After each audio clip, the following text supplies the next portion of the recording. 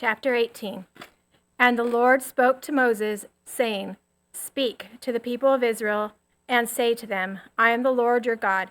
You shall not do as they do in the land of Egypt, where you lived, and you shall not do as they do in the land of Canaan, to which I am bringing you. You shall not walk in their statutes. You shall follow my rules, and keep my statutes, and walk in them. I am the Lord your God. You shall therefore keep my statutes and my rules.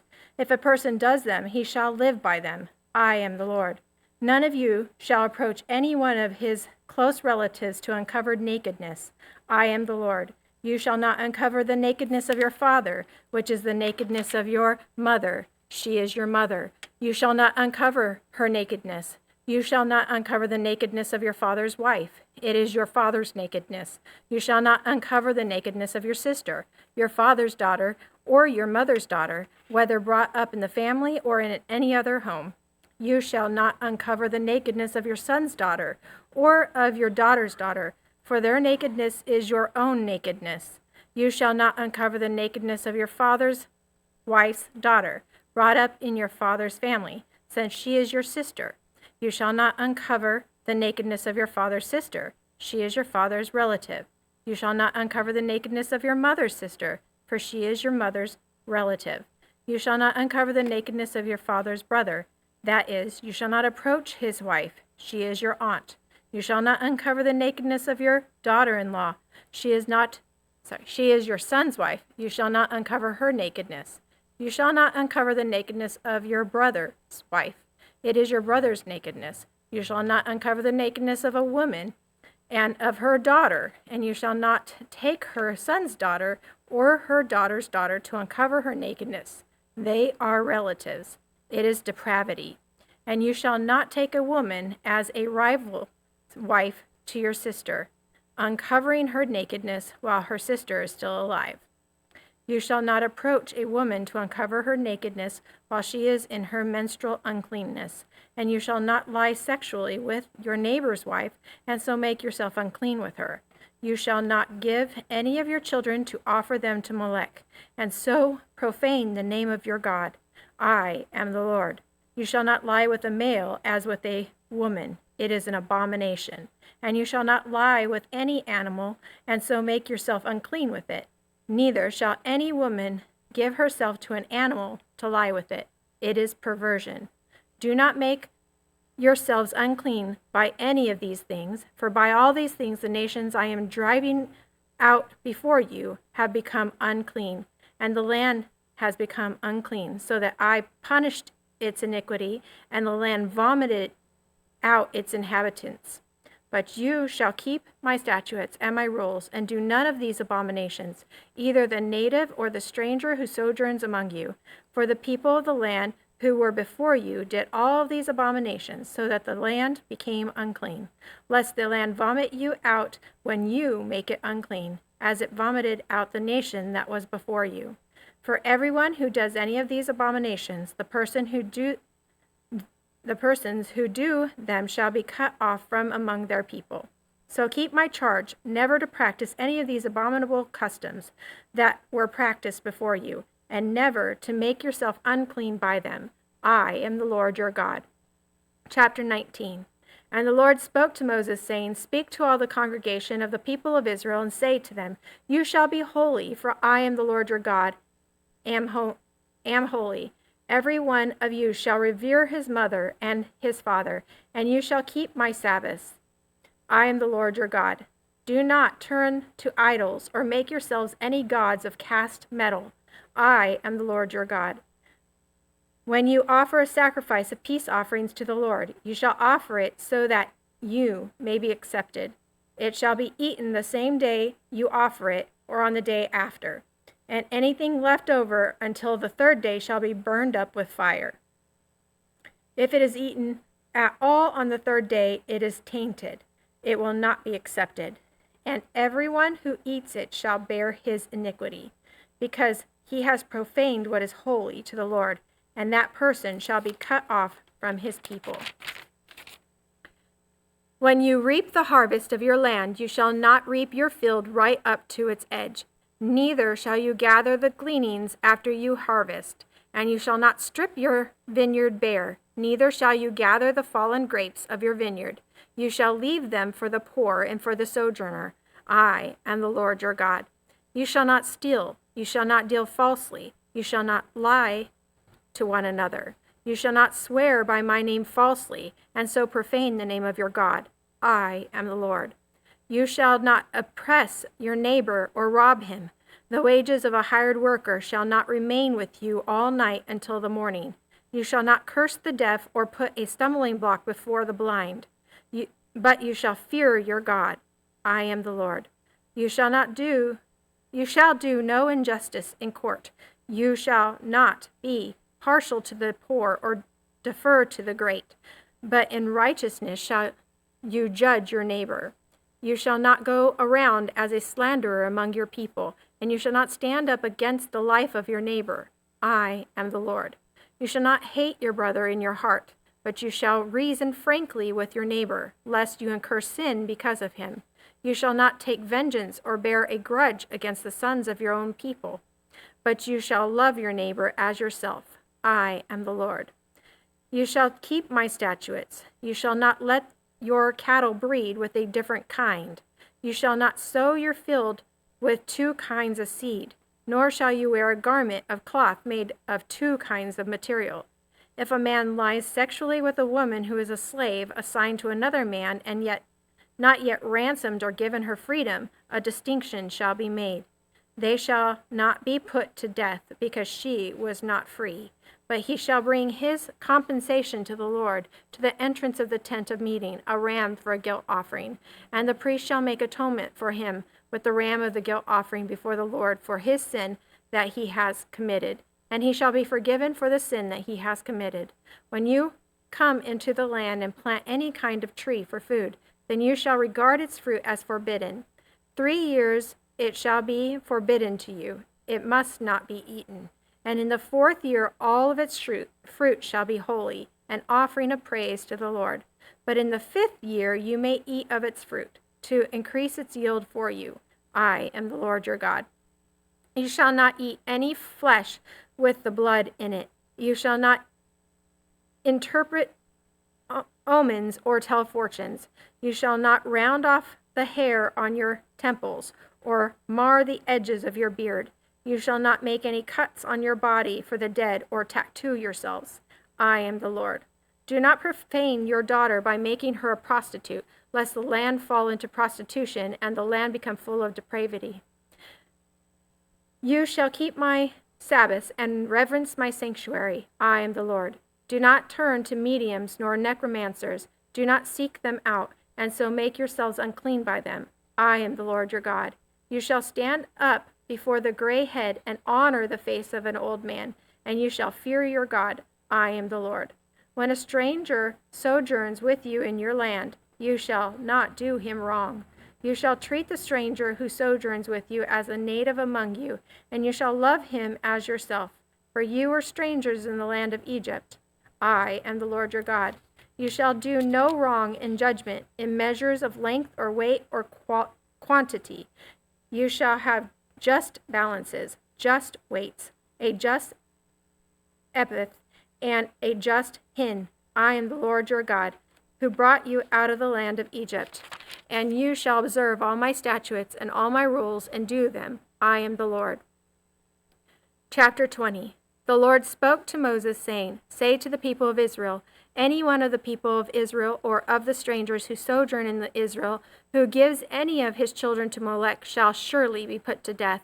The people of the land shall stone him with stones. I myself will set my face against that man and will cut him off from among his people, because he has given one of his children to Molech, to make my sanctuary unclean and to profane my holy name. And if the people of the land do at all close their eyes to that man when he gives one of his children to Molech, and do not put him to death, then I will set my face against that man and against his clan, and will cut them off from among their people, him and all who follow him in whoring after Molech. If a person turns to mediums and necromancers, whoring after them, I will set my face against that person, and I will cut him off from among his people. Consecrate yourselves, therefore, and be holy, for I am the Lord your God. Keep my statutes and do them. I am the Lord who sanctifies you. For anyone who curses his father or puts his mother shall surely be put to death. He has cursed his father or his mother, his blood is upon him. If a man commits adultery with the wife of his neighbor, both the adulterer and the adulteresses shall surely be put to death. If a man lies with his father's wife, he has uncovered the father's nakedness. Both of them shall surely be put to death. Their blood is upon them. If a man lies with his daughter-in-law, both of them shall surely be put to death. They have committed perversion. Their blood is upon them. If a man lies with a male as with a woman, both of them have committed an abomination. They shall surely be put to death. Their blood is upon them. If a man takes a woman and her mother also, it is depravity. He and they shall be burned with fire, that there may be no depravity among you. If a man lies with an animal, he shall surely be put to death, and you shall kill the animal. If a woman approaches any animal and lies with it, you shall kill the woman and the animal. They shall surely be put to death. Their blood is upon them. If a man takes his sister, a daughter of his father, or a daughter of his mother, and sees her nakedness, and she sees his nakedness, it is a disgrace, and they shall be cut off in the sight of the children of their people. He has uncovered his sister's nakedness, and he shall bear his iniquity. If a man lies with a woman during her menstrual period and uncovers her nakedness, he has made naked her fountain, and she has uncovered the fountain of her blood. Both of them shall be cut off from among their people. You shall not uncover the nakedness of your mother's sister or of your father's sister, for that is to make naked one's relative. They shall bear their iniquity. If a man lies with his uncle's wife, he has uncovered his uncle's nakedness. They shall bear their sin. They shall die childless. If a man takes his brother's wife, it is impurity. He has uncovered his brother's nakedness. They shall be childless. You shall therefore keep all my statutes and all my rules and do them, that the land where I am bringing you to live may not vomit you out. And you shall not walk in the customs of the nation that I am driving out before you, for they did all these things, therefore I detested them. But I have said to you, you shall inherit their land, and I will give it to you to possess, a land flowing with milk and honey. I am the Lord your God, who has separated you from the peoples. You shall therefore separate the clean beast from the unclean, and the unclean bird from the clean. You shall not make yourselves detestable by beast or by bird or by anything with which the ground crawls, which I have set apart for you to hold unclean. You shall be holy to me, for I, the Lord, am holy, and have separated you from the peoples, that you should be mine. A man or a woman who is a medium or a necromancer shall surely be put to death. They shall be stoned with stones, their blood shall be upon them. Chapter 21. And the Lord said to Moses, Speak to the priests, the sons of Aaron, and say to them, No one shall make himself unclean for the dead among his people, except for his closest relatives, his mother, his father, his son, his daughter, his brother, or his virgin sister, who is near to him because she has no husband. For her he may make himself unclean. He shall not make himself unclean as a husband among his people, and so profane himself. They shall not make bald patches on their heads, nor shave off the edges of their beards, nor make any cuts on their body. They shall be holy to their God, and not profane the name of their God. For they offer the Lord's food offerings, the bread of their God. Therefore they shall be holy. They shall not marry a prostitute or a woman who has been defiled, neither shall they marry a woman divorced from her husband, for the priest is holy to his God. You shall sanctify him, for he offers the bread of your God. He shall be holy to you, for I, the Lord, who sanctified you, am holy. And the daughter of any priest, if she profanes herself by whoring, profanes her father, she shall be burned with fire.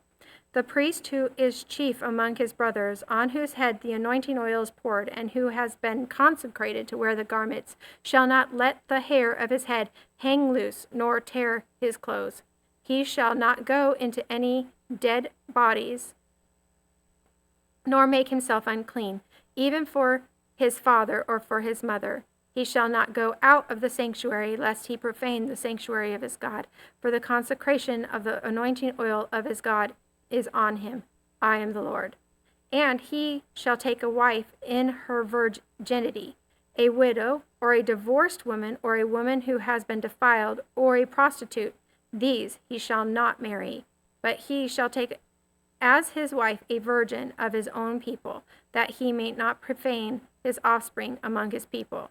For I am the Lord who sanctifies him. And the Lord spoke to Moses, saying, Speak to Aaron, saying, None of your offspring throughout their generations who has a blemish may approach to offer the bread of his God. For no one who has a blemish shall draw near, a man blind or lame, or one who has a mutated face or a limb too long, or a man who has an injured foot or an injured hand, or a hunchback or a dwarf, or a man with a defect in his sight, or an itching disease, or scabs, or crusted testicles. No man of the offspring of Aaron, the priest, who has a blemish, shall come near to offer the Lord's food offerings, since he has a blemish. He shall not come near to offer the bread of his God. He may eat the bread of his God, both of the most holy and of the holy things, but he shall not go through the veil or approach the altar, because he has a blemish, that he might not profane my sanctuaries, for I am the Lord who sanctifies them. So Moses spoke to Aaron and to his sons and to all the people of Israel. And the Lord spoke to Moses, saying, Speak to Aaron and his sons, so that they abstain from the holy things of the people of Israel, which they dedicate to me, so that they do not profane my holy name. I am the Lord. Say to them, If any one of all your offspring throughout your generations approaches the holy things that the people of Israel dedicate to the Lord, while he has any uncleanness, that person shall be cut off from my presence. I am the Lord. None of the offspring of Aaron who has a leprous disease or a discharge may eat of the holy things until he is clean. Whoever touches anything that is unclean through contact with the dead, or a man who has an emission of semen, and whoever touches a swarming thing by which he may be made unclean, or a person from whom he may take uncleanness, whatever his uncleanness may be, the person who touches such a thing shall be unclean until the evening, and shall not eat of the holy things unless he has bathed his body in water. When the sun goes down, he shall be clean, and afterward he may eat of the holy things, because they are his food. He shall not eat what dies of itself or is torn by beasts, and so make himself unclean by it. I am the Lord. They shall therefore keep my charge, lest they bear sin for it, and die thereby when they profane it. I am the Lord who sanctifies them. A layperson shall not eat of a holy thing. No foreign guest of the priest or hired worker shall eat of a holy thing. But if a priest buys a slave as his property for money, the slave may eat of it, and anyone born in his house may eat of his food. If a priest's daughter marries a layman, she shall not eat of the contribution of the holy things. But if a priest's daughter is widowed or divorced and has no children, and returns to her father's house, as in her youth, she may eat of her father's food. Yet no layperson shall eat of it. And if anyone eats of a holy thing unintentionally, he shall add the fifth of its value to it, and give the holy thing to the priests.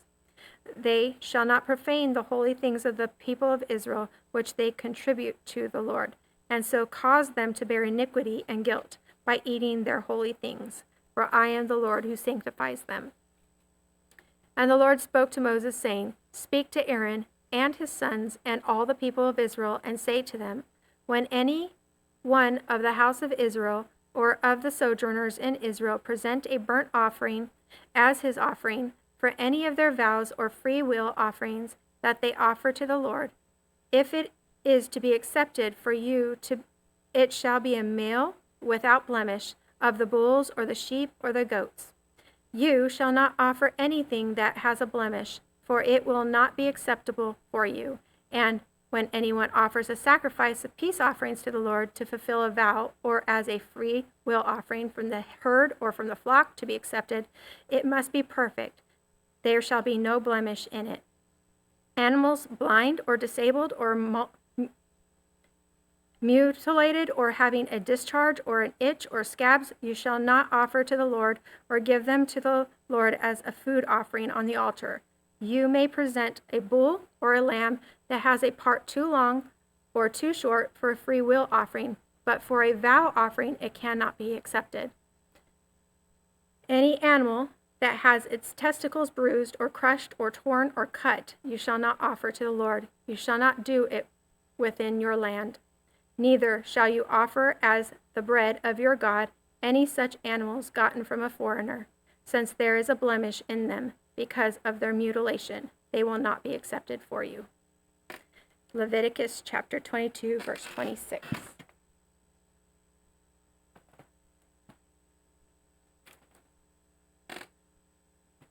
And the Lord spoke to Moses, saying, When an ox or sheep or goat is born, it shall remain 7 days with its mother, and from the 8th day on it shall be acceptable as a food offering to the Lord.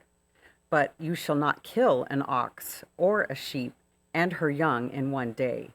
And when you sacrifice a sacrifice of thanksgiving to the Lord, you shall sacrifice it so that you may be accepted. It shall be eaten on the same day. You shall leave none of it until morning. I am the Lord. So you shall keep my commandments and do them. I am the Lord. And you shall not profane my holy name, that I may be sanctified among the people of Israel. I am the Lord who sanctifies you, who brought you out of the land of Egypt to be your God. I am the Lord. Chapter 23. The Lord spoke to Moses, saying, Speak to the people of Israel, and say to them, These are the appointed feasts of the Lord that you shall proclaim as holy convocations. They are my appointed feasts. 6 days shall work be done, but on the 7th day is a Sabbath of solemn rest, a holy convocation. You shall do no work. It is a Sabbath to the Lord in all your dwelling places. These are the appointed feasts of the Lord, the holy convocations, which you shall proclaim at the time appointed for them. In the 1st month, on the 14th day of the month, at twilight, is the Lord's Passover. And on the 15th day of the same month is the feast of unleavened bread to the Lord. For 7 days you shall eat unleavened bread. On the 1st day you shall have a holy convocation. You shall not do any ordinary work, but you shall present a food offering to the Lord for 7 days.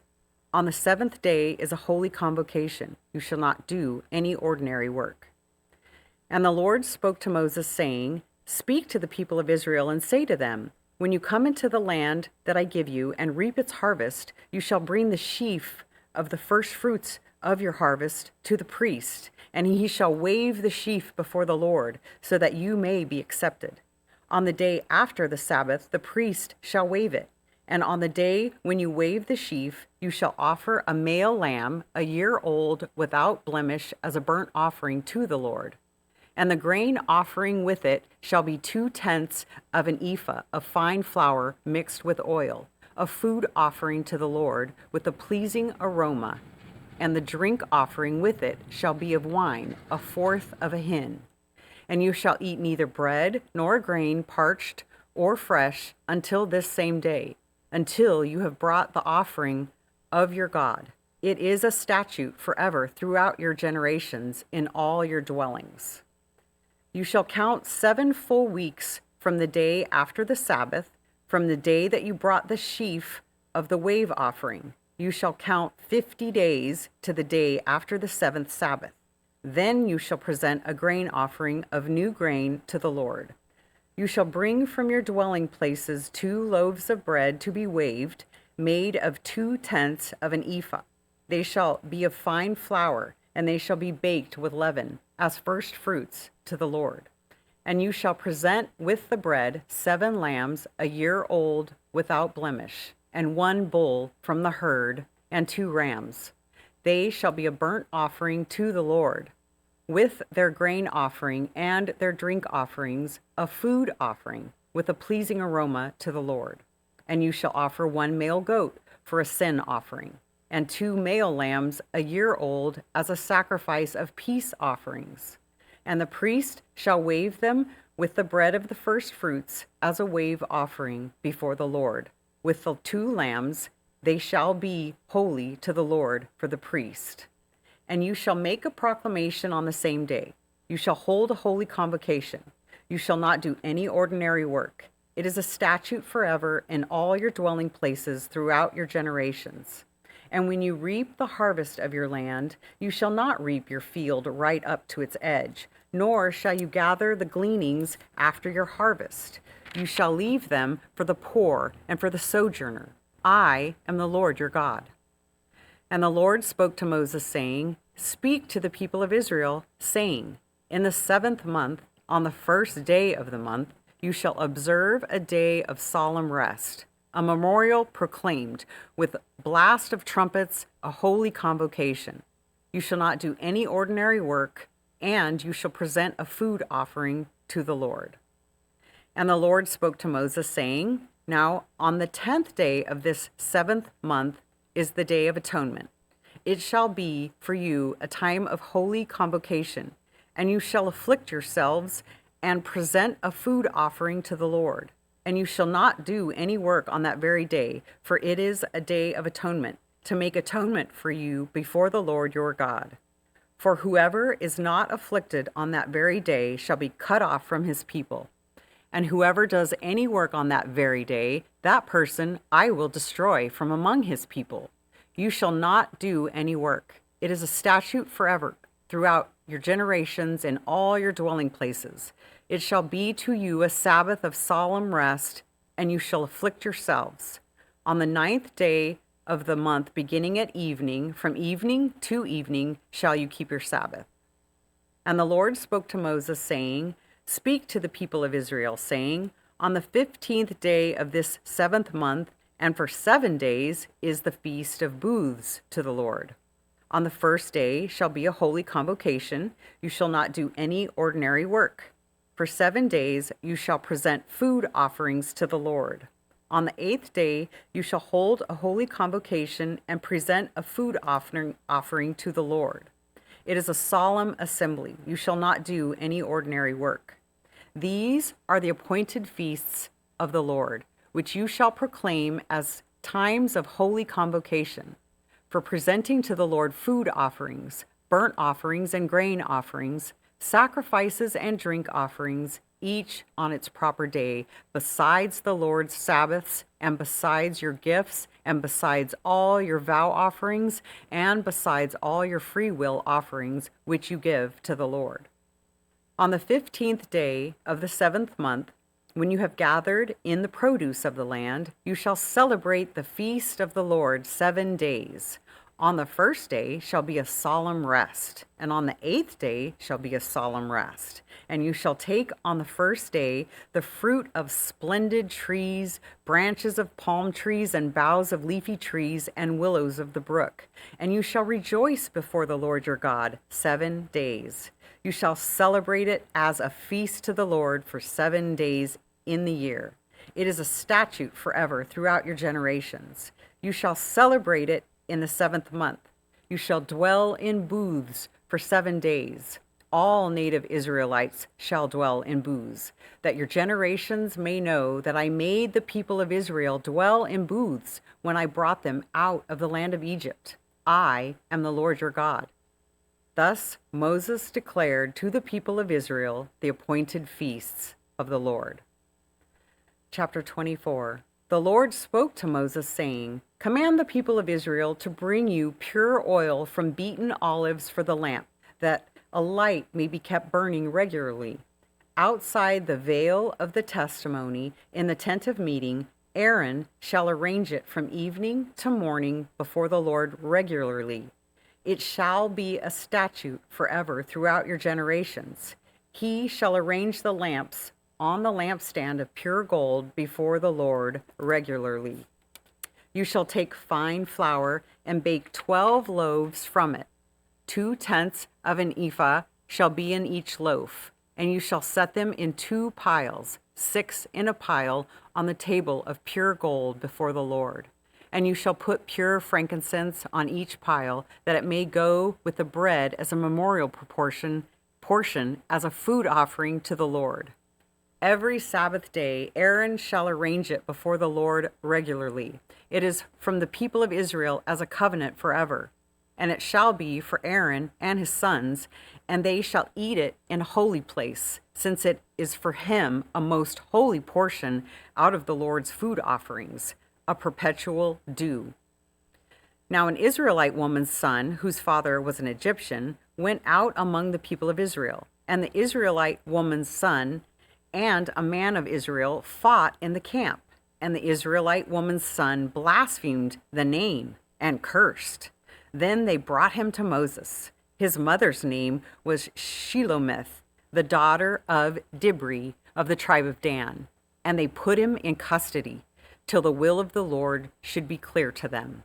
Then the Lord spoke to Moses, saying, Bring out the camp the one who cursed, and let all who heard him lay their hands on his head, and let all the congregation stone him.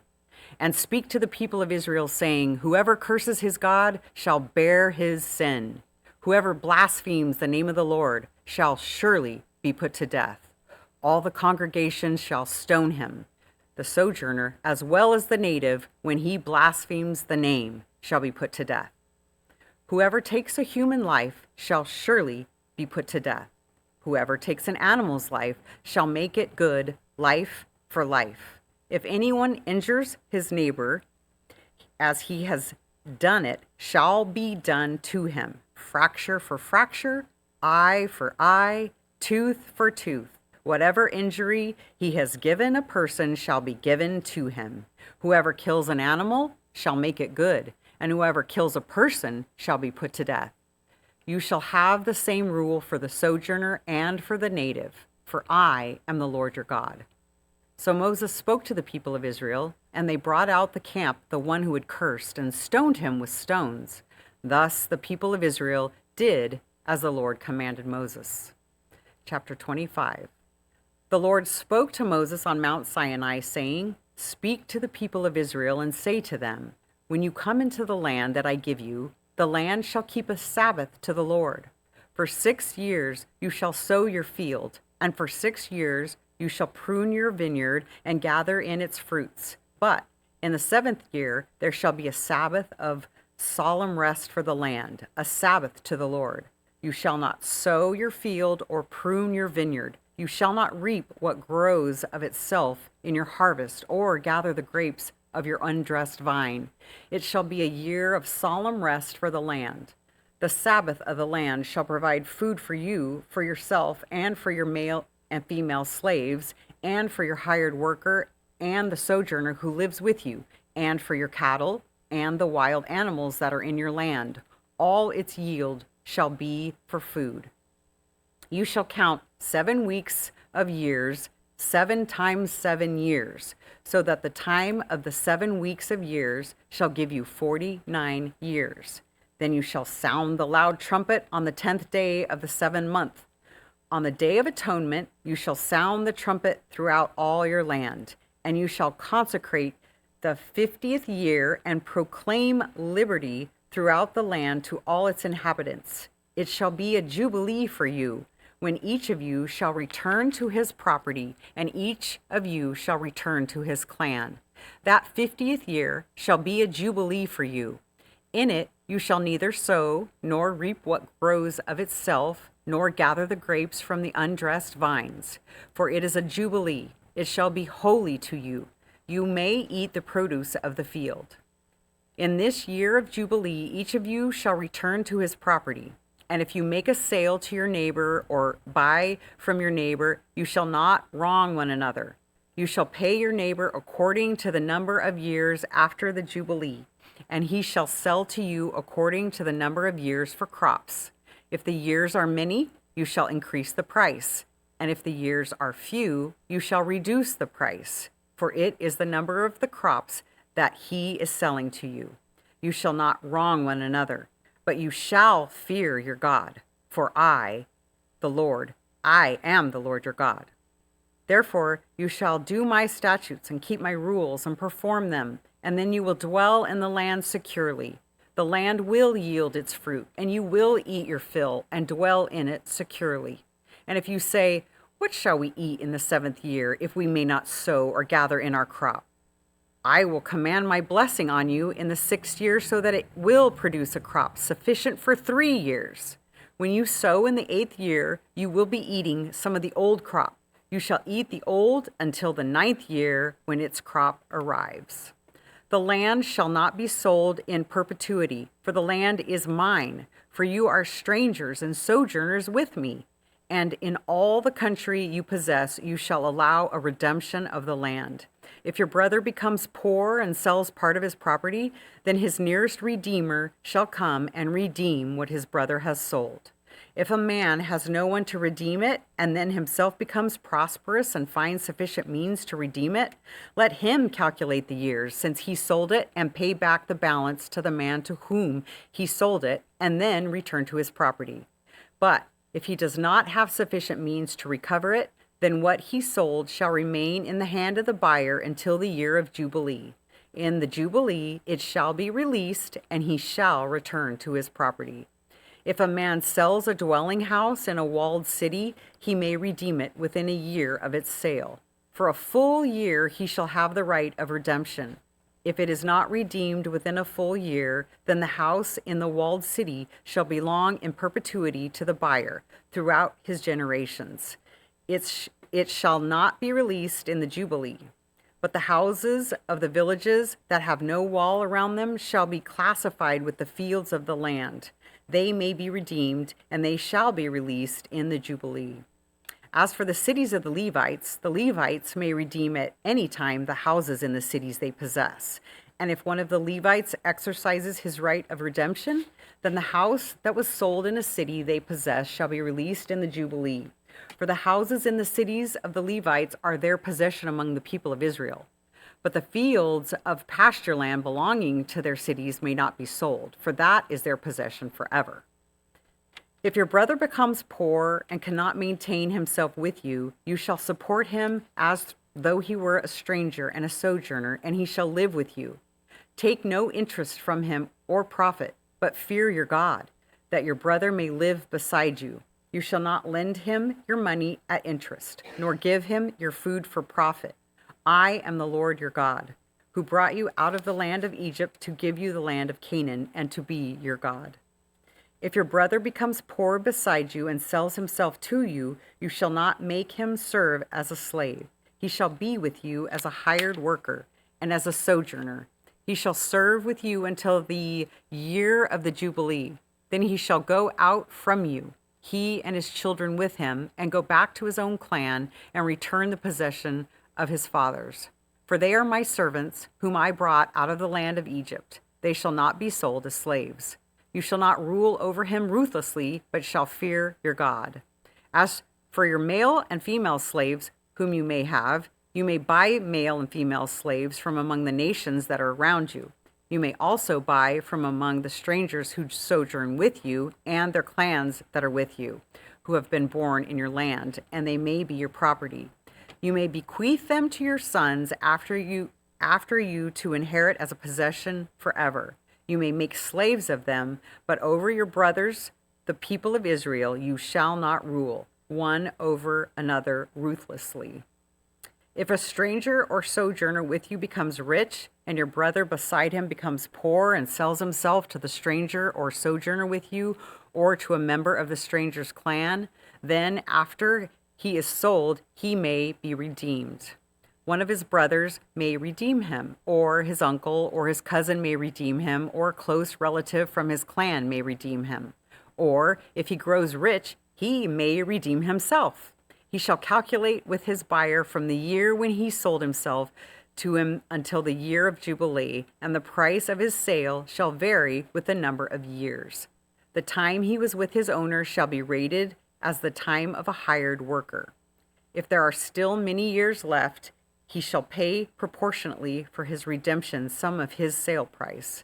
If there remain but a few years until the year of Jubilee, he shall calculate and pay for his redemption in proportion to his years of service. He shall treat him as a worker hired year by year. He shall not rule ruthlessly over him in your sight. And if he is not redeemed by these means, then he and his children with him shall be released in the year of Jubilee. For it is to me that the people of Israel are servants. They are my servants, whom I brought out of the land of Egypt. I am the Lord your God.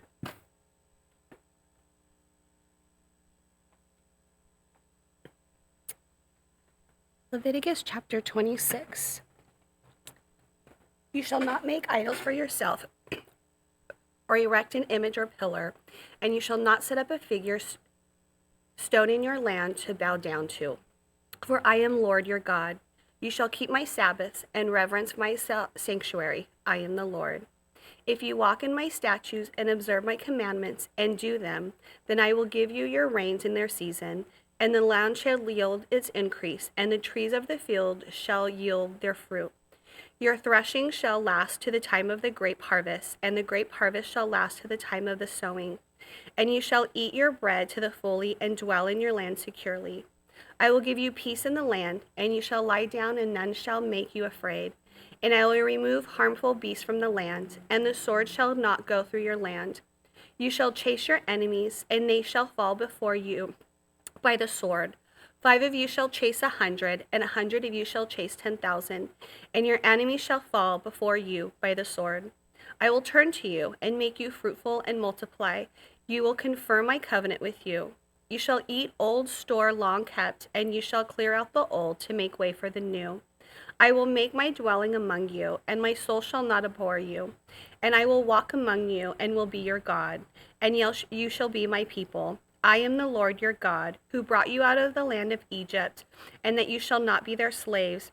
And I have broken the bars of your yoke and made you walk. Punishment if you will not listen to me and will not do all these commandments, if you spurn my statutes, if you so abhor my rules, so that you will not do all of my commandments but break my covenant, then I will do this to you. I will visit you with panic, with wasting disease and fever that consume the eyes, that make the heart ache. And you shall sow your seed in vain, for your enemies shall eat it. I will set my face against you, and you shall be struck down before your enemies. Those who hate you shall rule over you, and you shall flee with none pursues you. And if in spite of this you will not listen to me, then I will discipline you again sevenfold for your sins. And I will break the pride of your power, and I will make your heavens like iron and your earth like bronze. And your strength shall be spent in vain, for your land shall not yield its increase, and the trees of the land shall not yield their fruit.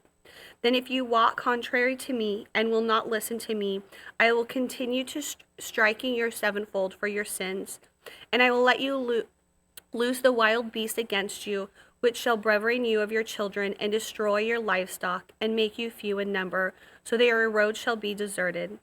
And if by this discipline you are not turned to me, but walk contrary to me, then I will also walk contrary to you, and I myself will strike you sevenfolds for your sin, and I will bring a sword upon you that shall execute vengeance from the covenant. And if you gather within your cities, I will send pestilence among you, and you shall be delivered into the hand of the enemy. When I break your supply of bread, 10 women shall break your bread in a single oven, and shall dole out your bread again by weight, and you shall eat and not be satisfied. But if in spite of this you will not listen to me, but walk contrary to me, then I will walk contrary to you in fury. I myself will discipline you sevenfold for your sins.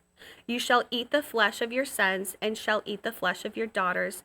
And I will destroy your high places, and cut down your incense altars, and cast your dead bodies upon the dead bodies of your idols, and my soul will abhor to you. And I will lay your city waste, and will make your sanctuaries desolate, and I will not smell your pleasing aromas, and I myself will devastate the land, so that your enemies who settled in it shall be appalled at it. And I will scatter you among the nations, and I will unsheath the sword after you, and your land shall be a desolation, and your city shall be a waste. Then the land shall enjoy its Sabbaths as long as it lies desolate. While you are in your enemy's land, Then the land shall rest and enjoy its Sabbaths. As long as it lies desolate, it shall have rest, the rest that it did not have on your Sabbaths when you were dwelling in it. And it is for those of you who are left, I will send faintness into your hearts, into the lands of your enemies. The sound of the driven leaf shall put them to flight, and they shall flee as one flees from the sword, and they shall fall when none pursues.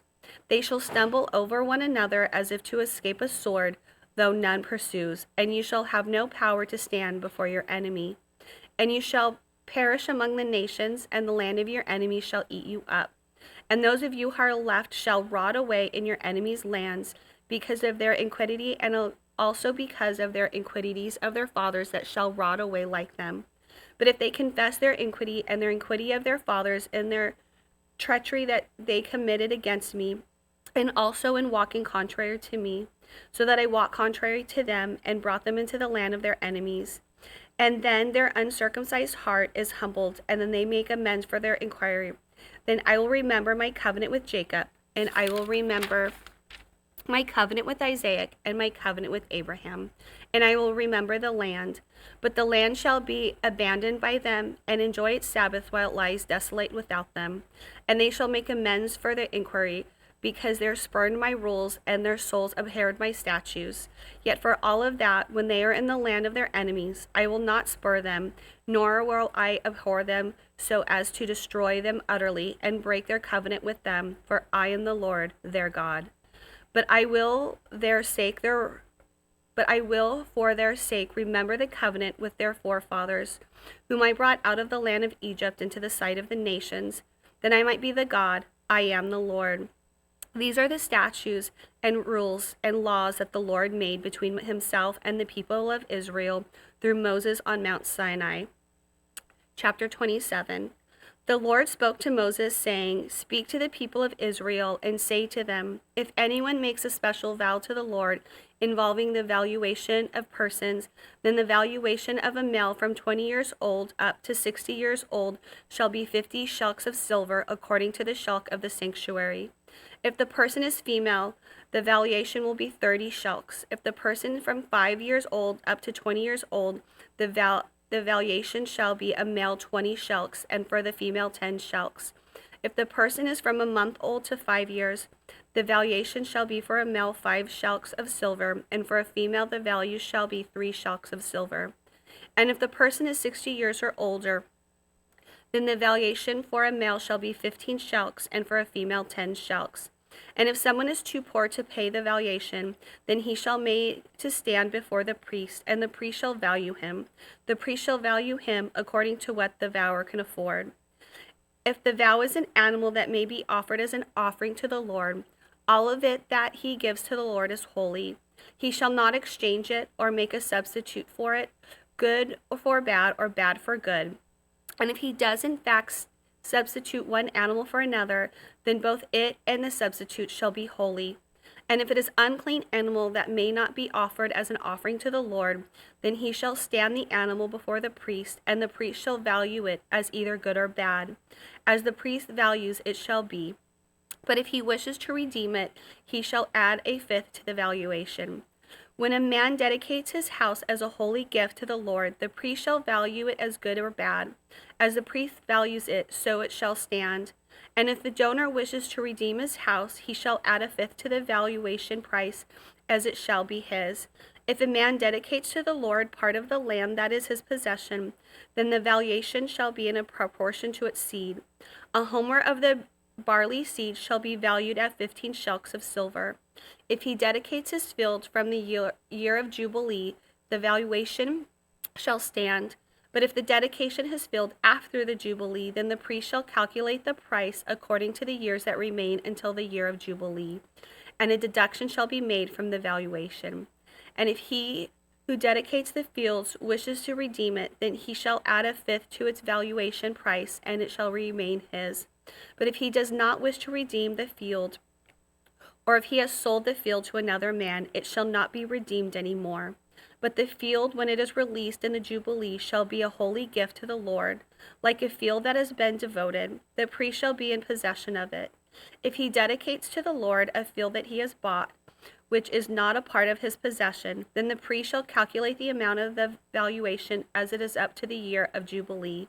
And the man shall give the valuation of the day as it is holy gift to the Lord. And the year of Jubilee, the field shall return to him from whom it was brought, to whom the land belongs as possession. Every valuation shall be according to the shelk of the sanctuary. 20 shall make a shelk. But a firstborn of animals, which is a firstborn belonging to the Lord, no man may dedicate, whether ox or sheep, it is the Lord's. And if it is an unclean animal, then he shall buy it back at the valuation and add a fifth to it. Or if it is not redeemed, it shall be sold at the valuation. But no devoted thing that a man devotes to the Lord of anything that he has, whether man or beast, or in his inheritance field, shall be sold or redeemed. Ever devoted thing is most holy to the Lord. No one devoted, who is to be devoted for destruction from mankind, shall be ransomed. He shall surely be put to death. Every tithe of the land, whether of the seed of the land or in the fruit of the trees, it is the Lord's. It is holy to the Lord. If a man wishes to redeem some of his tithe, he shall add a fifth to it. And every tithe of herds and flocks, every 10th animal of all that passed under the herdsman's staff, shall be holy to the Lord.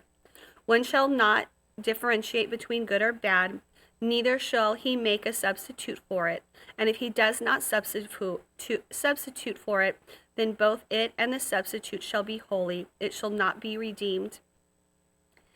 These are the commandments that the Lord commanded Moses of the people of Israel on Mount Sinai.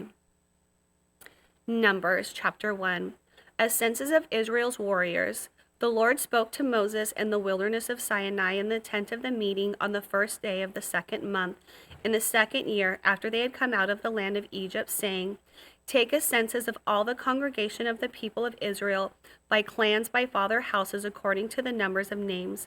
Every male head by name from 20 years old and upward, all in Israel, who are able to go to war. You and Aaron shall list them, company by company. And there shall be with you a man from each tribe, each man being the head of the house of his fathers. And those are the names of the man who shall assist. From Reuben, Esler the son of Shader. From Simon, Shalumiel the son of Zishashadi. From Judea, Nahashon the son of Amadiah. From Azara, Nithanel the son of Zur. From Zebulun, Elab the son of Helon. From the sons of Joseph, from Ephraim, Elashram the son of Amidham. And from Manasseh, Gamaliel the son of Pedazar. From Benjamin, Edmund the son of Gideon. From Dan, Ahiezer the son of Amminashahada. From Asher, Pagal from the son of Akron. From Gad, Elashaph the son of Joel. From Nephal, from Arad, from the son of Ephnon. These were the ones chosen from the congregation, the chiefs of their ancestral tribes, the head of the clans of Israel. Moses and Aaron took these men who had been named, and the first day of the 2nd month, they assembled the whole congregation together, who registered themselves by clans, by the father's house, according to the number of names, from 20 years old and upward, held by head by head, as the Lord commanded Moses. So he listed them in the wilderness of Sinai. The people of Reuben, Israel's firstborn, generations by their clans, by their fathers' houses, according to the number of names, head by head, every male from 20 years old and upward, all who were able to go to war. Those listed of the tribe of Reuben were 46,500.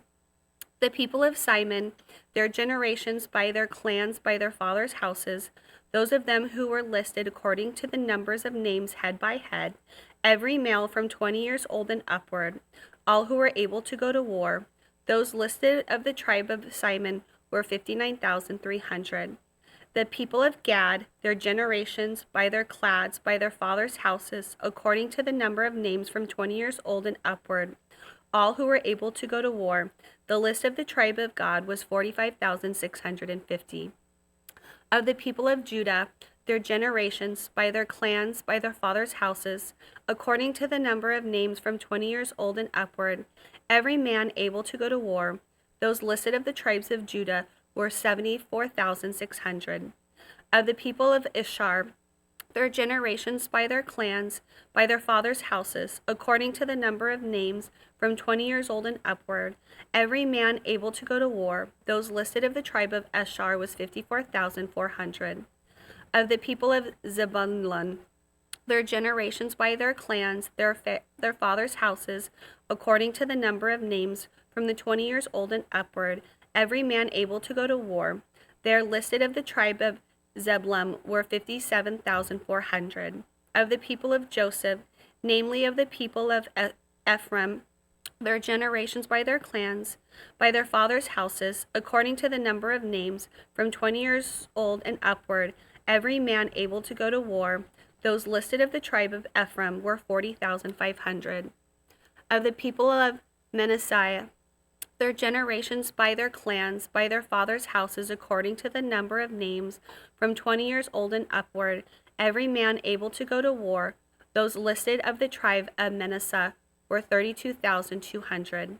Of the people of Benjamin, their generations, by their clans, by their fathers' houses, according to the number of names, from 20 years old and upward, every man able to go to war, those listed of the tribe of Benjamin were 35,400.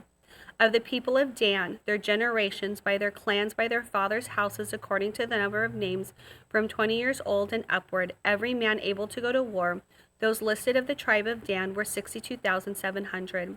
Of the people of Asher, their generations, by their clans, by their fathers' houses, according to the number of names, from 20 years old and upward, every man able to go to war, those listed of the tribe of Asher were 41,500. Of the people of Naphtali, their generations, by their clans, by their fathers' houses, according to the number of names, from 20 years old and upward, every man able to go to war, those listed of the tribe of Naphtali were 53,400. These are those who were listed, whom Moses and Aaron listed with the help of their chief of Israel, 12 men, each representing their father's house. So all of those listed of the people of Israel by their fathers' houses from 20 years and upward, every man able to go to war in Israel, all of those listed were 603,550. But the Levites were not listed along with them by their ancestral tribe. For the Lord spoke to Moses, saying, "Only the tribe of Levi you shall not list, and you shall not take a census of them among the people of Israel. But appoint the Levites over to the tabernacle of the testimony, and over all of the furnishings, and over all of the belongings to it, that they are to carry the tabernacle and all of its furnishings. And they shall take care of it, and shall camp around the tabernacle. When the tabernacle is set out, the Levites shall take it down, and when the tabernacle is to be pitched up, the Levites shall set it up. And if any outsider comes near, he shall be put to death.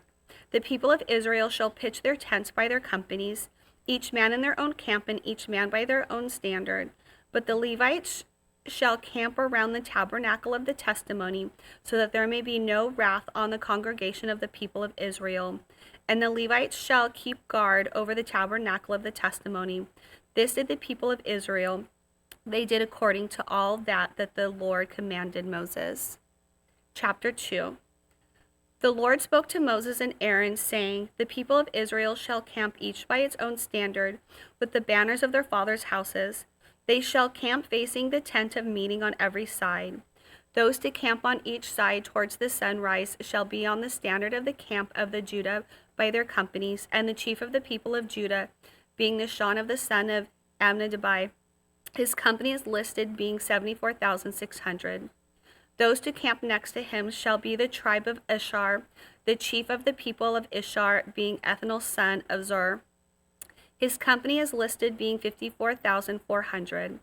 And in the tribe of Zebulun, the chief of the people of Zebulun, being Elab, the son of Helon. His company is listed, being 57,400.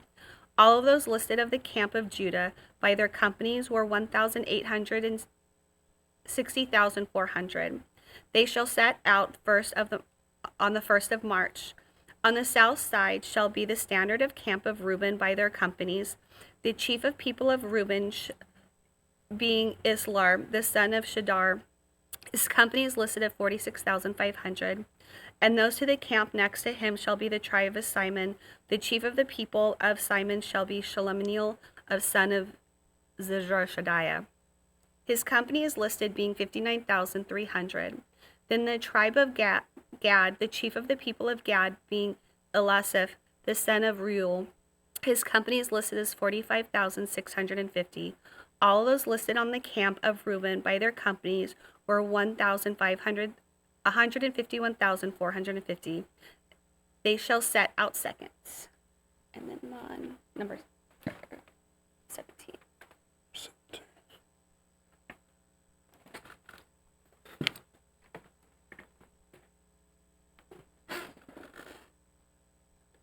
Then the tent of meeting shall set out with the camp of Levites in the midst of the camps as they camp. So shall they set out, each in position standard by standard. On the west side shall be the standard of the camp of Ephraim by the companies and the chiefs of the people of Ephraim, being Elishama, the son of Amaleahud. His company as listed being 40,500, and the next to him shall be the tribe of Manasseh, the chief of the people of Manasseh being Gamil, the son of Pedahezer, the company and the listed being 32,200. Then the tribe of Benjamin, the chief of the people of Benjamin being Abidan, the son of Gideon. This company as listed being 35,400, all those listed of the camp of Ephraim by the companies were 108,100. They shall set out third on the march. On the north side of the north side shall be standard of the camp of Dan by the companies of the chiefs of the people of Dan, being Eleazar the son of Ammishaddai. His company listed being 62,700, and those of the camp next to him shall be the tribe of Asher, and the chief of the people of Asher being Pagel the son of Otran. His company as listed being 41,500. Then the tribe of Nephtali, the chief of the people of Nephtali, being Ariah, the son of Ena. His company as listed being 53,400. All those listed in the camp of Dan were 157,600. They shall set out last standard by standard. These are the people of Israel as listed by their families' house. All those listed in the camps by their companies were 603,550, but the Levites were not listed among the people of Israel, as the Lord commanded Moses. Thus did the people of Israel according to all that the Lord commanded Moses, so they camp by the standards, and so they set out each one in his clan according to his father's house. The sons of Aaron, these are the generations of Aaron and Moses at the time when the Lord spoke with Moses on Mount Sinai. These are the names of the sons of Aaron: Nadab, the firstborn of Abihu, Eleazar, and Ishmael. These are the names of the sons of Aaron, the appointed priests, whom he had ordained to serve as priests. But Nadab and Abihu died before the Lord when they offered unauthorized fire before the Lord in the wilderness of Sinai, and they had no children. So Eleazar and Ithamar served as priests in a lifetime of Aaron their father. Duties of the Levites. And the Lord spoke to Moses, saying, Bring the tribe of Levi near, and set them before Aaron the priest, that they may minister to him They shall keep guard over him and over the whole congregation before the tent of meeting as they minister to the tabernacle. They shall guard all the furnishings of the tent of meeting and keep the guard over all the people of Israel and the minister of the tabernacle. And you shall give the Levites to Aaron and his sons. They are wholly given to him from among the people of Israel. And you shall appoint Aaron and his son, and they shall guard their priesthood. But if any outsider comes near, he shall be put to death. And the Lord spoke to Moses, saying, Behold, I have taken the Levites from among the people of Israel, instead of the firstborns who opens the womb among the people of Israel. The Levites shall be mine, for all the firstborns are mine. On the day that I struck down all the firstborns in the land of Egypt, I consecrated for my own all the firstborns of Israel, both of the man of the beast. They shall be mine. I am the Lord. And the Lord spoke to Moses in the wilderness of Sinai, saying, List the sons of Levi by father's house and by clans, every male from a month old and upward you shall list. So Moses listed them according to the word of the Lord as he was commanded. And these were the sons of Levi by their names, Gershon and Kohath and Merariah. And these are the names of the sons of Gershon by the clans, Libani and Shimeo. And the sons of Korath by the clans, Amram, Ishhar, Hebron, and Uzziel. And these are the sons of Merari by the clans, Melahai and Mushi. These are the clans of the Levites by their fathers' houses. To Gershon belongs the clans of the Libanites and the clans of the Shematites. These are the clans of the Gershonites. Their listing according to the number of all the males from a month old and upward was 7,500. The clans of the Gershonites were to camp behind the tabernacle on the west with Elisaph, the son of Lael, the chief of the father's house of Gershonites. And the guard duty of the sons of Gershon in the tent of meeting involved the tabernacle, the tent with is covering the screen for the entrance of the tent of meeting, the hanging of the court, the screen for the door of the court is around the tabernacle and the altar and the cords, all the service connected with these.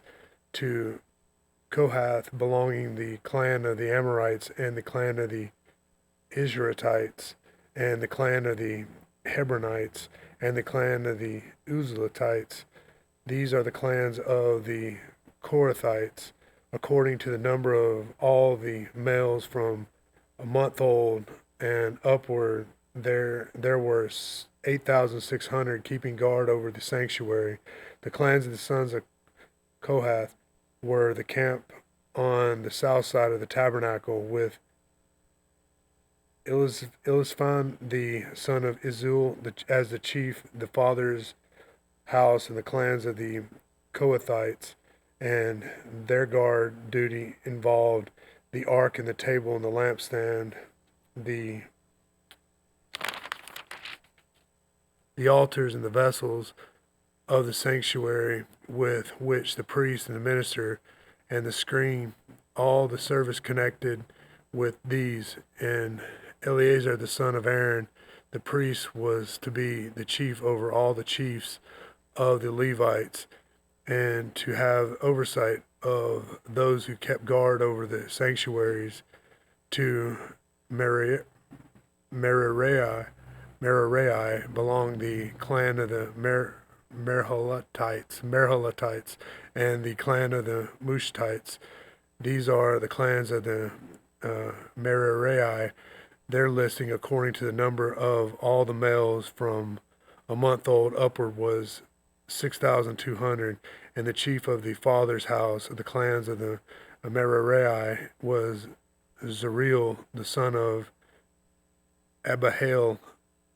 They were on camp on the north side of the tabernacle, and the appointed guard duty to the sons of Merari involved the frames of the tabernacle and the bars of the pillars and the base and all their accessories, all the service connected with these, all the pillars around the court with the bases and the pegs and the cords, those who were to camp before the tabernacle on the east before the tent of the meeting towards the sunrise, where Moses and Aaron and his sons guarded the sanctuary itself to protect the people of Israel, and any outsider whom came near was to be put to death. All those listed among the Levites, of whom Moses and Aaron listed at the command of the Lord by the clans of the males from a month old and upward, were 22,000. Redemption of the firstborns. And the Lord said to Moses, list all the firstborn males of the people of Israel from a month old and upward, taking a number of their names, and you shall take the Levites for me. I am the Lord, instead of all the firstborns among the people of Israel, and the cattle of the Levites, instead of all the firstborns among the cattle of the people of Israel. So Moses listed all the firstborns among the people of Israel as the Lord commanded him, and all the firstborn males according to the number of names from a month old upward, as it was listed, were 22,273. And the Lord spoke to Moses, saying, take the Levites instead of the firstborn among the people of Israel, and the cattle of the Levites instead of their cattle. The Levites shall be mine. I am the Lord. And as the redemption price for the 273 of the firstborns of the people of Israel, over and above the number of the male Levites, you shall take 5 shekels per head. You shall take them according to the shekel of the sanctuary and the shekel of the 20 gerhas, and give the money to Aaron his son as redemption price for those who are over. So Moses took the redemption money from those who were over and above those redeemed by the Levites. From the firstborn of the people of Israel, he took the money, 1,365 shekels by the shekel of the sanctuary. And Moses gave redemption money to Aaron and to his sons according to the word of the Lord, as the Lord commanded Moses. Duties of the Korathites and the Jeshurunites and the Meritonites. The Lord spoke to Moses, chapter 4, the Lord spoke to Moses, saying, take a census of the sons of Kohath from among the sons of Levi by their clans and their father's house, from 30 years old up to 50 years old, all who can come to duty to do the work of the tent of meeting. This is the service of the sons of Kohath in the tent of the meeting, the most holy things. When the camp is to set out, Aaron and his sons shall go in and take down the veil of the screen and the cover of the ark of the testimony with it, and then they shall put on it the covering of the goat skin, and spread on the top of the cloth all the blue, and shall put in its poles, and over the table of the bread of the presence they shall spread a cloth of blue, and put on it the plates and the dishes and the incense, the bowls and the flagons for the drink offering, and the regular showbread also shall be on it. Then they shall spread over the cloth of the scarlet, and cover the same with a covering of goatskin, and shall put it to the poles, and they shall take the cloth blue and cover the lampstand for the light, and with its lamps, its tongs, and its trays, and all the vessels of oil with which it is supplied, and they shall put it with all the utensils and the coverings of the goatskins, and put it on the carrying frame, and over the golden altar they shall spread a cloth of blue and cover it with the covering of goatskins, and they shall put in the poles, and they shall take all the vessels of the service that are used in the sanctuary, and put them in the cloth of the blue, and cover them with the covering of the goatskins, and put them on the carrying frame, and they shall take it away, and the ashes from the altar, and the spread of the purple cloth over it, and they shall put on it all the utensils on the altar which are used for the service there, the fire pans and the forks and the shovels and the basins, all the utensils of the altar, and they shall spread on it the covering of the goatskins, and shall put in its poles, and Aaron and his sons have finished coverings of the sanctuary and all the furnishings of the sanctuary as a camp set out. After the sons of Kohath shall come to carry these, but they must not touch the holy things lest they die.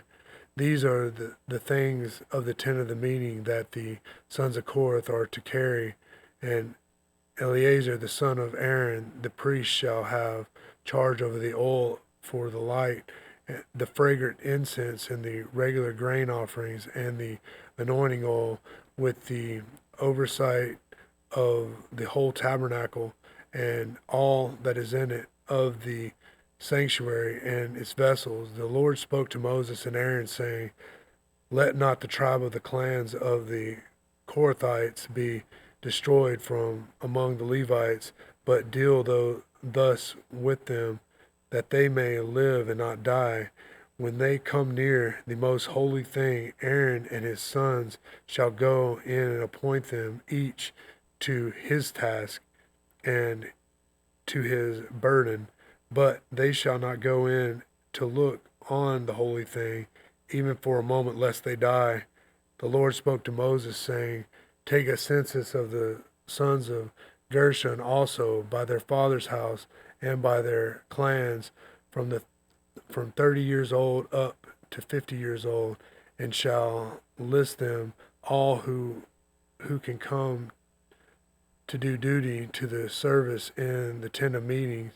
This is the service of the clans of the Gershonites in serving and bearing burdens. They shall carry the curtains of the tabernacle and the tent of the meeting with its coverings, and the covering of the goatskins that is on top of it, and the screen for the entrance of the tent of meeting, and the hangings of the court, and the screens for the entrance of the gate of the court that is around the tabernacle and the altar, and their cords, and all the equipment for the service. And they shall be done all that needs to be done with regard to them. All the service of the sons of the Gershonites shall be at the command of Aaron and his sons, in all that they are to carry, and in all that they are to have to do. And you shall assign to their charge all that they are to carry. This is the service of the clans of the sons of the Gershonites in the tent of the meeting, and their guard duty is to be under the direction of Ithamar the son of Aaron the priest. As for the son of Merari, you shall list them by their clans and their fathers' houses, from 30 years old up to the 50 years old. You shall list them, everyone who can come on duty to do the service of the tent of the meeting, and this is what they are charged to carry as the whole of their service in the tent of the meeting, the frames of the tabernacle with its bars and the pillars and the bases, and the pillars around the court with their bases, their pegs, and their cords, with all the equipment and all their accessories. And you shall list the names of the object that they are required to carry. This is the service of the clans of the lords of the Merari, the whole of the service of the tent of meeting, under the direction of Ithamar the son of Aaron the priest, and the Moses and Aaron and the chiefs of the congregation. Listed the sons of the Kohathites by their clans and their fathers' houses, from 30 years up old and up to the 50 years, everyone who could come on duty in service in the tent of meeting, and those listed in the clans were 2,750. This was the list of the clans of the Kohathites, all who served in the tent of meeting, whom Moses and Aaron listed according to the commandment of the Lord by Moses. Those listed of the sons of the Gershon by the clans of their family's house, from 30 years up old and up to 50 years old, everyone who could come on duty of the service in the tent of meeting.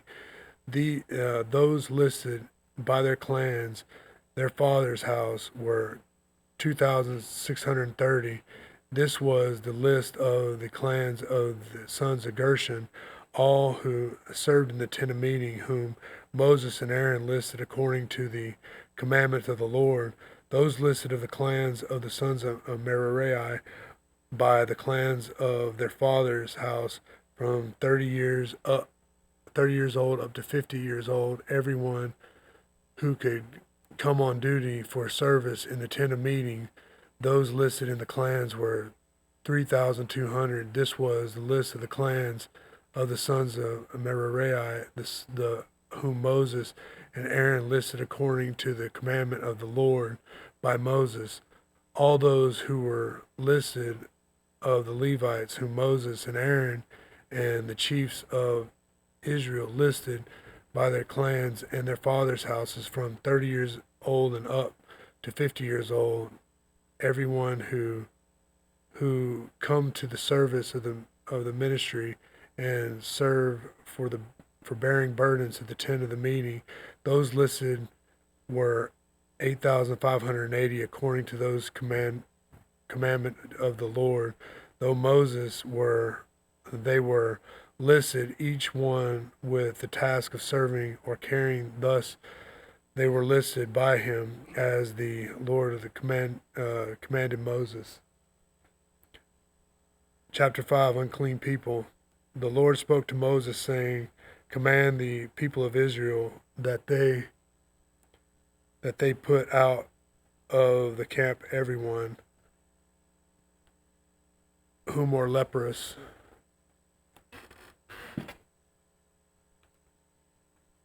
right here, or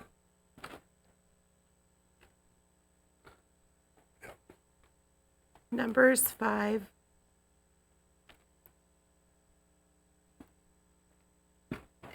Verse 3. You shall put out both male and female, putting them outside the camp, that they may not defile their camp, in the midst of which I dwell. And the people of Israel did so, and put them outside the camp, as the Lord said to Moses, so the people of Israel did. Confessions and restitution. And the Lord spoke to Moses, saying, speak to the people of Israel.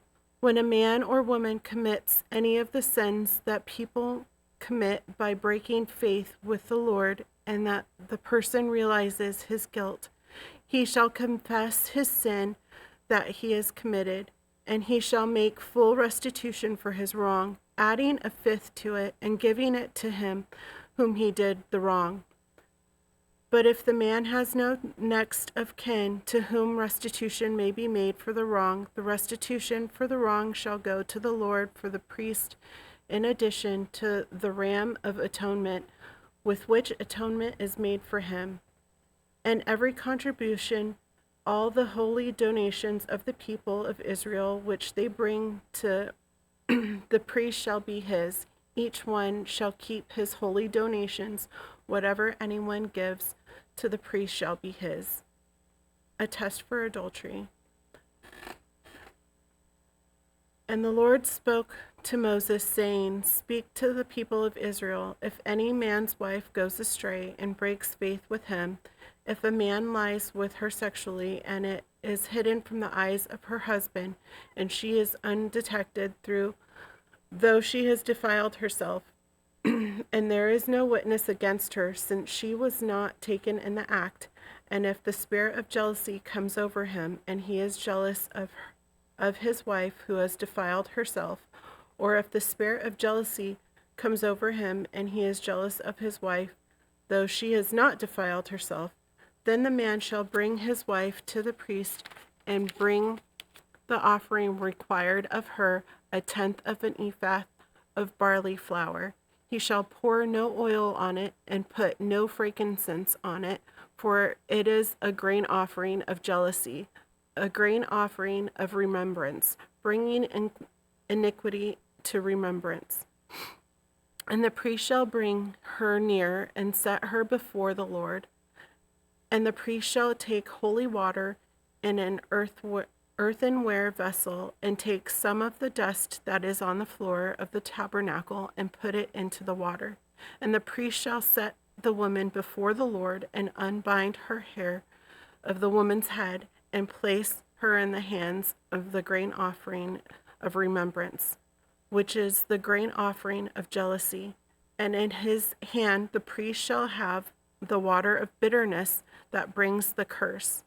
Then the priest shall make her take an oath, saying, If no man has lain with you, and if you have not turned aside to uncleanliness while you were under your husband's authority, be free from this water of bitterness that brings the curse.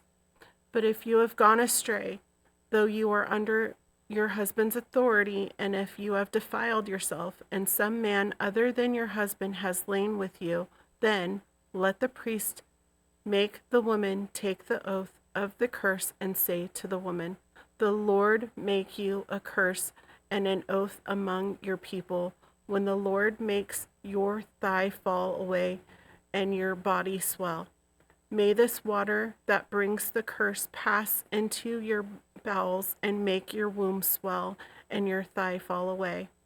And the woman shall say, Amen, amen.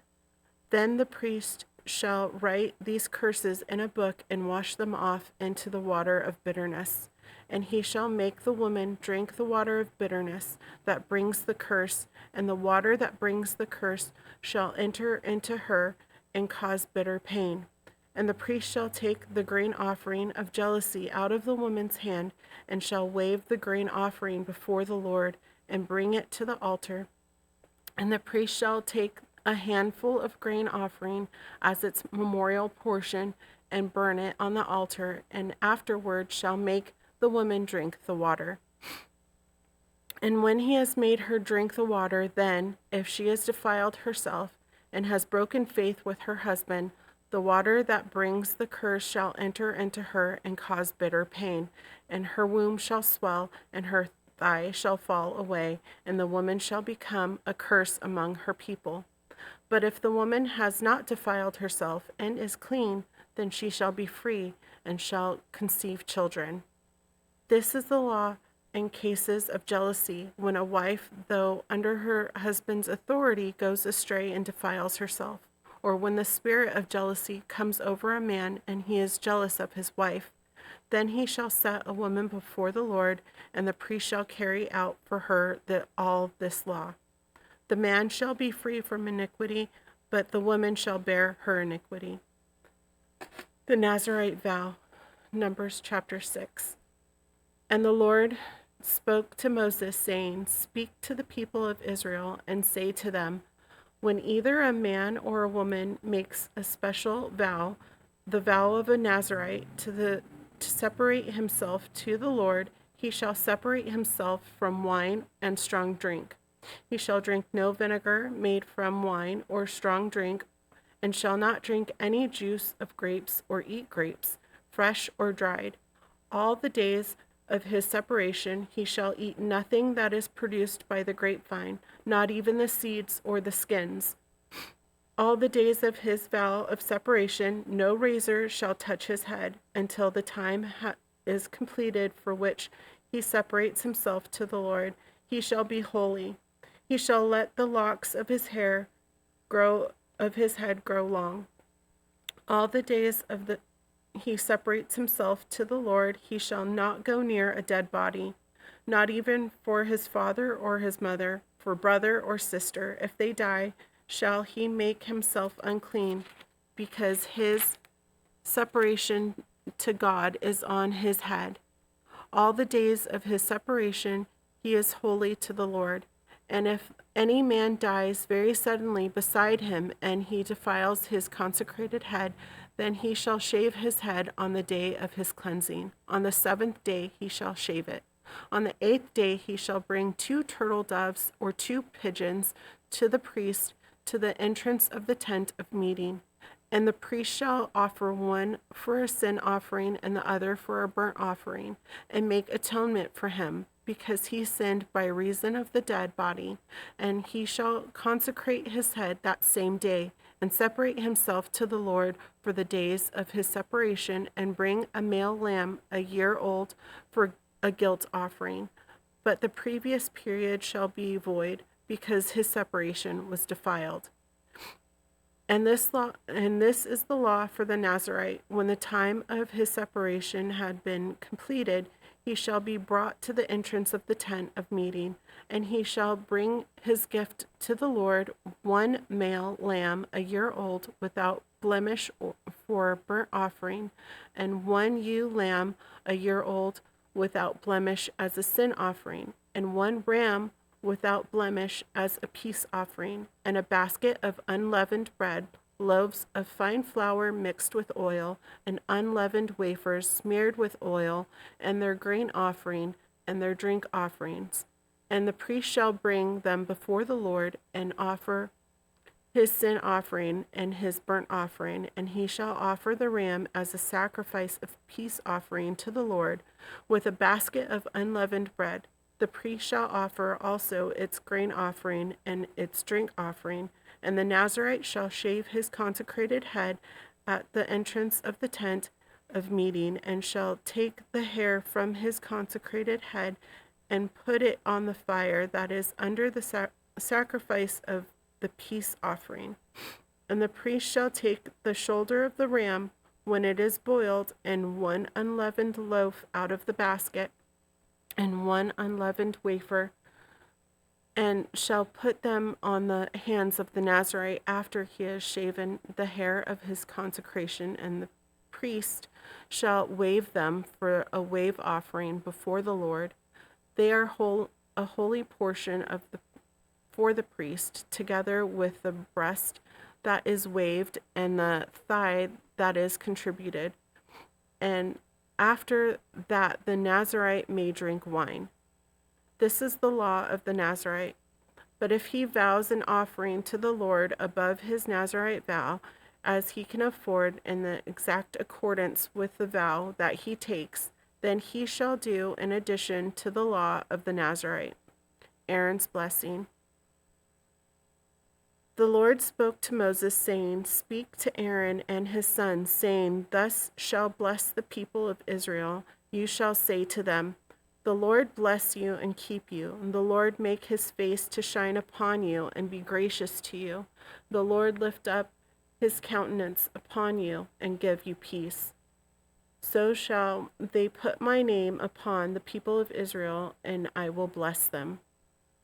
Offerings at the tabernacle's consecration. Numbers chapter 7. On the day when Moses had finished setting up the tabernacle, and had anointed and consecrated it with all its furnishings, and had consecrated the altar with all its utensils, the chiefs of Israel, heads of the fathers' houses, who were the chiefs of the tribes, who were over those who were listed, approached and brought their offerings before the Lord, 6 wagons, 12 oxen, a wagon for every 2 of the chiefs, and for each one an ox.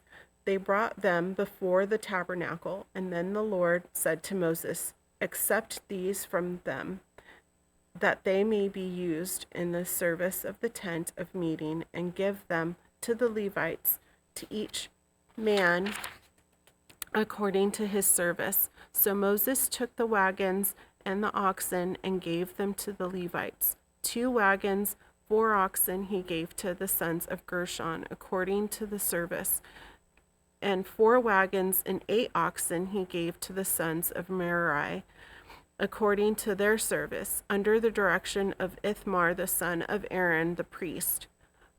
But to the sons of Kohath he gave none, because they were charged with the service of the holy things that had to be carried on the shoulder.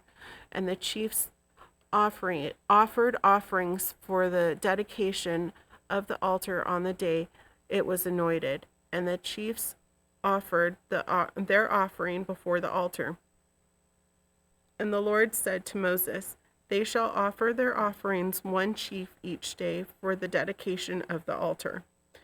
He who offered his offering the first day was Nahshon, the son of Amminadab of the tribe of Judah, and his offering was 1 silver plate whose weight was 130 shekels, 1 silver basin of 70 shekels, according to the shekel of the sanctuary, both of them full of fine flour mixed with oil for a grain offering, 1 golden dish, and 10 shekels full of incense, 1 bull from the herd, 1 ram, 1 male lamb, a year old, for a burnt offering, 1 male goat for a sin offering, and for the sacrifice of peace offerings, 2 oxen, 5 rams, 5 male goats, and 5 male lambs a year old. This was the offering of Nahshon, the son of Amminadab. On the second day, Nathaniel, the son of Zaur, the chief of Issachar, made an offering. He offered for his offering 1 silver plate whose weight was 130 shekels, 1 silver basin of 70 shekels, according to the shekel of the sanctuary, both of them full of fine flour mixed with oil for a grain offering, 1 golden dish of 10 shekels full of incense, 1 bull from the herd, 1 ram, 1 male lamb a year old for a burnt offering, 1 male goat for a sin offering, and for the sacrifice of peace offerings, 2 oxen, 5 rams, 5 male goats, and 5 male lambs a year old. This was the offering of Nathaniel, the son of Zaur. On the third day, Eliab, the son of Helon, the chief of the people of Zebulun, his offering was 1 silver plate whose weight was 130 shekels, 1 silver basin of 70 shekels, according to the shekel of the sanctuary, both of them full of fine flour mixed with oil for a grain offering, 1 golden dish of 10 shekels full of incense, 1 bull from the herd, 1 ram, 1 male lamb a year old for a burnt offering, 1 male goat for a sin offering, and for the sacrifice of peace offerings, 2 oxen, 5 rams, 5 male goats, and 5 male lambs a year old. This was the offering of Eliab, the son of Helon. On the fourth day, Eliezer, the son of Sejur, the chief of the people of Reuben, his offering was 1 silver plate whose weight was 130 shekels, 1 silver basin of 70 shekels, according to the shekel of the sanctuary, both of them full of fine flour mixed with oil for a grain offering, 1 golden dish of 10 shekels full of incense, 1 bull from the herd, 1 ram, 1 male lamb a year old for a burnt offering, 1 male goat for the sin offering, and for the sacrifice of peace offerings, 2 oxen, 5 rams, 5 male goats, and 5 male lambs a year old. This was the offering of Eliezer, son of Sejur. On the 5th day, Shemuel, the son of Shurshadai, the chief of the people of Simon, His offering was 1 silver plate whose weight was 130 shekels, 1 silver basin of 70 shekels, according to the shekel of the sanctuary, both of them full of fine flour mixed with oil for a grain offering, 1 golden dish and 10 shekels full of incense, 1 bull from the herd, 1 ram, 1 male lamb a year old for a burnt offering, and 1 male goat for a sin offering, and for the sacrifice of peace offerings 2 oxen, 5 rams, 5 male goats, and 5 male lambs a year old. This was the offering of Shemuel the son of Jershadadi. On the 6th day, Elisaph the son of Deuel, the chief of the people of Gad, his offering was 1 silver plate whose weight was 130 shekels, 1 silver basin of 70 shekels, according to the shekel of the sanctuary, both of them full of fine flour mixed with oil for a grain offering, 1 golden dish of 10 shekels full of incense, 1 bull from the herd, 1 ram, 1 male lamb a year old for a burnt offering, 1 male goat for a sin offering, and for the sacrifice of peace offerings 2 oxen, 5 rams, 5 male goats, and 5 male lambs a year old. This was the offering of Elisaph, the son of Deuel.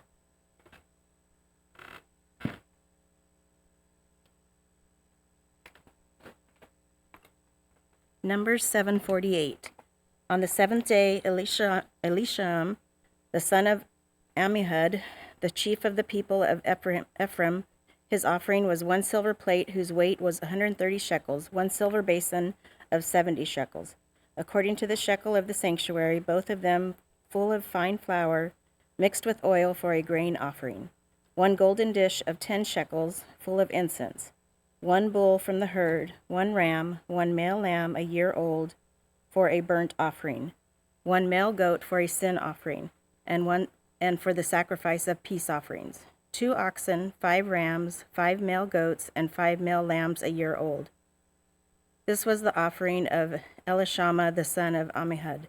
On the 8th day, Gamaliel the son of Pedazur, the chief of the people of Manasseh, his offering was 1 silver plate whose weight was 130 shekels, 1 silver basin of 70 shekels, according to the shekel of the sanctuary, both of them full of fine flour mixed with oil for a grain offering, 1 golden dish of 10 shekels full of incense, 1 bull from the herd, 1 ram, 1 male lamb a year old for a burnt offering, 1 male goat for a sin offering, and for the sacrifice of peace offerings 2 oxen, 5 rams, 5 male goats, and 5 male lambs a year old.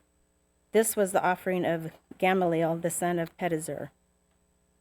On the 9th day, Abidan the son of Gideoni, the chief of people of Benjamin, his offering was 1 silver plate whose weight was 130 shekels, 1 silver basin of 70 shekels, according to the shekel of the sanctuary, both of them full of fine flour mixed with oil and for a grain offering, 1 golden dish of 10 shekels full of incense, 1 bull from the herd, 1 ram, 1 male lamb a year old for a burnt offering, 1 male goat for a sin offering, and the sacrifice of peace offerings 2 oxen, 5 rams, 5 male goats, and 5 male lambs a year old.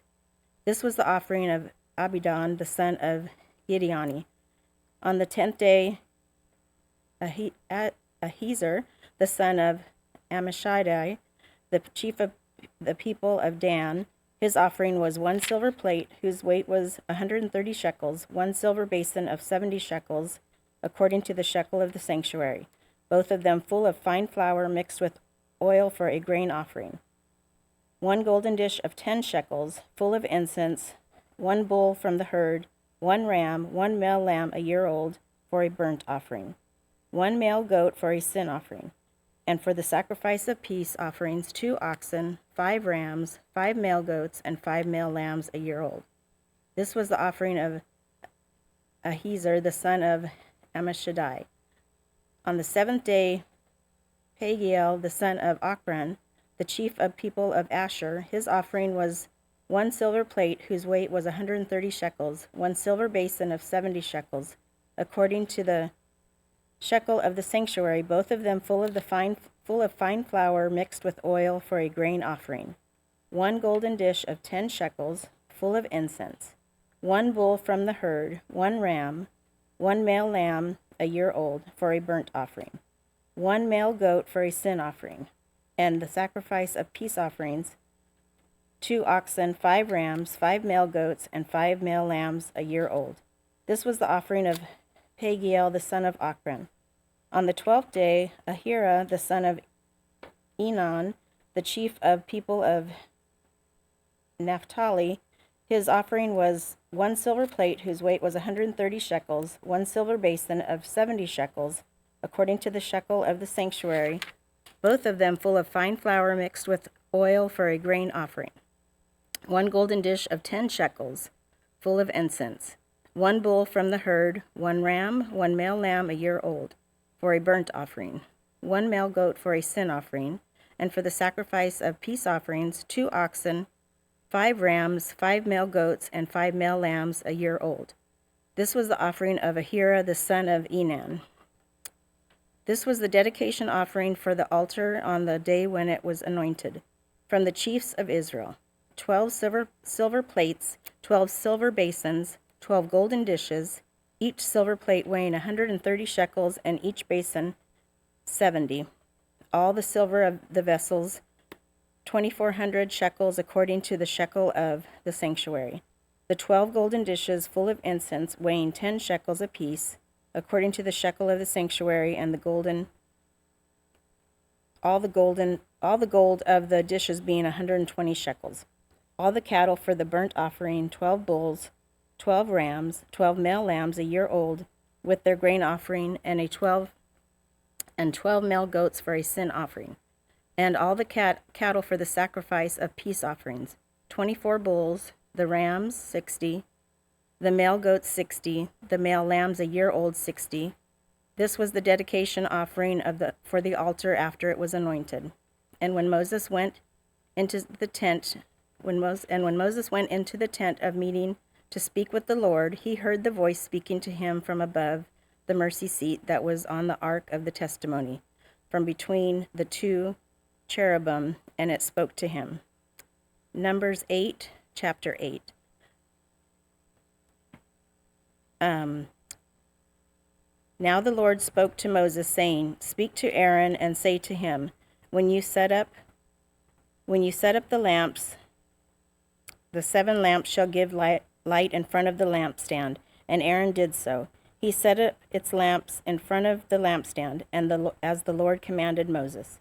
As this was the workmanship of the lampstand, hammered work of gold, from its base to its flowers, it was hammered work, according to the pattern that the Lord had shown Moses.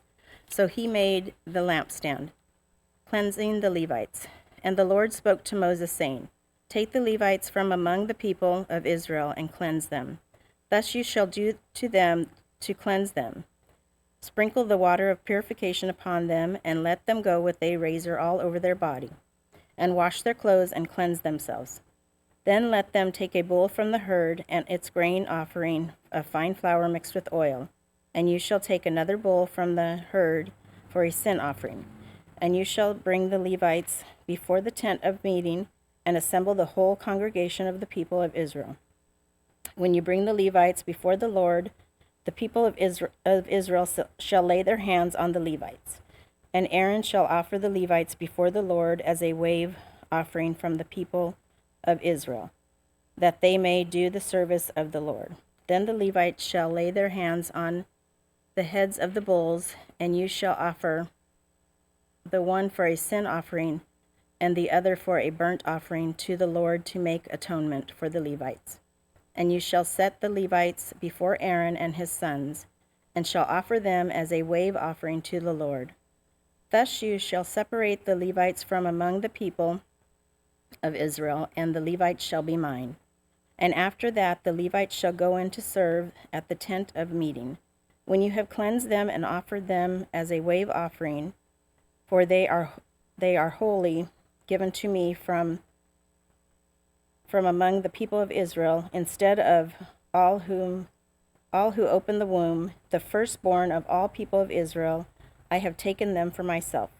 For all the firstborn among the people of Israel are mine, both of man and of beast. On the day that I struck down all the firstborn in the land of Egypt, I consecrated them for myself, and I have taken the Levites instead of all the firstborn among the people of Israel. And I have given the Levites as a gift to Aaron and his sons from among the people of Israel, to do the service for the people of Israel at the tent of the meeting, and to make atonement for the people of Israel, that there may be no plague among the people of Israel when the people of Israel come near the sanctuary. Thus did Moses and Aaron and all the congregation of the people of Israel to the Levites, according to that the Lord commanded Moses concerning the Levites, the people of Israel did to them. And the Levites purified themselves from sin and washed their clothes, and Aaron offered them as a wave offering before the Lord, and Aaron made atonement for them to cleanse them. And after the Levites went to do their service in the tent of meeting before Aaron and his sons, as the Lord had commanded Moses concerning the Levites, so they did to them. Retirement of the Levites. And the Lord spoke to Moses, saying, this applies to the Levites.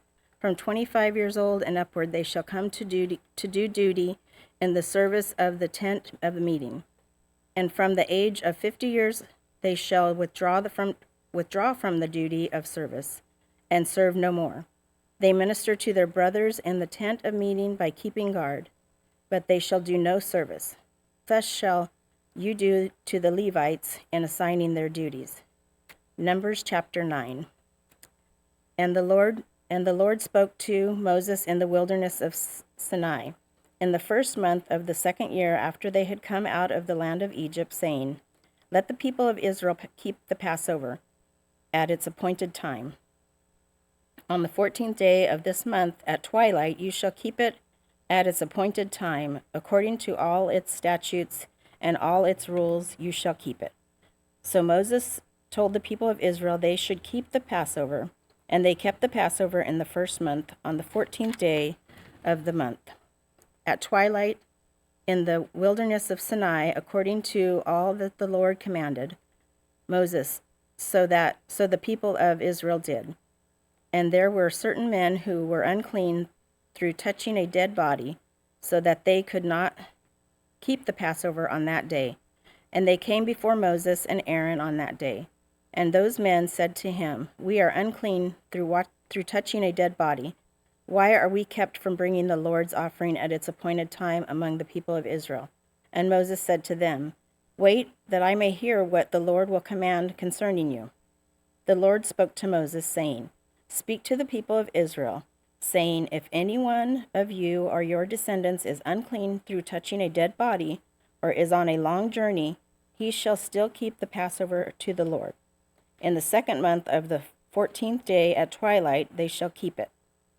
They shall eat it with unleavened bread and bitter herbs. They shall leave none of it until the morning, nor break any of its bones. According to all the statute for the Passover, they shall keep it. But if anyone who is clean and is not on a journey fails to keep the Passover, that person shall be cut off from his people, because he did not bring the Lord's offering at the appointed time. That man shall bear his sin. And if a stranger sojourns among you and would keep the Passover to the Lord, according to the statute of the Passover and according to its rule, so shall he do.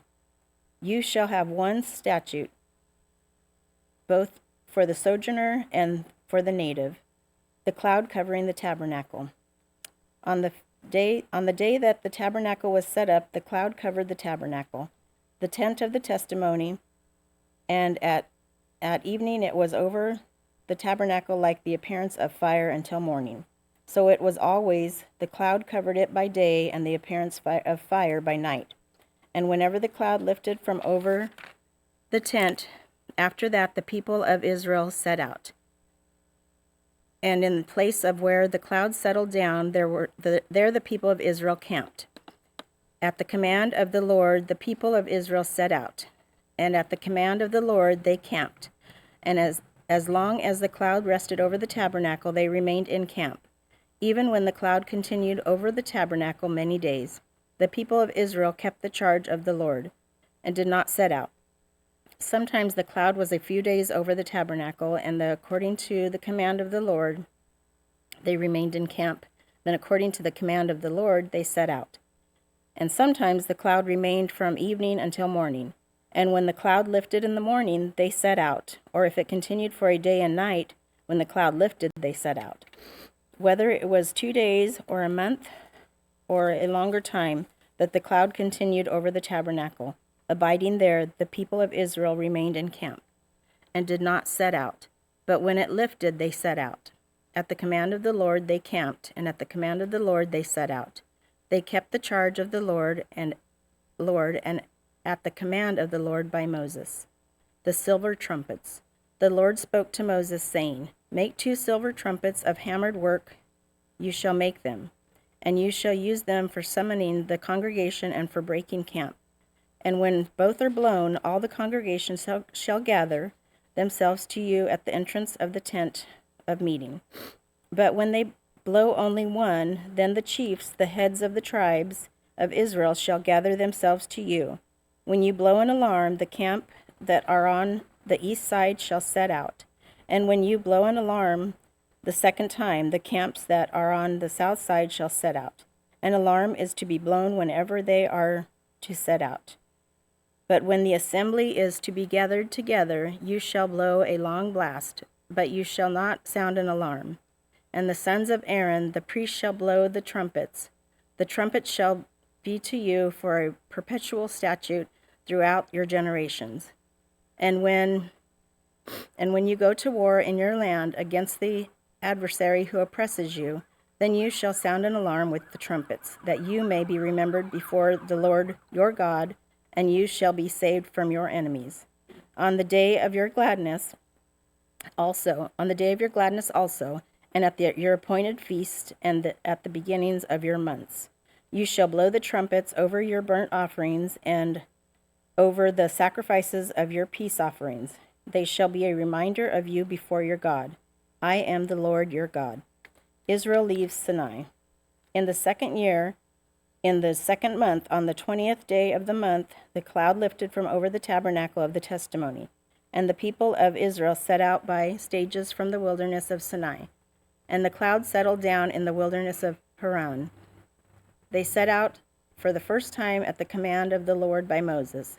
The standard of the camp of the people of Judah set out first by their companies, and over their company was Nahshon, the son of Amminadab, and over the company of the tribe of the people of Issachar was Nathaniel, the son of Zawar, and over the company of the tribe of the people of Zebulun was Eliab, the son of Helon.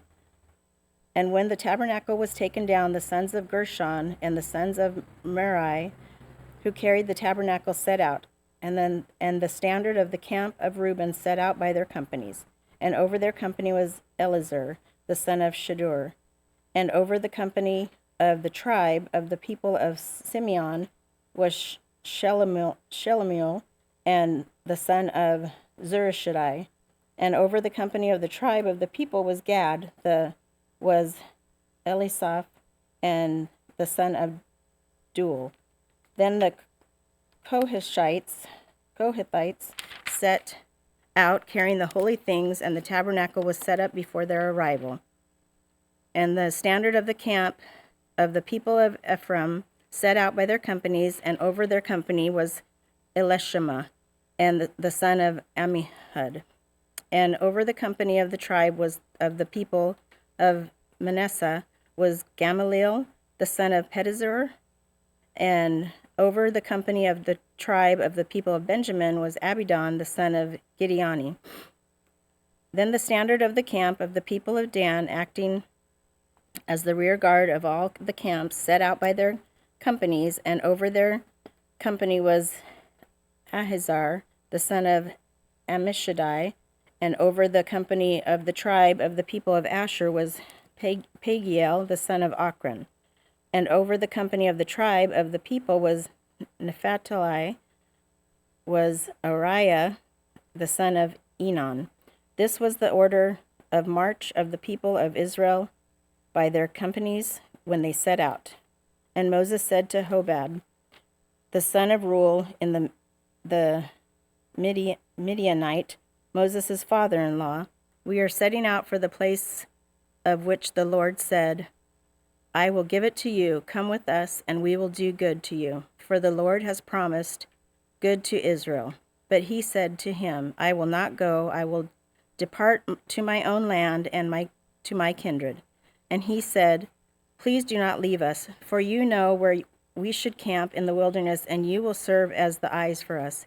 And if you do go with us, whatever good the Lord will do to us, the same we will do to you. So they set out from the mount of the Lord 3 days' journey, and the ark of the covenant of the Lord went before them 3 days' journey to seek out a resting place for them. And the cloud of the Lord was over them by day whenever they set out from the camp. Numbers 10:34.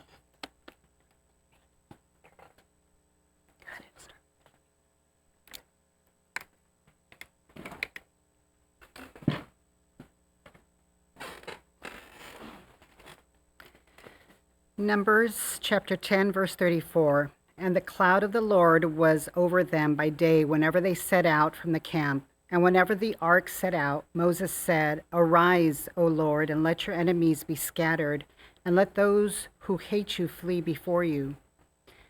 And when it rested, he said, Return, O Lord, to the 10,000 thousands of Israel. Chapter 11, Numbers chapter 11. The people complain. And the people complained in the hearing of the Lord about their misfortunes. And when the Lord heard it, his anger was kindled, and the fire of the Lord burned among them and consumed some outlying parts of the camp. And the people cried out to Moses, and Moses prayed to the Lord, and the fire died down. So the name of that place was called Taberah, because the fire of the Lord burned among them.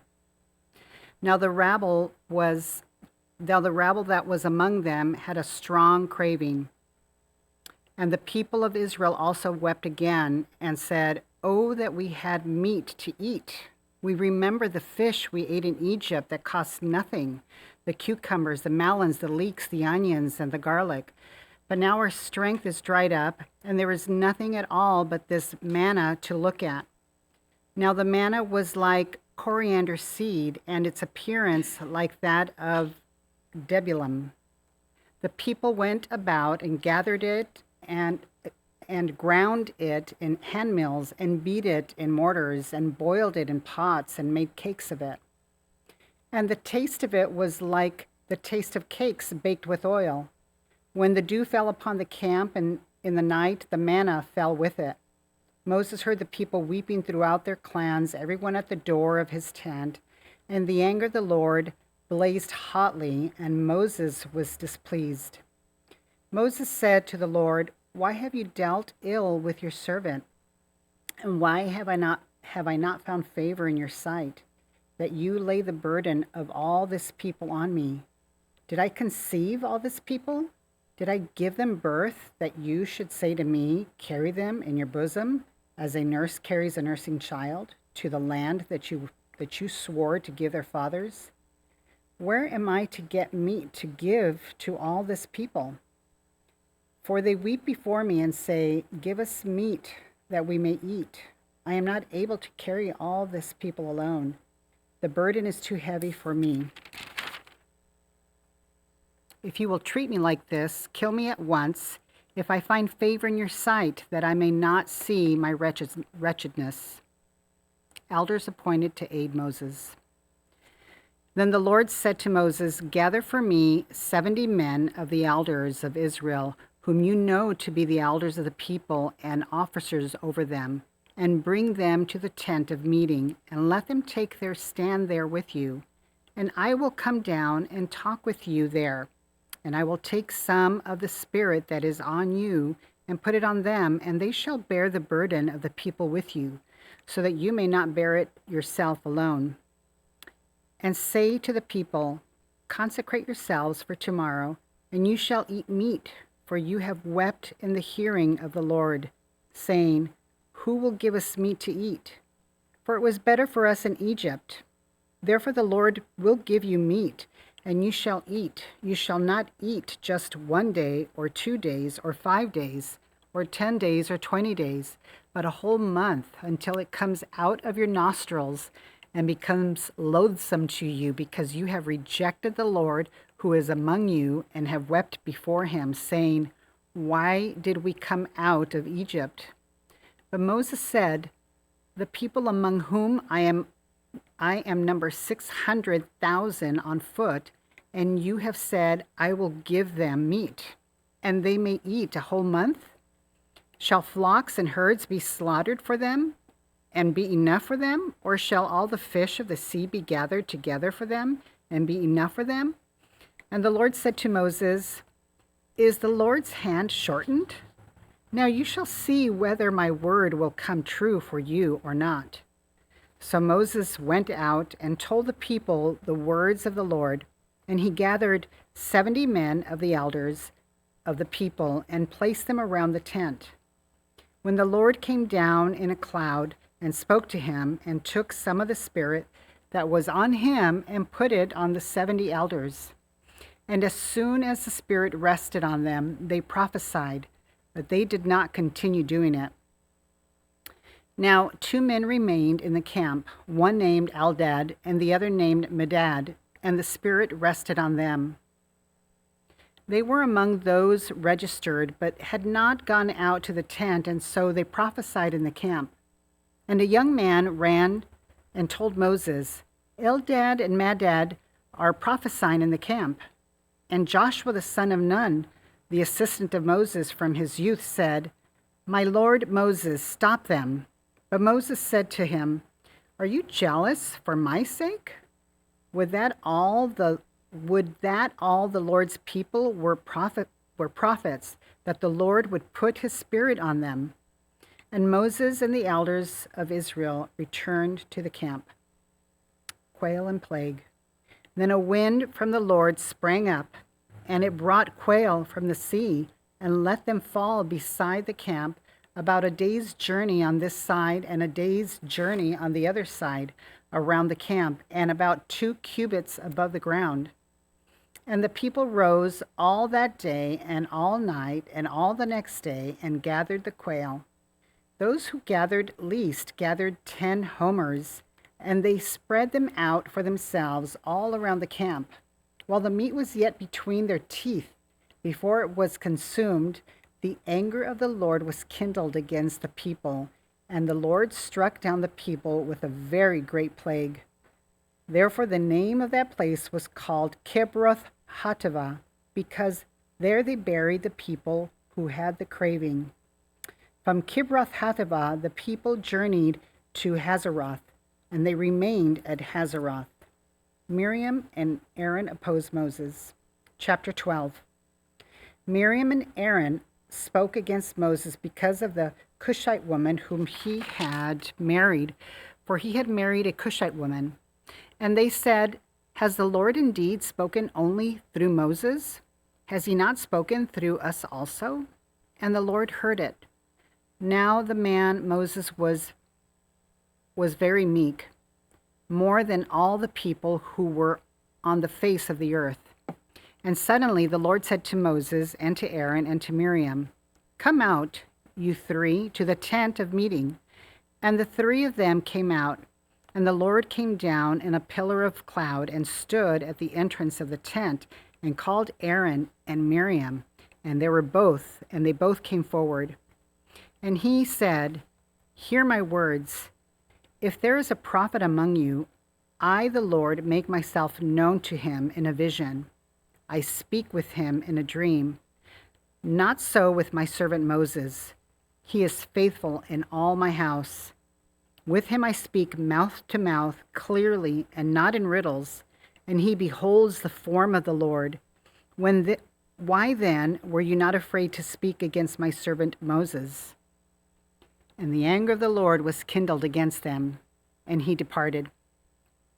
When the cloud removed from over the tent, behold, Miriam was leprous, like snow. And Aaron turned toward Miriam, and behold, she was leprous. And Aaron said to Moses, O my Lord, do not punish us because we have done foolishly and have sinned. Let her not be as one dead whose flesh is half eaten away from when he comes out of his mother's womb. And Moses cried to the Lord, O God, please heal her, please.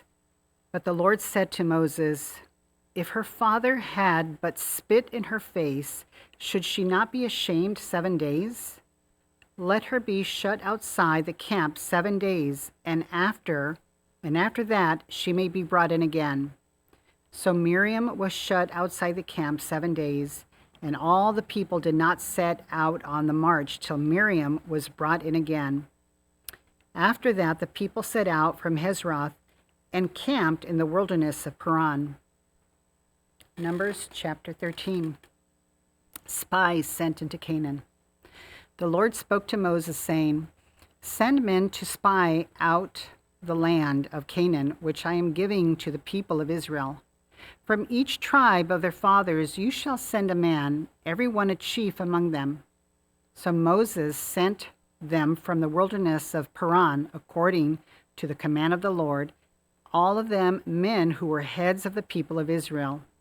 And these were their names: from the tribe of Reuben, Shammua, the son of Zakur; from the tribe of Simeon, Shaphat, the son of Hori; from the tribe of Judah, Caleb, the son of Jephunneh; from the tribe of Issachar, Egal, the son of Joseph; from the tribe of Ephraim, Hosea, the son of Nun; from the tribe of Benjamin, Palti, the son of Raphu; from the tribe of Zebulun, Gadiel, the son of Sodi; from the tribe of Joseph, that is, from the tribe of Manasseh, Gadi, the son of Susi; from the tribe of Dan, Amiel, the son of Gamali; and from the tribe of Asher, Zethor, the son of Michael; from the tribe of Naphtali, Nabi, the son of Vashpi; from the tribe of Gad, Guel, the son of Maki. These were the names of the men whom Moses sent to spy out on the land. And Moses called Hosea, the son of Nun, Joshua. Moses sent them to spy out the land of Canaan, and said to them, go up to the Negeb, and go up into the hill country, and see what the land is, and whether the people who dwell in it are strong or weak, whether they are few or many, and whether the land that they dwell in is good or bad, and whether the cities that they dwell in are camps or strongholds, and whether the land is rich or poor, and whether there are trees in it or not. Be of good courage, and bring some of the fruit of the land. Now the time was the season of the first ripe grapes. So they went up and spied out on the land from the wilderness of Zin to Rehob, near the Lebo Hamath. They went up into Negeb and came to Hebron. Ahiman, Shishai, and Talmai, the descendants of Anak, were there.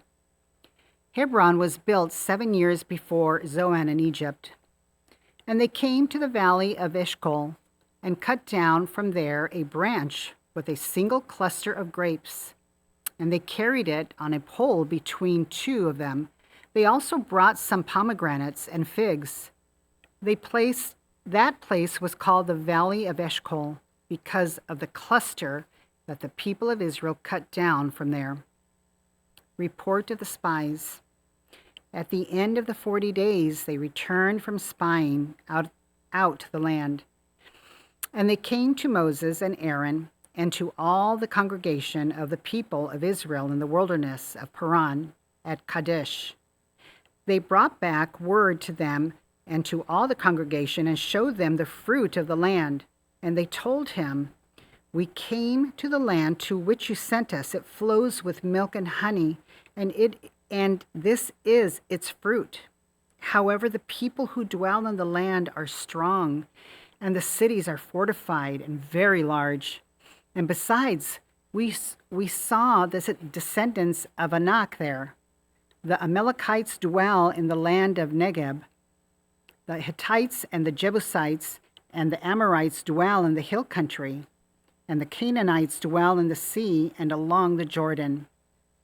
But Caleb quieted the people before Moses and said, "Let us go up at once and occupy it, for we are all well able to overcome it." Then the men who had gone up with him said, "We are not able to go up against the people, for they are stronger than we are." So they brought to the people of Israel a bad report of the land that they had spied out, saying, "The land through which we have gone to spy out is a land that devours its inhabitants, and all the people that we saw in it are of great height. And there we saw the Nephilim, the sons of Anak, who come from Nephilim, and we seemed to ourselves like grasshoppers, so we seemed to them. Numbers chapter 14, the people rebel. Then all the congregation raised a loud cry, and the people wept that night. And all the people of Israel grumbled against Moses and Aaron. The whole congregation said to them, "Would that we had died in the land of Egypt, or would that we had died in this wilderness. Why is the Lord bringing us into this land to fall by the sword? Or our wives and our little ones will become a prey. Would it not be better for us to go back to Egypt?" And they said to one another, "Let us choose a leader and go back to Egypt." Then Moses and Aaron fell on their faces before all the assembly of the congregation of the people of Israel. And Joshua the son of Nun and Caleb the son of Jephunneh, who were among those who had spied out the land, tore their clothes and said to all the congregation of the people of Israel, "The land which we passed through to spy it out is an exceedingly good land. If the Lord delights in us, he will bring us into this land and give it to us, a land that flows with milk and honey. Only do not rebel against the Lord, and do not fear the people of the land, for they are bread for us. Their protection is removed from them, and the Lord is with us. Do not fear them." Then all the congregation said to stone them with stones. But the glory of the Lord appeared at the tent of meeting to all the peoples of Israel. And the Lord said to Moses, "How long will this people despise me? And how long will they not believe in me in spite of all the signs that I have done among them? I will strike them with pestilence and disinherit them, and I will make of you a nation greater and mightier than they." Moses intercedes for the people. But Moses said to the Lord, "Then the Egyptians will hear of it, for you brought up this people in your might from among them. And they will tell the inhabitants of this land, 'They have heard that you, O Lord, are in the midst of this people, for you, O Lord, are seen face to face, and your cloud stands over them, and you go before them in a pillar of cloud day by day, and in a pillar of fire by night. Now if you kill this people as one man, then the nations who have heard your fame will say, it is because the Lord was not able to bring this people into the land that he swore to give to them, that he has killed them in the wilderness.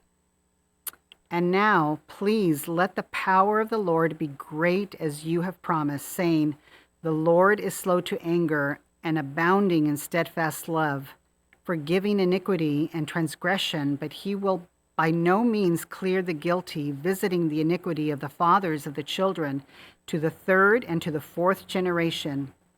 Please pardon the iniquity of his people, according to the greatness of your steadfast love, just as you have forgiven this people from Egypt until now. God promises judgment. Then the Lord said, I have pardoned according to your word. But truly, as I live, and as all the earth shall be filled with the glory of the Lord, none of the men who have seen my glory and my signs that I did in Egypt and in the wilderness, and yet have put me to the test these 10 times, and I have not obeyed my voice, shall see the land that I swore to give their fathers. And none of those who despise me shall see it. But my servant Caleb, because he has a different spirit and has followed me fully, I will bring into the land into which he went, and his descendants shall possess it. Now, since the Amalekites and the Canaanites dwell in the valleys, turn tomorrow and set out for the wilderness by the way to the Red Sea. And the Lord spoke to Moses and to Aaron, saying, How long shall this wicked congregation grumble against me? I have heard the grumblings of the people, of Israel, which they grumble against me. Say to them, As I live, declares the Lord, what you have said in my hearing I will do to you. Your dead bodies shall fall in this wilderness, and of all your number, listed in the census from the 20 years old and upward, who have grumbled against me, not one shall come into the land where I swore that I would make you dwell, except Caleb the son of Jephunneh and Joshua the son of Nun.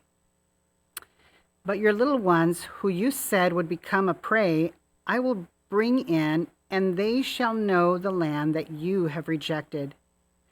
But as for you, your dead bodies shall fall in this wilderness, and your children shall be shepherds in the wilderness 40 years, and shall suffer for your faithlessness, until the last of your dead bodies lies in the wilderness. According to the number of the days in which you spied out the land, 40 days, a year for each day, you shall bear your iniquity 40 years, and you shall know my displeasure. I, the Lord, have spoken. Surely this will I do to all this wicked congregation who are gathered together against me. In this wilderness they shall come to a full end, and there they shall die.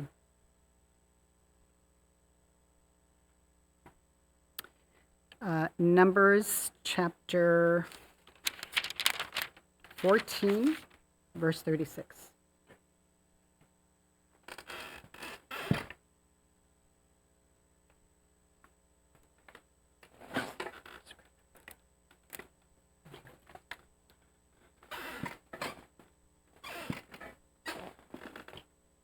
Numbers 14:36. And the men whom Moses sent to spy out the land, who returned and made all the congregation grumble up against him by bringing up a bad report about the land, the men who brought up a bad report of the land died by plague before the Lord. Of those men who went to spy out the land, only Joshua the son of Nun and Caleb the son of Jephunneh remained alive. When Moses told these words to all the people of Israel, the people mourned greatly, and they rose early in the morning and went up to the heights of the hill country, saying, Here we are. We will go up to the place that the Lord has promised, for we have sinned. But Moses said, Why are you now transgressing the command of the Lord, when that will not succeed? Do not go up, for the Lord is not among you, lest you be struck down before your enemies. For there the Amalekites and the Canaanites are facing you, and you shall fall by the sword, because you have turned back from following the Lord. The Lord will not be with you. But they presumed to go up to the heights of the hill country, although neither the ark of the covenant of the Lord nor Moses departed out of the camp. Then the Amalekites and the Canaanites who lived in that hill country came down and defeated them, and pursued them even to Hormah. Chapter 15.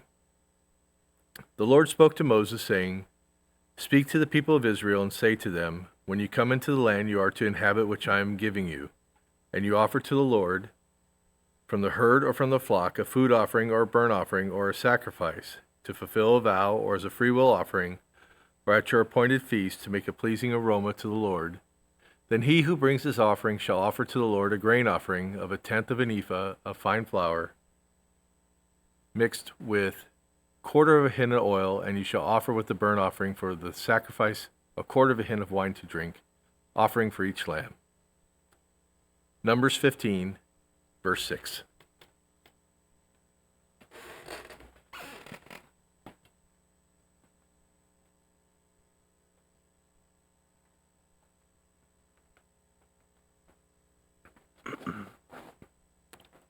Numbers 15, verse 6. Or a ram, you shall offer a grain offering 2/10 of an ephah, or fine flour mixed with 1/3 of a hin of oil. And then for the drink offering you shall offer 1/3 of hin of wine, a pleasing aroma to the Lord. And when you offer a bull as a burnt offering, or a sacrifice to fulfill a vow, or for peace offering to the Lord, then one shall offer with the bull a grain offering of 3/10 of an ephah, or fine flour mixed with 1/2 a hin of oil. And then you shall offer for the drink offering 1/2 a hin of wine as a food offering, a pleasing aroma to the Lord. Thus it shall be done for each bull or ram, or for each lamb or young goat, as many as you offer, so shall you do with each one, as many as there are. Each native Israelite shall do these things in this way, in offering a food offering with a pleasing aroma to the Lord. And if a stranger is sojourning with you, or anyone is living permanently among you, and he wishes to offer a food offering with a pleasing aroma to the Lord, he shall do as you do. For the assembly there shall be one statute for you and for the stranger who sojourns with you, a statute forever throughout your generations. You and the sojourner shall be alike before the Lord. One law and one rule shall be for you and for the stranger who sojourns with you. The Lord spoke to Moses, saying, Speak to the people of Israel, and say to them, When you come into the land to which I bring you, and when you eat of the bread of the land, and when shall present a contribution to the Lord. Of the first of your dough you shall present a loaf as a contribution, like a contribution from the threshold floor, so shall you present it. Some of the first of your dough you shall give it to the Lord as a contribution throughout your generations. Numbers,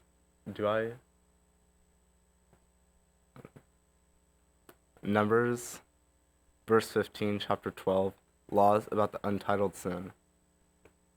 But if you sin unintentionally and do not observe all these commandments that the Lord has spoken to Moses, all that the Lord has commanded you by Moses from the day that the Lord gave commandment and onward throughout your generations, then it is done unintentionally without the knowledge of the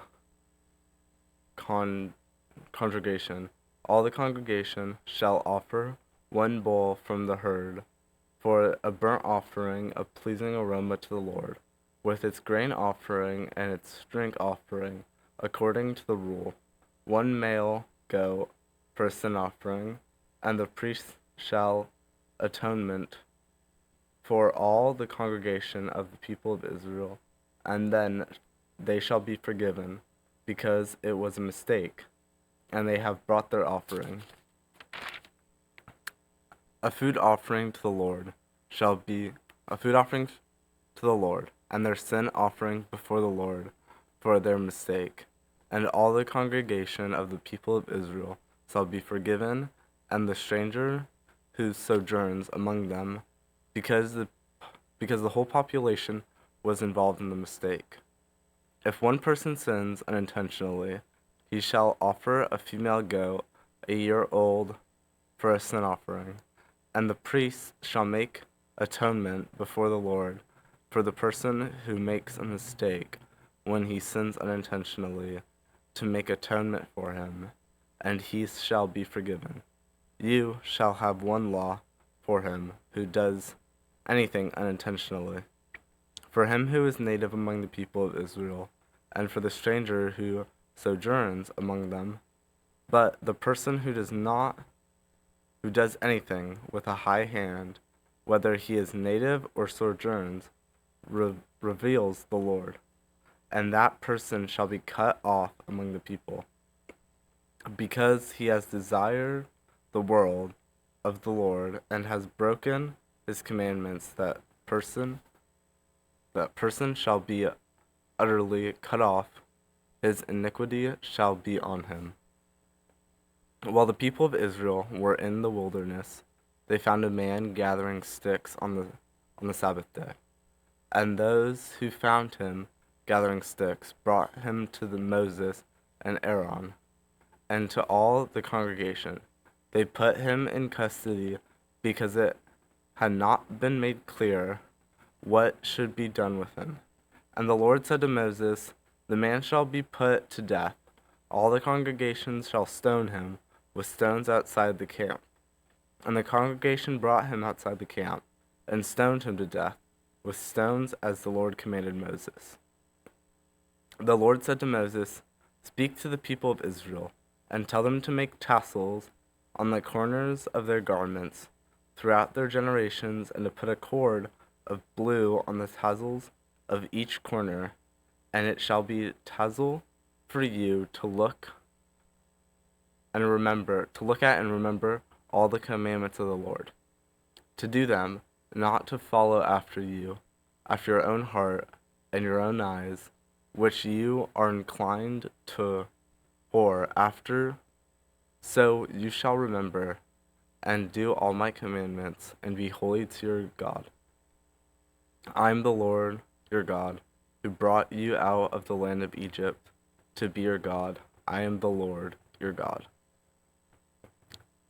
Now Korah, the son of Izhar, son to Kohath, son of Levi, and Dontha, and Iram, and sons of Elab, and on the son of Pelith, son of Reuben, took men, and them rose up before Moses with a number of people of Israel, 250 chiefs of the congregation, chosen from the assembly, well-known men.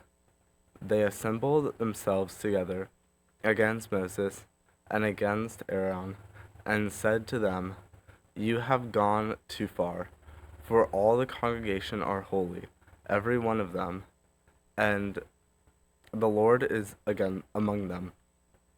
Why do you exalt yourself above them, the assembly of the Lord?" When Moses heard it, he fell on his face, and said to Korah and all his company, "In the morning of the Lord will show who is holy, and will bring him near to him, the one whom he chooses, and will bring near him. Do this: take censers, Korah and all his company, put fire in them, and put incense on them before the Lord tomorrow, and the man whom the Lord chooses shall be the Holy One. You have gone too far, sons of Levi." And Moses said to Korah, "Hear now, you, sons of Levi, is it too small a thing for you that the Lord of Israel has separated you from the congregation of Israel, to bring you near to himself, to do service in the tabernacle of the Lord, and to stand before the congregation to minister to them, and that he has brought you near him, and all your brothers, the sons of Levi, with you? And would you seek the priesthood also? Therefore it is against the Lord that you and all your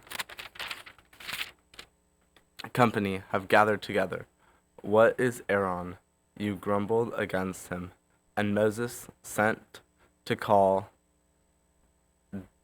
Denthel and Abram, the sons of Elob, and said, We will not come up.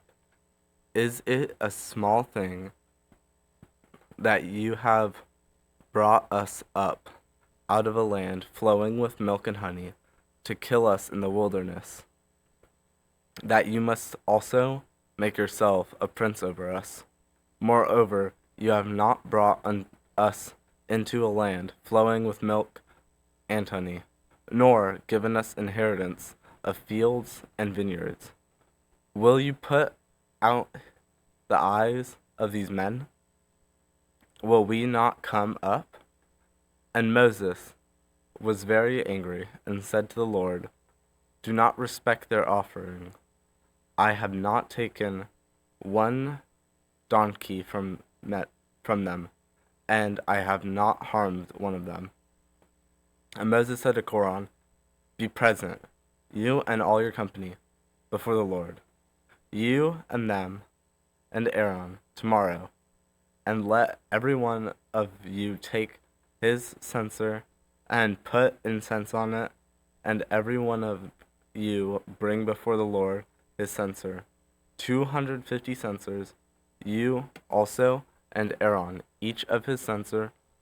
So every man took his censer and put fire in them, and laid incense on them, and stood at the entrance of the tent of meeting with Moses and Aaron.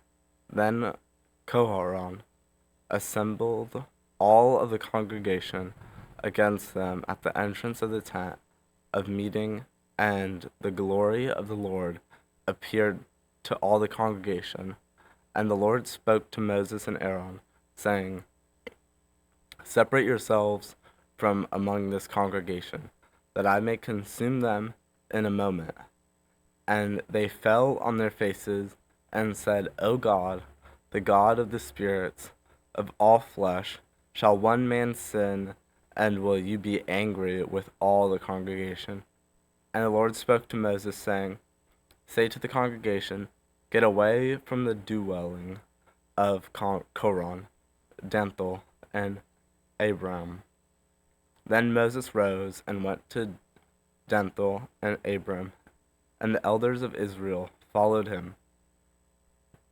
And they spoke to the congregation, saying, Depart, please, from the tents of these wicked men, and touch nothing of theirs, lest it be swept away with all their sins.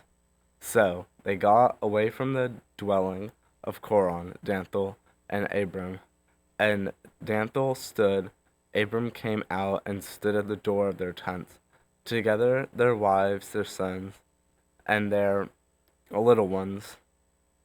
And Moses said, Hereby you shall know that the Lord has sent me to do these works, and that it has not been of my own accord. If these men die as all men die, or if they are visited by fate of all mankind, then the Lord has not sent me. But if the Lord creates something new, and the ground opens its mouth and swallows them up with all that bellows, all that belongs to them, and they go down alive into Sheol, then you shall know these men have despised the Lord. And as soon as he had finished speaking all these words, the ground under them split apart, and the earth opened, its mouth swallowed them up with their households and all the people belonged to Korah, and all their goods, so they and all that belonged to them went down alive into Sheol, and the earth closed over them, and they perished. From the midst of the assembly, and all Israel who were around them fled by their cry, and they said, Lest the earth swallowed us up. And the fire came out from the Lord and consumed the 250 men offering the incense. And the Lord spoke to Moses, saying, Tell Esar, the son of Aaron, and the priest to take up the censer out of the blaze, and then scatter the fire far and wide, for they have become holy. As for the censers of these men who have sinned at the cost of their lives, let them be made into hammered plates as a covering for the altar, for they offered them before the Lord, and they became holy. Thus they shall be a sign of the people of Israel. So Esar the priest took the bronze censer which those who were burnt had offered, and they were hammered out as a covering for the altar,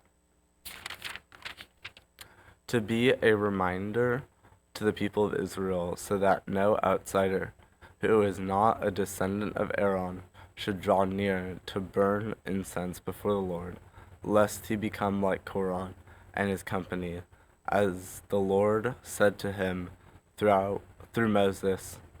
But on the next day of the congregation of the people of Israel grumbled against Moses and said to Aaron, saying, You have killed the people of the Lord. And when the congregation had assembled against Moses and Aaron, they turned towards the tent of meeting, and behold, the cloud covered it, and the glory of the Lord appeared. And Moses and Aaron came to the front of the tent meeting, and the Lord spoke to Moses, saying, Get away from the midst of the congregation, that I may consume them in a moment. And they fell on their faces, and Moses said to Aaron, Take your censers and put fire on it. From off the altar lay incense on it, and carry it quickly to the congregation, and make atonement for them. For wrath has gone out of the Lord, of the plague has begun. Numbers 16, verse 47. So Aaron took it, as Moses said, and ran into the midst of the assembly. And behold, the plague had already begun among the people. And he put on the incense and made atonement for the people. And he stood between the dead and the living, and the plague was stopped. Now those who died in the plague were 14,700, besides those who died in the affair of Korah. And Aaron returned to Moses at the entrance of the tent of meeting, when the plague was stopped. Numbers chapter 17. The Lord spoke to Moses, saying, Speak to the people of Israel, and get from them staffs, one for each father's house, from all their chiefs according to their fathers' houses, 12 staffs. Write each man's name on his staff, and write Aaron's name on the staff of Levi. For there shall be one staff for the head of each father's house. Then you shall deposit them in the tent of meeting before the testimony, where I meet with you, and the staff of the man whom I choose shall sprout. Thus I will make to cease from me the grumblings of the people of Israel, which they grumble against you. Moses spoke to the people of Israel, and all their chiefs gave him staffs, one for each chief, according to their fathers' houses, 12 staffs, and the staff of Aaron was among their staffs. And Moses deposited the staffs before the Lord in the tent of the testimony. On the next day, Moses went into the tent of testimony, and behold, the staff of Aaron for the house of Levi had sprouted, and put forth buds, and produced blossoms, and it bore ripe almonds. Then Moses brought out all the staffs from before the Lord to all the people of Israel, and they looked, and each man took his staff. And the Lord said to Moses, Put back the staff of Aaron before the testimony, to be kept as a sign for the rebels, that you may make an end of their grumblings against me, lest they die. Thus did Moses as the Lord commanded him, so he did. And the people of Israel said to Moses, Behold, we perish, we are undone, we are all undone. Everyone who comes near to the tabernacle of the Lord shall die. Are we all to perish? Numbers chapter 18. So the Lord said to Aaron, You and your sons and your father's house with you shall bear iniquity connected with the sanctuary, and you and your sons with you shall bear iniquity connected with your priesthood. And with you bring your brothers also, the tribe of Levi, the tribe of your father, that they may join you and minister to you, while you and your sons with you are before the tent of the testimony. They shall keep guard over you and over the whole tent, but shall not come near to the vessels of the sanctuary or to the altar, lest they and you die. They shall join you and keep guard over the tent of meeting for all the service of the tent, and no outsider shall come near you. And you shall keep guard over the sanctuary and over the altar, that there may never again be wrath on the people of Israel. And behold, I have taken your brothers, the Levites, from among the people of Israel. They are a gift to you, given to the Lord, to do the service of the tent of meeting. And you and your sons with you shall guard your priesthood for all that concerns the altar and that is within the veil, and you shall serve. I give your priesthood as a gift, and any outsider who comes near shall be put to death. Then the Lord spoke to Aaron, Behold, I have given you charge of the contributions made to me, all the consecrated things of the people of Israel. I have given them to you as a portion, and to your sons as a perpetual due. This shall be yours of the most holy things, reserved from the fire. Every offering of theirs, every grain offering of theirs, and every sin offering of theirs, and every guilt offering of theirs, which they render to me, shall be most holy to you and to your sons. In a most holy place shall you eat it. Every male may eat it. It is holy to you.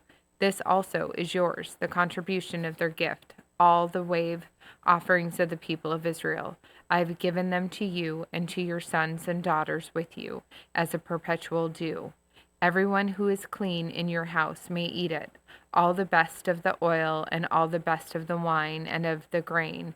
The first fruits of what they give to the Lord I give to you. The first ripe fruits of all that is in their land, which they bring to the Lord, shall be yours. Everyone who is clean in your house may eat it. Every devoted thing in Israel shall be yours. Everything that opens the womb of all flesh, whether man or beast, which they offer to the Lord, shall be yours. Nevertheless, the firstborn of man you shall redeem, and the firstborn of unclean animals you shall redeem, and their redemption price at a month old you shall redeem them. You shall fix at 5 shekels in silver, according to the shekel of the sanctuary, which is 20 gerahs. But the firstborn of a cow, or the firstborn of a sheep, or the firstborn of a goat you shall not redeem. They are holy. You shall sprinkle their blood on the altar, and shall burn their fat as a food offering, with a pleasing aroma to the Lord. But their flesh shall be yours, as the breast that is waved and as the right thigh are yours. All the holy contributions that the people of Israel present to the Lord I give to you and to your sons and daughters with you as a perpetual due. It is a covenant of salt forever before the Lord for you and for your offspring with you. And the Lord said to Aaron, You shall have no inheritance in their land, neither shall you have any portion among them. I am your portion and your inheritance among the people of Israel. To the Levites I have given every tithe in Israel for an inheritance, in return for their service that they do, their service in the tent of meeting, so that the people of Israel do not come near the tent of meeting, lest they bear sin and die. But the Levites shall do the service of the tent of meeting, and they shall bear their iniquity. It shall be a perpetual statute throughout your generations, and among the people of Israel they shall have no inheritance. For the tithe of the people of Israel, which they present as a contribution to the Lord, I have given to the Levites for an inheritance.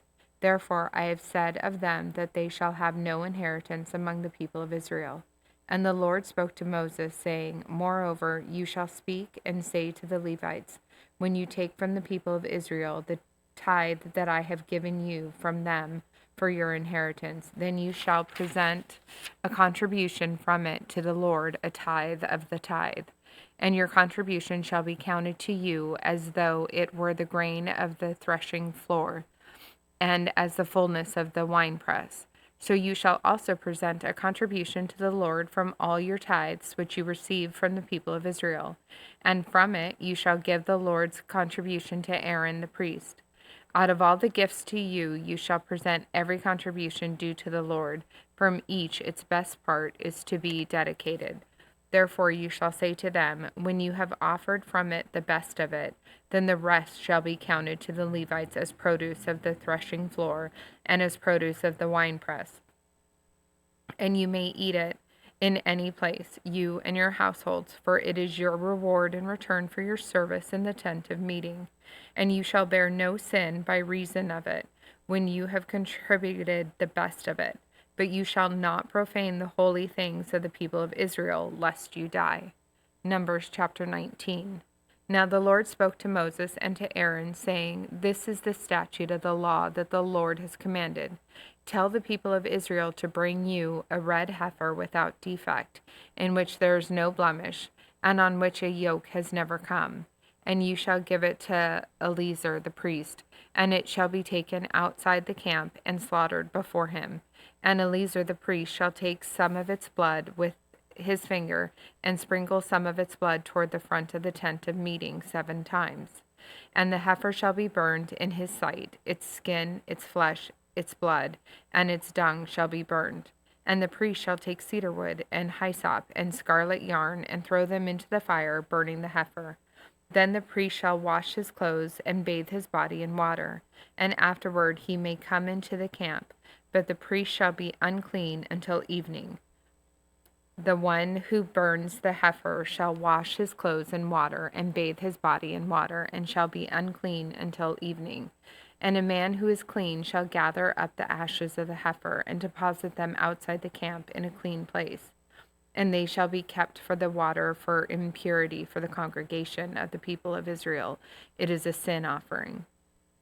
And the one who gathers the ashes of the heifer shall wash his clothes and be unclean until evening. And this shall be a perpetual statute for the people of Israel, and for the stranger who sojourns among them. Whoever touches the dead body of any person shall be unclean 7 days.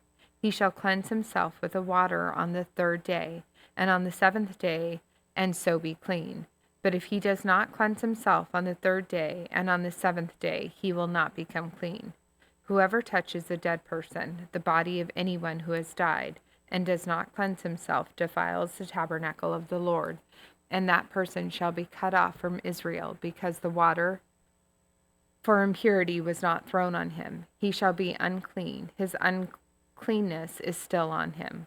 This is the law when someone dies in a tent. Everyone who comes into the tent and everyone who is in the tent shall be unclean 7 days. And every open vessel that has no cover fastened on it is unclean.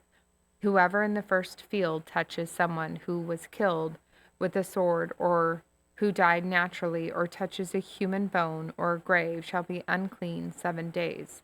For the unclean they shall take some ashes of the burnt sin offering, and fresh water shall be added in a vessel.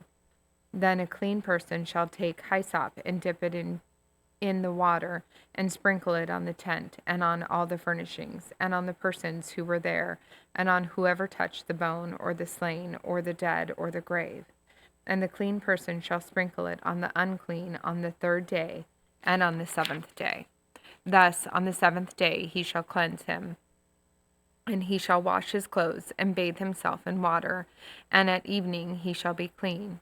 If the man who is unclean does not cleanse himself, that person shall be cut off from the midst of the assembly, since he has defiled the sanctuary of the Lord. Because the water for impurity has not been thrown on him, he is unclean, and it shall be a statute forever for them. The one who sprinkles the water for impurity shall wash his clothes, and the one who touches the water for impurity shall be unclean until evening. And whatever the unclean person touches shall be unclean, and anyone who touches it shall be unclean until evening. Numbers chapter 20. And the people of Israel, the whole congregation, came into the wilderness of Zin in the first month, and the people stayed in Kadesh, and Miriam died there and was buried there.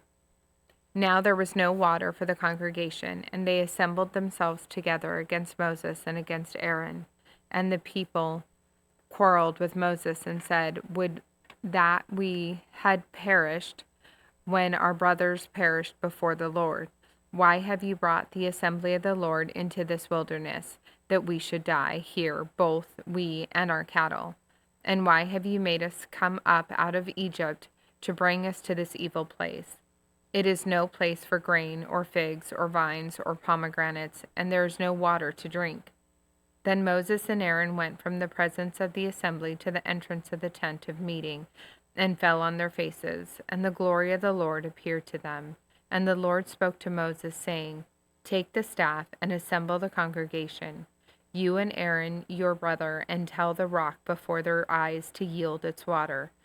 So you shall bring water out of the rock for them, and give drink to the congregation and their cattle." And Moses took the staff from before the Lord as he commanded him. Then Moses and Aaron gathered the assembly together before the rock, and he said to them, "Hear now, you rebels, shall we bring water for you out of this rock?" And Moses lifted up his hand and struck the rock with the staff twice, and water came out abundantly, and the congregation drank, and their livestock. And the Lord said to Moses and Aaron, "Because you did not believe in me to uphold me as holy in the eyes of the people of Israel, therefore you shall not bring this assembly into the land that I have given them."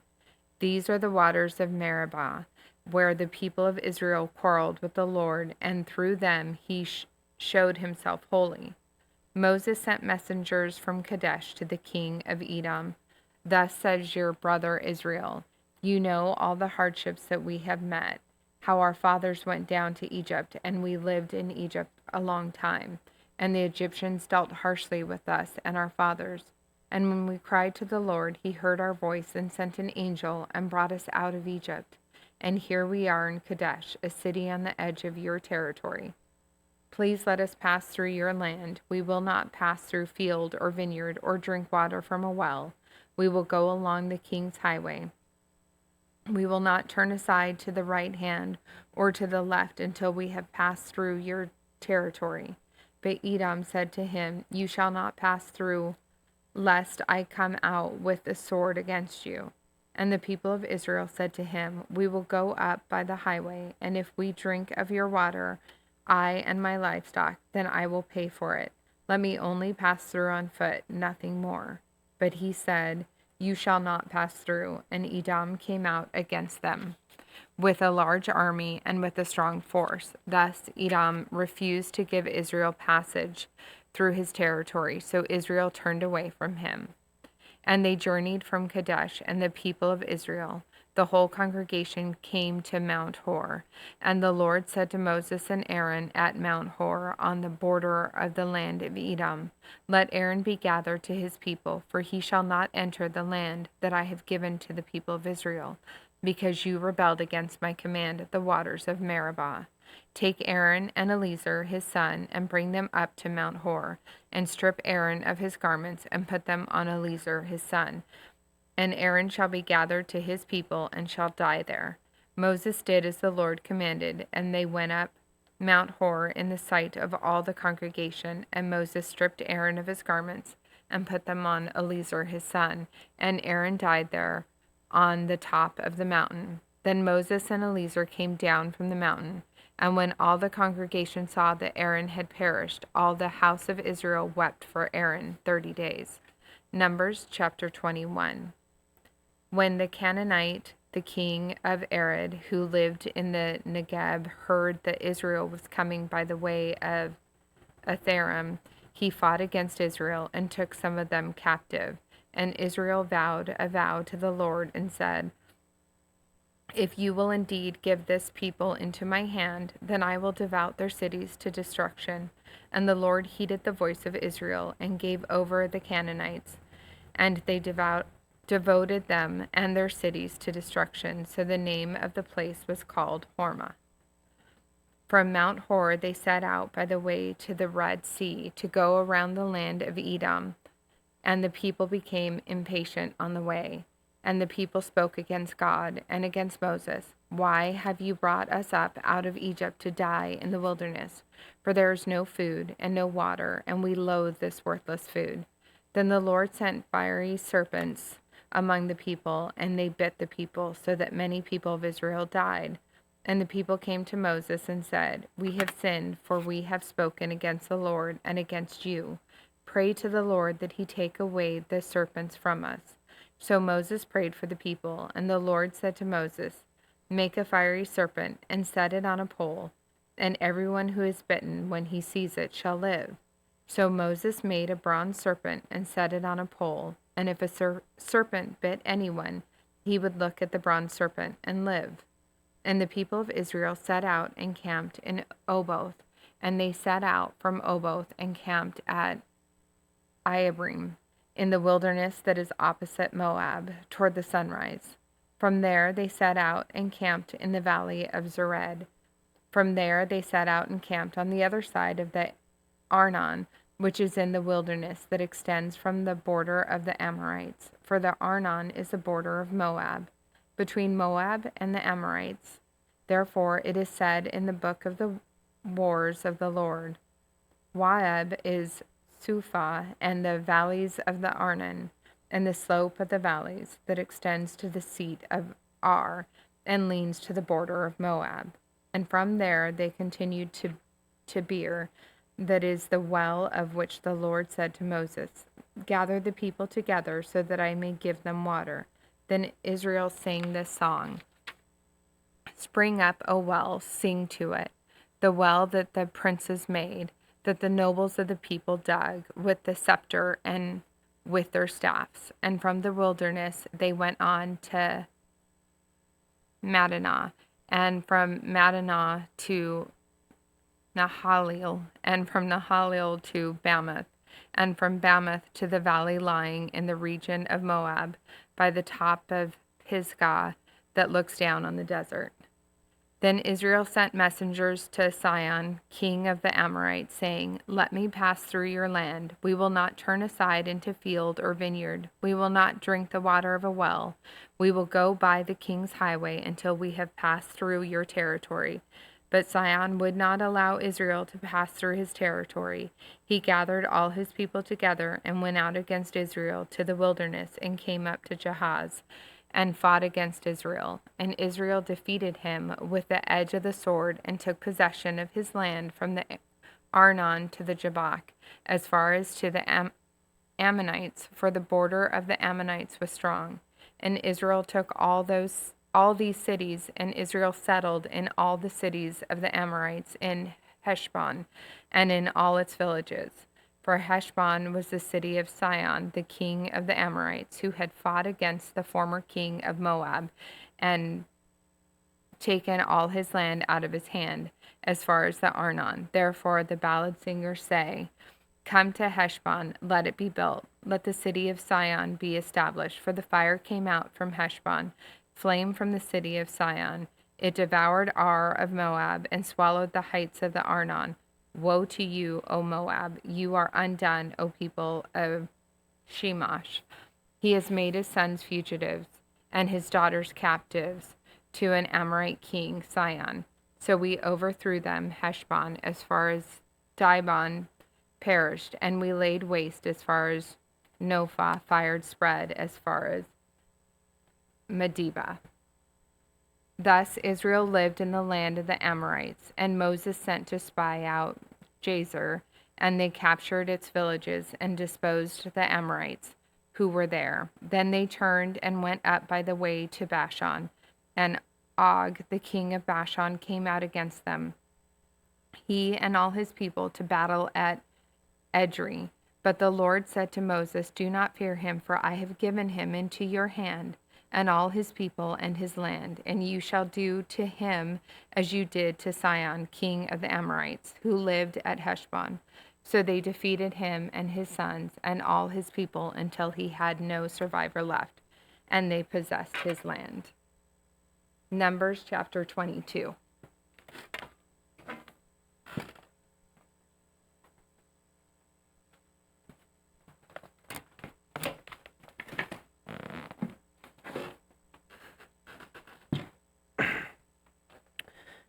Numbers 22.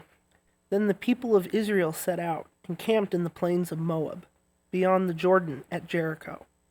And Balak, the son of Zippor, saw all that Israel had done to the Amorites. And Moab was in great dread of the people, because there were many.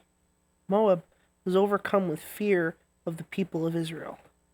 And Moab said to the elders of Midian, "This horde will now lick up all that is around us, as the ox licks up the grass of the field."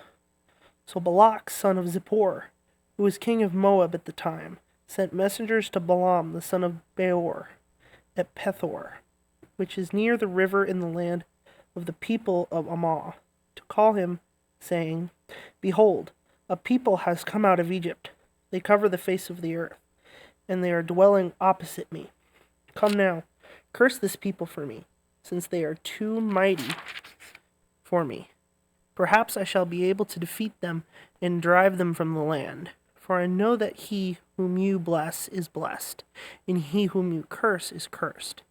So the elders of Moab and the elders of Midian departed with their fees for divination in their hand. And they came to Balaam and gave him Balak's message. And he said to them, "Lodge here tonight, and I will bring back word to you, as the Lord speaks to me." So the princes of Moab stayed in Balaam. And God came to Balaam and said, "Who are these men with you?" And Balaam said to God, "Balak the son of Zippor, king of Moab, has sent me, saying, Behold, a people has come out of Egypt, and it covers the face of the earth. Now come, curse them for me. Perhaps I shall be able to fight against them and drive them out." God said to Balaam, "You shall not go with them. You shall not curse the people, for they are blessed." So Balaam rose in the morning and said to the princes of Balak, "Go to your own land, for the Lord has refused to let me go with you." So the princes of Moab rose and went to Balak and said, "Balaam refuses to come with us." Once again Balak sent princes, more in number and more honorable than these. And they came to Balaam and said to him, "Thus says Balak the son of Zippor, Let nothing hinder you from coming to me, for I will surely do you great honor, and whatever you say to me I will do. Come, curse this people for me." But Balaam answered and said to the servants of Balak, "Though Balak were to give me his house full of silver and gold, I could not go beyond the command of the Lord my God to do less or more. So you, too, please stay here tonight, that I may know what more the Lord will say to me." And God came to Balaam at night and said to him, "If these men have come to call you, rise, go with them, but only do what I tell you." So Balaam rose in the morning and saddled his donkey and went with the princes of Moab. Balaam's donkey and the angel. But God's anger was kindled because he went, and the angel of the Lord took his stand in the way of his adversary. Now he was riding on the donkey, and his 2 servants were with him. And the donkey saw the angel of the Lord standing in the road, with a drawn sword in his hand. And the donkey turned aside out of the road and went on to the field. And Balaam struck the donkey to turn her to the road. Then the angel of the Lord stood in a narrow path between the vineyards, with a wall on either side. And when the donkey saw the angel of the Lord, she pushed against the wall and pressed Balaam's foot against the wall. So he struck her again. Then the angel of the Lord went ahead and stood in a narrow place, where there was no way to turn either to the right or to the left.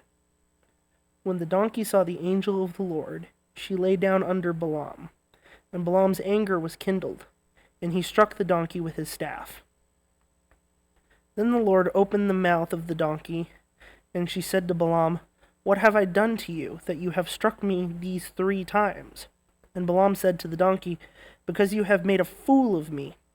I wish I had a sword in my hand, for then I would kill you." And the donkey said to Balaam, "Am I not your donkey, on which you have ridden all your life long to this day? Is it my habit to treat you this way?" And he said, "No." Then the Lord opened the eyes of Balaam, and he saw the angel of the Lord standing in the way, with his drawn sword in hand. And he bowed down and fell on his face. And the angel of the Lord said to him, Why have you struck your donkey these 3 times? Behold, I have come out to oppose you, because your way is perverse before me.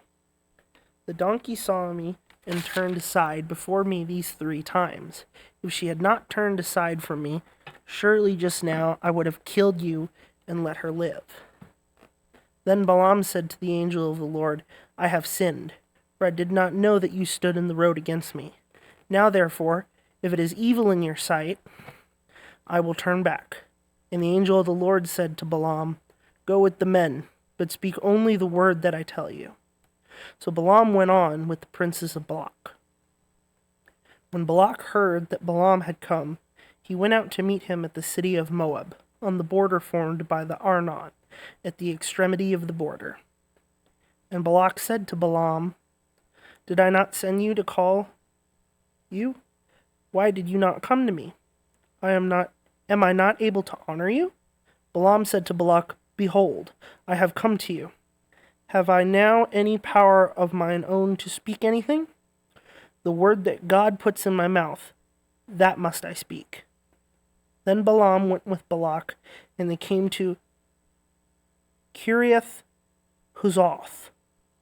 And Balak sacrificed oxen and sheep, and sent for Balaam and for the princes who were with him. And in the morning Balak took Balaam, and brought him up to Bamoth Baal. And from there he saw a fraction of the people. 23. Balaam's first oracle. And Balaam said to Balak, Build for me here 7 altars, and prepare for me here 7 bulls and 7 rams. Balak did as Balaam had said, and Balak and Balaam offered on each altar a bull and a ram. And Balaam said to Balak, Stand beside your burnt offering, and I will go. Perhaps the Lord will come to meet me, and whatever he shows me, I will tell you. And then he went to a bare height, and God met Balaam. And Balaam said to him, I have arranged the 7 altars, and I have offered on each altar a bull and a ram. And the Lord put a word in Balaam's mouth and said, Return to Balak, and thus you shall speak. And he returned to him, and behold, he and all of the princes of Moab were standing beside his burnt offering. And Balaam took up his discourse and said, From Aram Balak has brought me, the king of Moab from the eastern mountains. Come, curse Jacob for me, and come, denounce Israel. How can I curse whom God has not cursed? How can I denounce whom the Lord has not denounced? From the top of the crags I see him, from the hills I behold him. Behold, a people dwelling alone, and not counting itself among the nations. Who can count the dust of Jacob, or number 4th part of Israel? Let me die the death of the upright, and let my end be like his. And Balak said to Balaam, What have you done to me?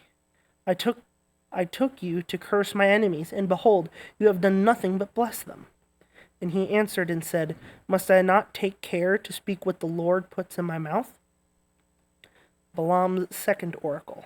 And Balak said to him, Please come with me to another place, from which you may see them. You shall see only a fraction of them, and shall not see them all. Then curse them for me from there. And he took him to the field of Zophim, to the top of Pisgah, and built 7 altars, and offered a bull and a ram on each altar. Balaam said to Balak, Stand here beside your burnt offering, while I meet the Lord over there. And the Lord met Balaam, and put a word in his mouth, and said, Return to Balak, and thus shall you speak. Then he came to him, and behold, he was standing beside his burnt offering, and the princes of Moab with him. And Balak said to him, Was that the Lord spoken? And Balaam took up his discourse, and said, Rise, Balak, and hear. Give ear to me, O son of Zippor. God is not a man, that he should lie, or a son of man, that he should change his mind. Has he said, and will he not do it? Or has he spoken, and will he not fulfill it? Behold, I received a command to bless. He has blessed, and I cannot revoke it. He has not beheld misfortune in Jacob, nor has he seen trouble in Israel. The Lord their God is with them, and the shout of a king is among them. God brings them out of Egypt, and is for them like the horns of the wild ox. For there is no enchantment against Jacob, no divination against Israel. Now it shall be said of Jacob and Israel, what God has wrought. Behold, a people, as a lioness it rises, and as a lion it lifts itself. It does not lie down until it has devoured the prey and drunk the blood of the slain. And Balak said to Balaam, do not curse them at all, and do not bless them at all. But Balaam answered Balak, did I not tell you all that the Lord says, and I must do? And Balak said to Balaam, come now, I will take you to another place. Perhaps it will please God that you may curse them for me from there. So Balak took Balaam to the top of Peor, which overlooks the desert. And Balaam said to Balak, build for me here 7 altars, and prepare for me here 7 bulls and 7 rams. And Balak did as Balaam had said, and offered a bull and a ram on each altar. When Balaam saw that it pleased the Lord to bless Israel, he did not go, as at other times, to look for omens, but set his face towards the wilderness. And Balaam lifted his eyes and saw Israel camping tribe by tribe. And the Spirit of God came upon him, and he took up his discourse, and said, the oracle of Balaam, the son of Beor, the oracle of the man whose eye is opened, the oracle of him who hears the words of God, who sees the vision of the Almighty, falling down with his eyes uncovered. How lovely are your tents, O Jacob, your encampments, O Israel, like palm groves that stretch afar, like gardens beside a river, like aloes that the Lord has planted, and like cedar trees beside the waters. Water shall flow from his buckets, and his seed shall be in many waters.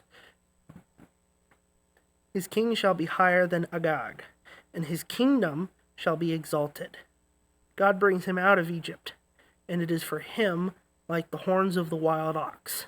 He shall eat up nations, his adversaries, and break their bones in pieces, and pierce them through with arrows.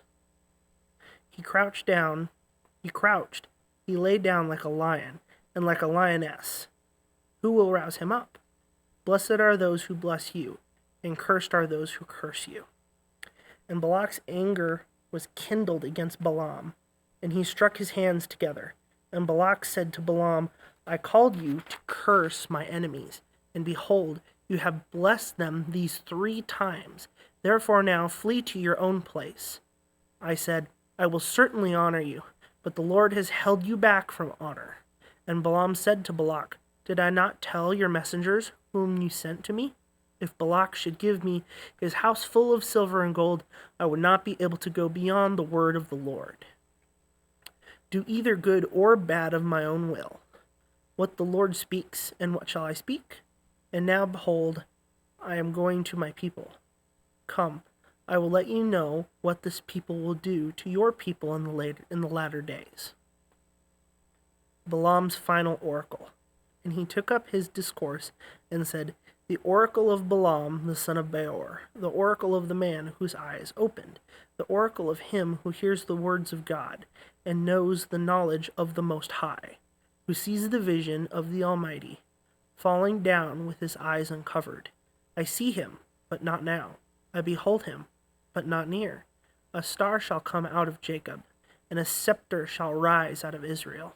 It shall crush the forehead of Moab, and break down all the sons of Sheth. Edom shall be dispossessed. Seir also, his enemies, shall be dispossessed. Israel is doing valiantly, and one from Jacob shall excise dominion and destroy the survivors of cities.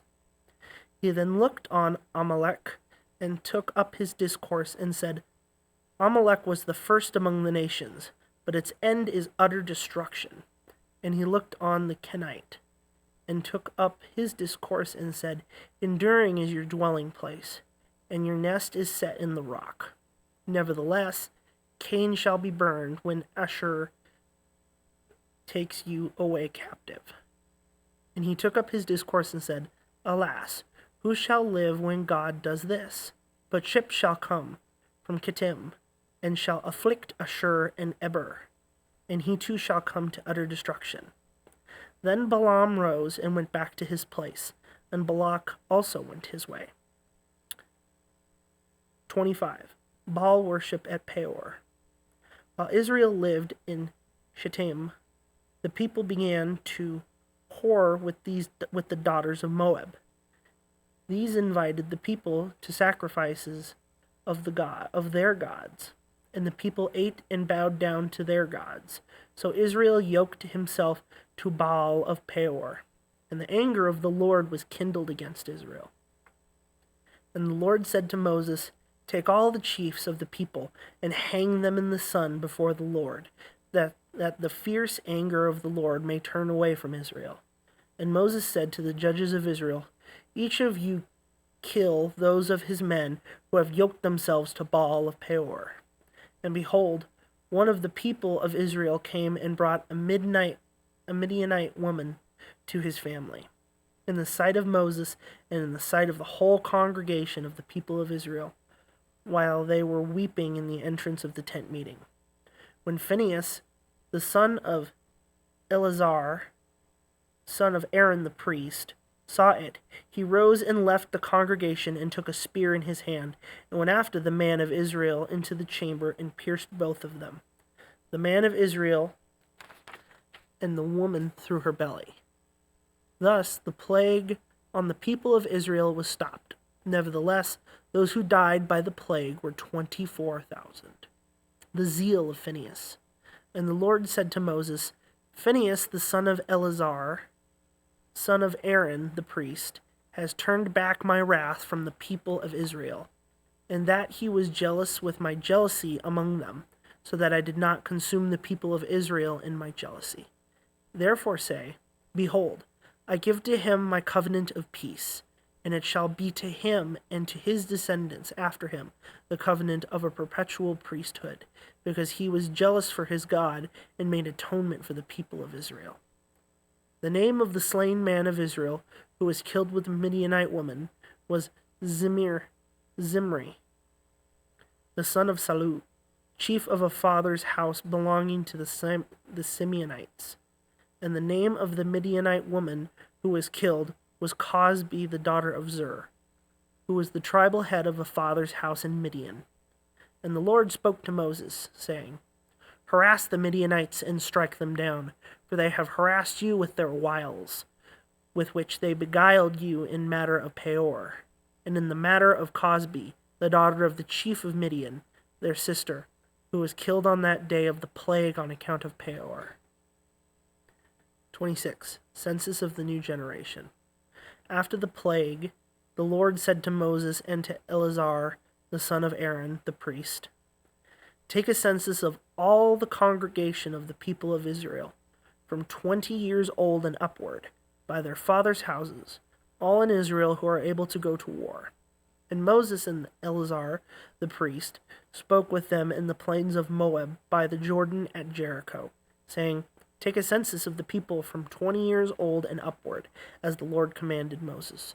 The people of Israel who came out of the land of Egypt were Reuben, the firstborn of Israel, the sons of Reuben, of Hanok, the clan of the Hanokites, of Palu, the clan of the Paluites, of Hezron, the clan of the Hezronites, of Carmi, the clan of the Carmites.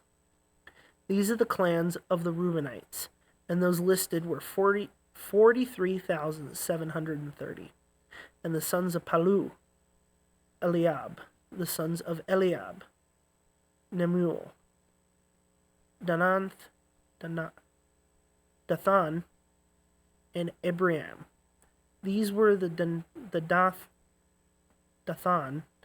and Abiram, chosen from the congregation, who contended against Moses and Aaron in the company of Korah, when they contended against the Lord. And the earth opened its mouth and swallowed them up together with Korah. When the company died, when the fire devoured 250 men, and they became a warning. But the sons of Korah did not die. The sons of the Simeon according to their clans, of Nemuel, the clans of the Nemuelites, of Jamin, the clan of the Jaminites, of Jachin, the clan of the Jachinites, of Zerah, of the clan of the Zerites, of Shaul, of the clan of the Shaulites.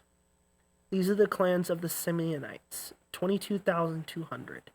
The sons of Gad according to their clans, of Zephon, the clan of the Zephonites, of Haggi, the clan of the Haggites, of Shuni, the clan of the Shunites, of Ozni, the clan of the Oznites, of Eri, the clan of the Erites, of Arad, the clan of the Aradites, of Ariel, the clan of the Arielites. These are the clans of the sons of Gad. They were listed, 40,500. The sons of Judah were and Onan. And and Onan died in the land of Canaan. And the sons of Judah according to their clans were of Shelah and the clan of the Shelanites, of Perez, the clan of the Perezites, of Zerah, the clan of the Zerahites. And the sons of Perez were of Hezron, the clan of the Hezronites, of Hamul, the clan of the Hamulites. These are the clans of Judah, as they were listed, 76,500. The sons of Issachar, according to their clans, of Tolah, the clan of the Tolaites, of Puvah, the clan of the Punites, of Jashub, the clan of the Jashubites, of Shimron, the clan of the Shimronites. These are the clans of Issachar, and they were listed, 64,300. The sons of Zebulun, according to their clans, of Sered, the clan of the Seredites, of Elon, the clan of the Elonites, of Jaleel, the clan of the Jaleelites. These are the clans of the Zebulunites, as they were listed, 60,500. The sons of Joseph according to their clans, Manasseh and Ephraim.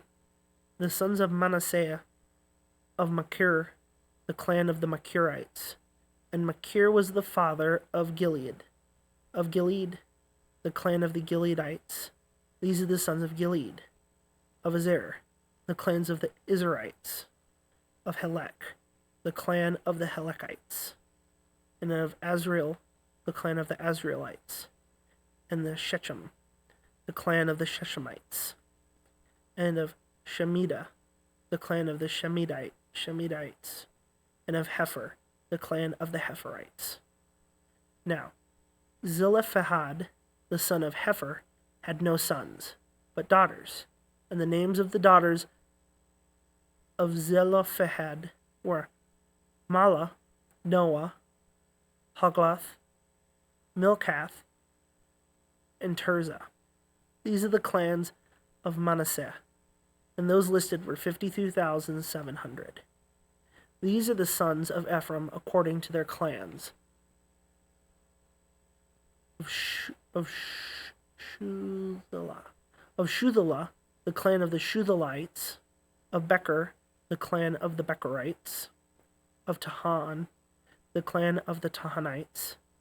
And these are the sons of Shuleath, the Iran, the clan of the Aranites. These are the clans of the sons of Ephraim, and they were listed, 32,500. And these are the sons of Joseph according to their clans. The sons of Benjamin according to their clans. Of Bela, the clan of the Belites. Of Ashbel, the clan of the Ashbelites. Of Aram, the clan of the Aramites. Of Shephufam, the clan of the Shephumites. Of Hufam, the clan of the Hufamites. And the sons of Bela were Ard and Naaman. Of Ard, the clan of the Ardites. Of Naaman, the clan of the Naamites. These are the sons of Benjamin according to their clans, and those listed were 45,600. These are the sons of Dan according to their clans. Of Shuham, the clan of the Shuhamites. These are the clans of Dan according to their clans. All the clans of the Shuhamites, as they were listed, were 64,400. The sons of Asher according to their clans. Of Imnah, the clan of the Imnites.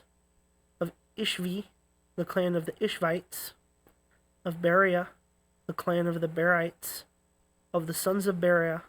Of Heber, the clan of the Heberites. Of Machil, the clan of the Machalites. And the name of the daughter of Asher was Sarah. These were the clans of the sons of Asher as they were listed, 53,400. The sons of Naphtali, according to their clans. Of Jaziel, the clan of the Jazielites. Of Guni, the clan of the Gunites. Of Jezer, the clan of the Jezerites. Of Shalem, the clan of the Shalemites. These are the clans of Naphtali, according to their clans, and those listed were 45,400. This was the list of the people of Israel, 601,730.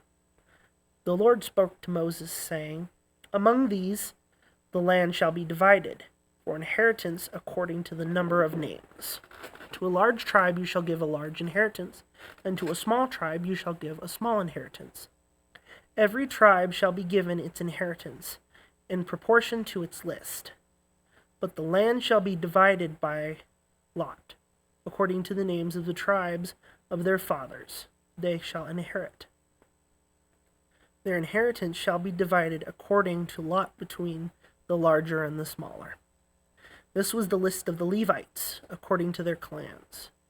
Of Gershon, the clan of the Gershonites. Of Kohath, the clan of the Kohathites. Of Merari, the clan of the Merarites. These are the clans of Levi, the clan of the Libanites, the clan of the Hebronites, the clan of the Malites, the clan of the Mushites, the clan of the Korathites. And Kohath was the father of Amram. The name of Amram's wife was Jochebed, the daughter of Levi, who was born to Levi in Egypt. And she bore to Amram Aaron and Moses and Miriam their sister. And to Aaron were born Nadab, Abihu, Elzar, and Ithamar. But Nadab and Abihu died when they offered unauthorized fire before the Lord.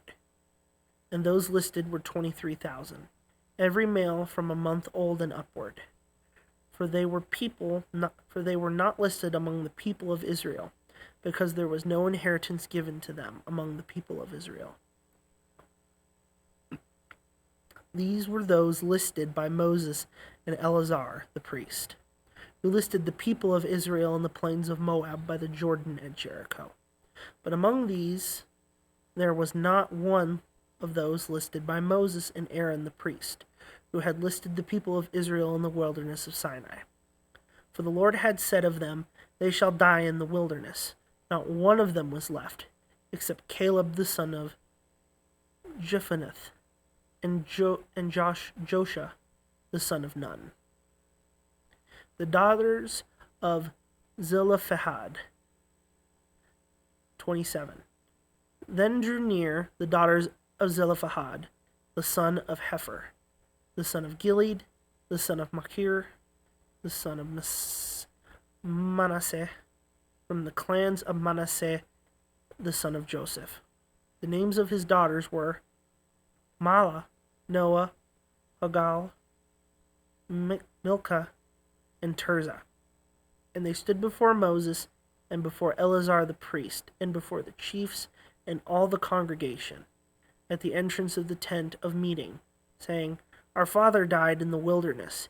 He was not among the company of those who gathered themselves together against the Lord in the company of Korah, but died for his own sin, and he had no sons.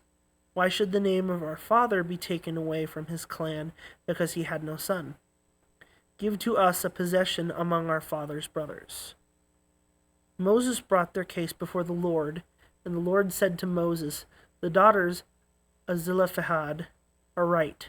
You shall give them possession of an inheritance among their father's brothers, and transfer the inheritance of their father to them. And you shall speak to the people of Israel, saying, If a man dies and has no son, then you shall transfer his inheritance to his daughter.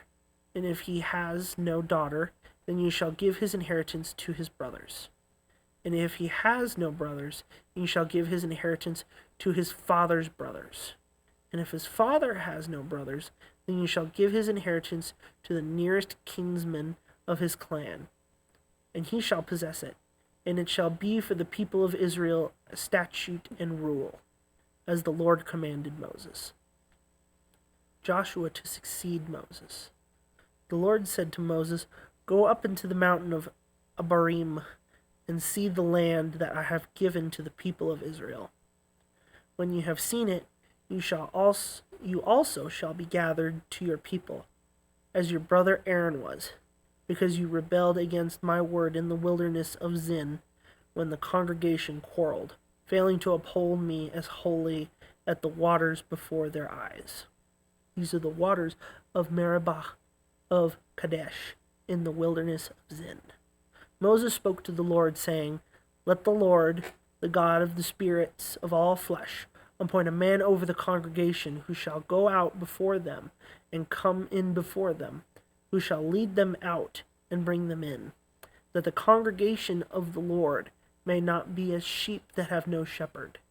So the Lord said to Moses, "Take Joshua the son of Nun, a man in whom is the Spirit, and lay your hand on him. Make him stand before Eleazar the priest and all the congregation, and you shall commission him in their sight. You shall invest him with some of your authority, that all the congregation of the people of Israel may obey. And he shall stand before Eleazar the priest, who shall inquire for him by judgment of the offering of new grain to the Lord at your feast of weeks. You shall have a holy convocation. You shall not do any ordinary work, but offer a burnt offering with a pleasing aroma to the Lord. 2 bulls from the herd, 1 ram, 7 male lambs a year old. Also their grain offering of fine flour mixed with oil, 3/10 of an ephah for each bull, 2/10 for 1 ram, 1/10 for each of the 7 lambs, with 1 male goat to make atonement for you. Besides the regular burnt offering and its grain offering, you shall offer them and their drink offering. See that they are without blemish.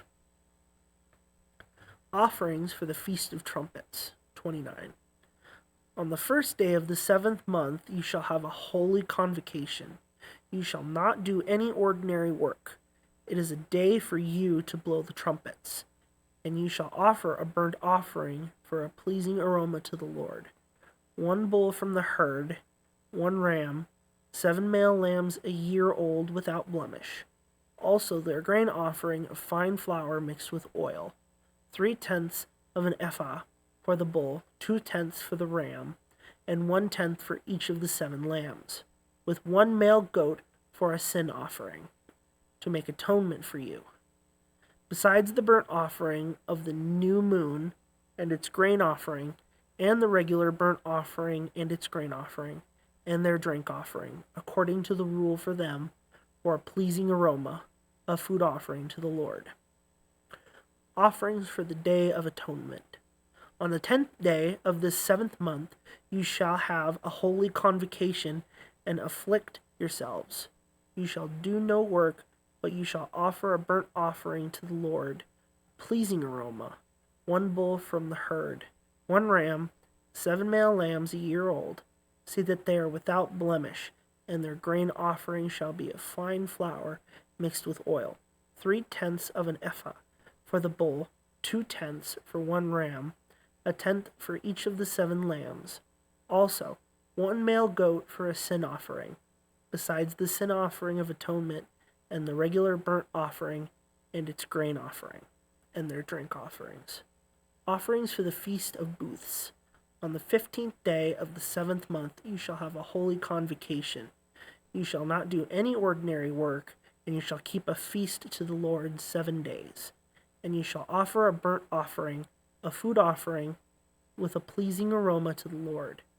13 bulls from the herd, 2 rams, 14 male lambs a year old. They shall be without blemish. And their grain offering of fine flour mixed with oil, 3/10 of an ephah for each of the 13 bulls, 2/10 for each of the 2 rams, and 1/10 for each of the 14 lambs. Also 1 male goat for a sin offering, besides the regular burnt offering, its grain offering, and its drink offering. On the 2nd day 12 bulls from the herd, 2 rams, 14 male lambs a year old without blemish, with the grain offering and the drink offering for the bulls, for the rams, and for the lambs, in the prescribed quantities. Also 1 male goat for a sin offering, besides the regular burnt offering and its grain offering, and their drink offerings. On the 3rd day 11 bulls, 2 rams, 14 male lambs, a year old without blemish, with the grain offering and the drink offering for the bulls, for the rams, and for the lambs, in the prescribed quantities. Also 1 male goat for a sin offering, besides the regular burnt offering and its grain offering and its drink offering. On the 4th day 10 bulls, 2 rams, 14 male lambs, a year old without blemish, and with the grain offering and the drink offering for the bulls, for the rams, and for the lambs, in the prescribed quantities. Also 1 male goat for a sin offering, besides the regular burnt offering, its grain offering, and its drink offering. On the 5th day 9 bulls, 2 rams, 14 male lambs a year old without blemish, with the grain offering and the drink offerings for the bulls, for the rams, and for the lambs, in the prescribed quantities. Also 1 male goat for a sin offering, besides the regular burnt offering and its grain offering and its drink offering.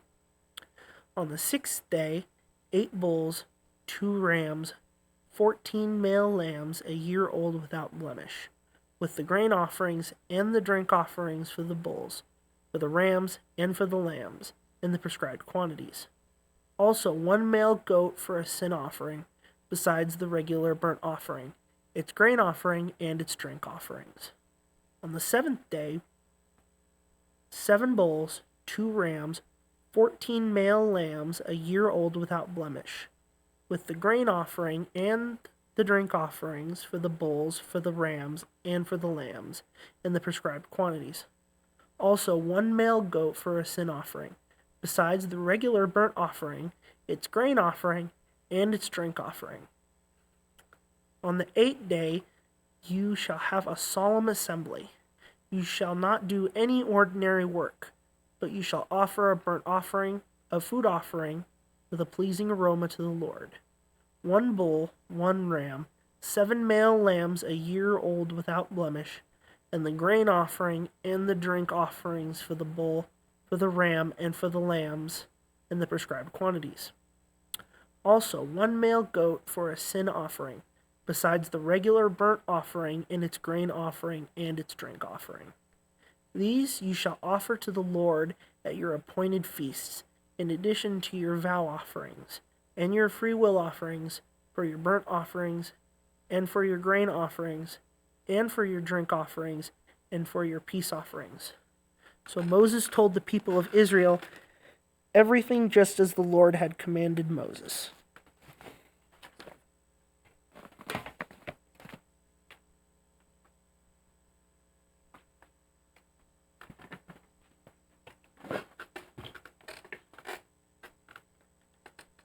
Numbers chapter 30. Moses spoke to the heads of the tribes of the people of Israel, saying, "This is what the Lord has commanded. If a man vows a vow to the Lord, or swears an oath to bind himself by a pledge, he shall not break his word. He shall do according to all that proceeds out of his mouth." Women and vows. If a woman vows a vow to the Lord and binds herself by a pledge while within her father's house in her youth, and her father hears of her vow and of her pledge by which she has bound herself and says nothing to her, then all her vows shall stand, and every pledge by which she has bound herself shall stand. But if her father opposes her on the day that he hears of it, no vow of hers or no pledge by which she has bound herself shall stand. And the Lord will forgive her, because her father opposed her. If she marries a husband while under her vows, or any thoughtlessness, utterance of her lips by which she has bound herself, and her husband hears of it and says nothing to her on the day that he hears, then her vow shall stand, and her pledges by which she has bound herself shall stand. But if on the day that her husband comes to hear of it, he opposes her, then he makes void her vow that was on her, and the thoughtless utterance of her lips by which she bound herself, and the Lord will forgive her. But any vow of a widow or of a divorced woman, anything by which she has bound herself, shall stand against her. And if she vowed in her husband's house or bound herself by a pledge with an oath, and her husband heard of it and said nothing to her and did not oppose her, then all her vows shall stand, and every pledge by which she bound herself shall stand. But if her husband makes them null and void on the day that he hears them, then whatever proceeds out of her lips concerning her vows or concerning her pledge of herself shall not stand. Her husband has made them void, and the Lord will forgive her. Any vow and any binding oath to afflict herself, her husband may establish, or her husband may make void. But if her husband says nothing to her from the day to day, then he establishes all her vows or all her pledges that are upon her. He has established them because he had said nothing to her on the day that he heard of them. But if he makes them null and void after he has heard of them, then he shall bear her iniquity. These are the statutes that the Lord commanded Moses about a man and his wife, and about a father and his daughter, while she is in her youth within her father's house. Numbers chapter 31, Vengeance in Midian. The Lord spoke to Moses, saying, Avenge the people of Israel on the Midianites. Afterwards you shall be gathered to your people. So Moses spoke to the people, saying, Arm men from among you for the war, that they may go against Midian to execute the Lord's vengeance on Midian. You shall send 1,000 from each of the tribes of Israel to the war. So there were provided out of 1,000 of Israel 1,000 from each tribe, 12,000 armed for war, and Moses sent them to the war. 1,000 from each tribe, together with the Phinehas, the son of Eleazar, the priest, with the vessels of the sanctuary and the trumpets for the alarm in his hand. They warred against Midian as the Lord commanded Moses, and killed every male. They killed the kings of Midian with the rest of their slain, Evi, Rechem, Zur, Hur, and Reba, the 5 kings of Midian. And they also killed Balaam, the son of Beor, with the sword, and the people of Israel took captive the women of Midian and their little ones. And they took as plundered all their cattle, their flocks, and their goods, all their cities and the places where they lived, and all their encampments they burned with fire, and took all the soil and all the plunder, both of man and beast, and of beast. Then they brought the captives and the plunder and the spoils to Moses and to Eleazar the priest and to the congregation of the people of Israel at the camp on the plains of Moab by the Jordan or Jericho. Moses and Eleazar the priest and all the chiefs of the congregation went to meet them outside the camp, and Moses was angry with the officers of the army, the commanders of thousands and commanders of hundreds, who had come from service in the war. Moses said to them, "Have you let all the women live? Behold, these on Balaam's advice caused the people of Israel to act treacherously against the Lord in the incident of Pur. And so the plague came among the congregation of the Lord. Now therefore kill every male among the little ones, and kill every woman who has known man by living with him.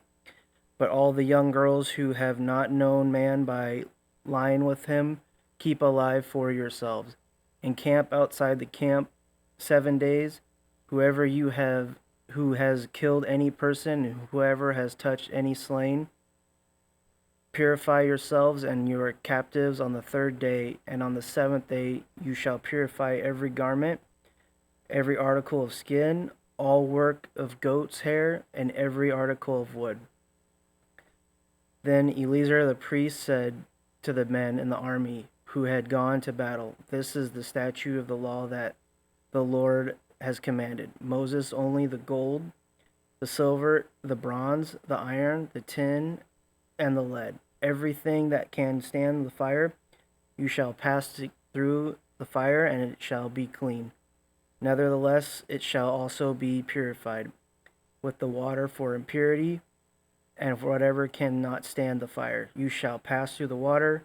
You must wash your clothes on the 7th day, and you shall be clean. And afterwards you may come into the camp." The Lord said to Moses, "Take the count of the plunder that was taken, both of man and of beast, you and Eleazar the priest, and the heads of the fathers' houses of the congregation, and divide the plunder into 2 parts between the warriors who went out to battle and all the congregation.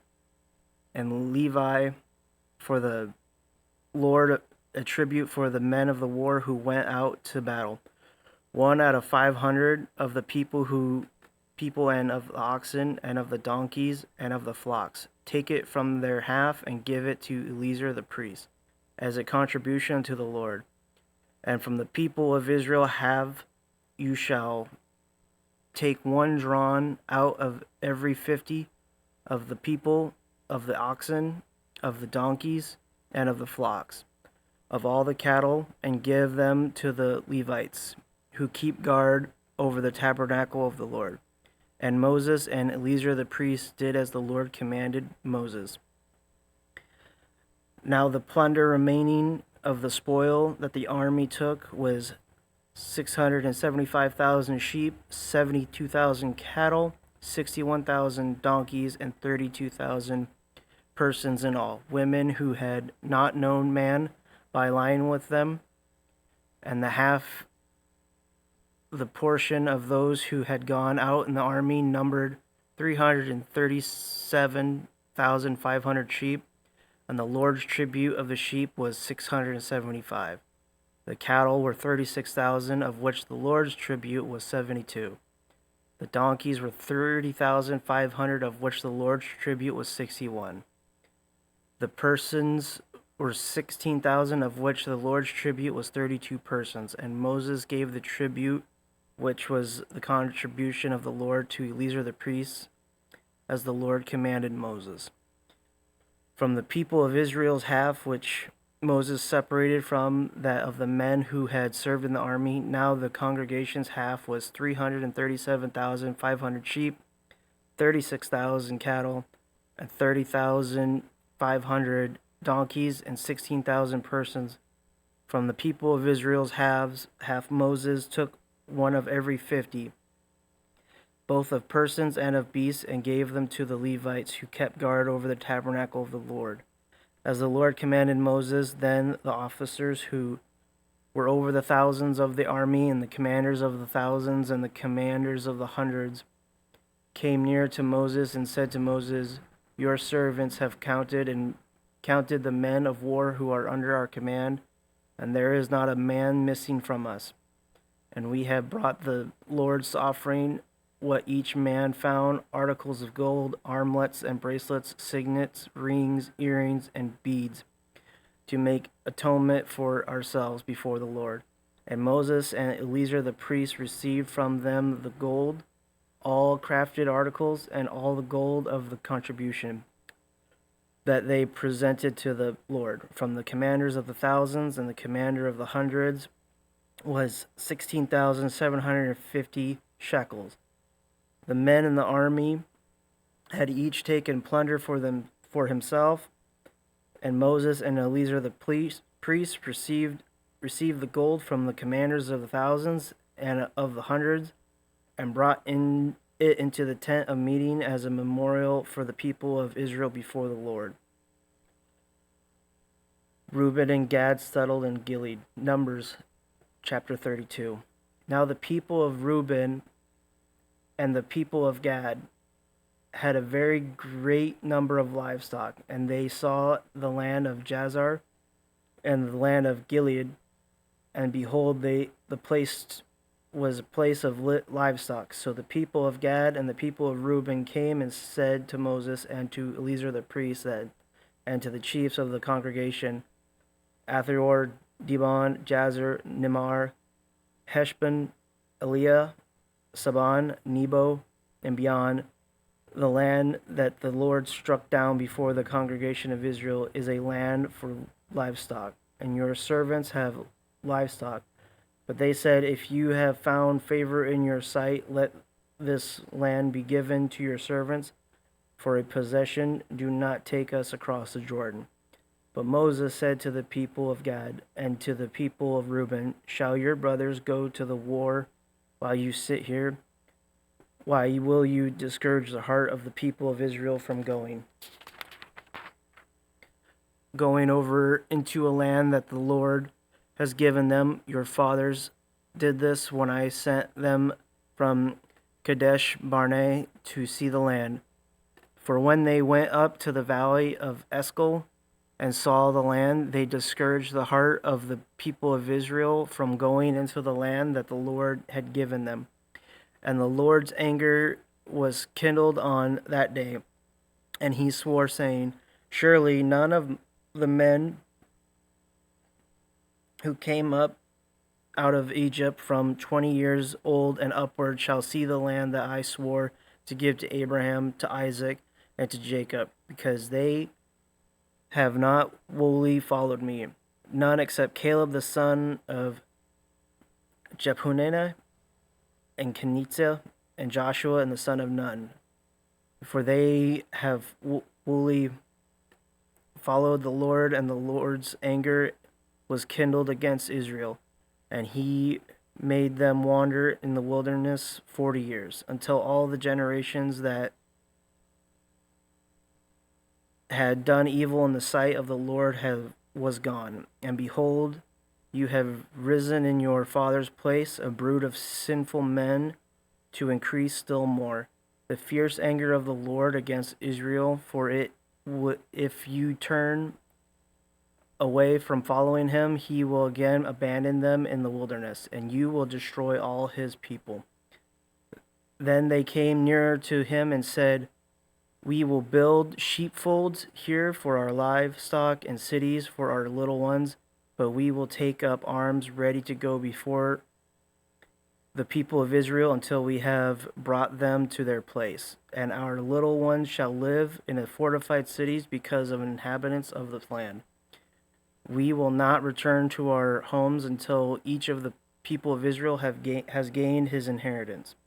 For he will not inherit with them on the other side of the Jordan and behold beyond, because our inheritance has come to us on this side of the Jordan to the east." So Moses said to them, "If you will do this, if you will take up arms to go before the Lord for the war, and every armed man of you will pass over the Jordan before the Lord until he has driven out his enemies from before him.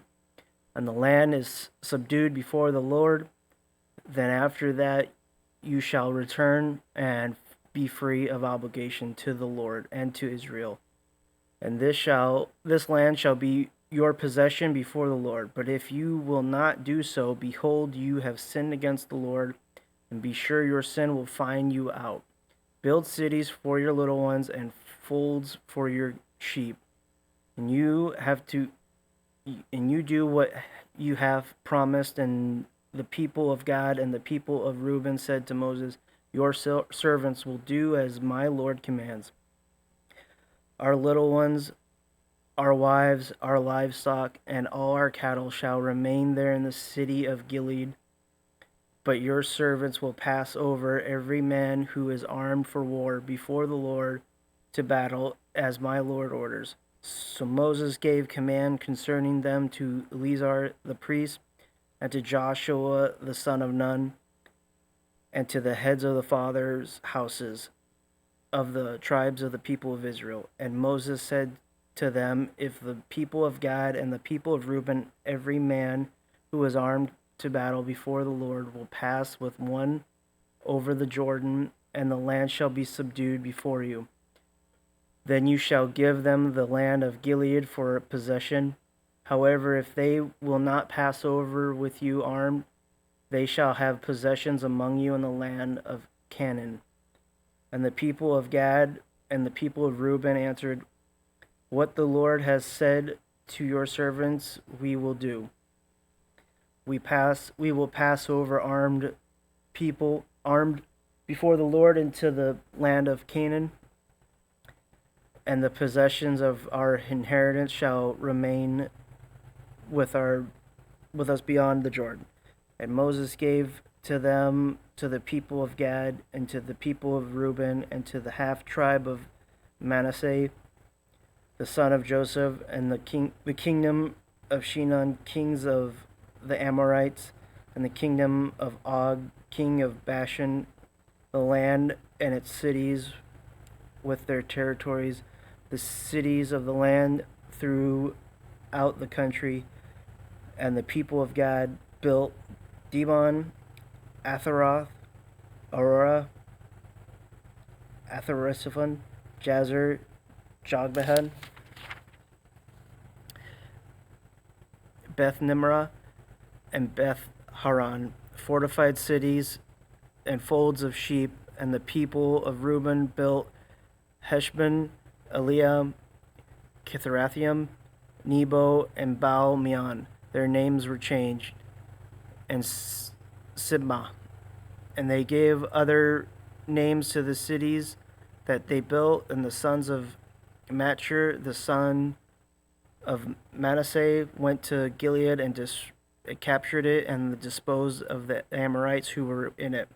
And Moses gave Gilead to Machir, the son of Manasseh, and he settled in it. And Jair, the son of Manasseh, went and captured their villages and called them Havoth Jair. And Noba went and captured Kenatheth and his villages and called it Nobar, after his own name. Recounting Israel's journey, Numbers chapter 33. These are the stages of the people of Israel when they went out of the land of Egypt by their companies under the leadership of Moses and Aaron. Moses wrote down their starting places, stage by stage, by command of the Lord, and these are the stages according to their starting places. They set out from Ramses in the first month, on the 15th day of the first month, on the day after the Passover. The people of Israel went out triumphantly in the sight of all the Egyptians, while the Egyptians were bearing all their firstborn, whom the Lord had struck down among them on their gods. Also the Lord executed judgments.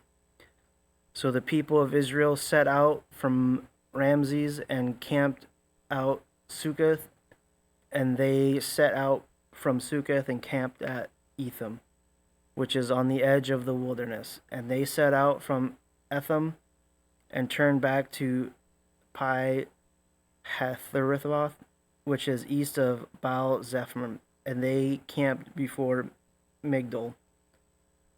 And they set out from before Hagarithmoth and passed through the midst of the sea into the wilderness, and they went a 3 days' journey in the wilderness of Etham and camped at Mahar. And they set out from Mahar and came to Eliam.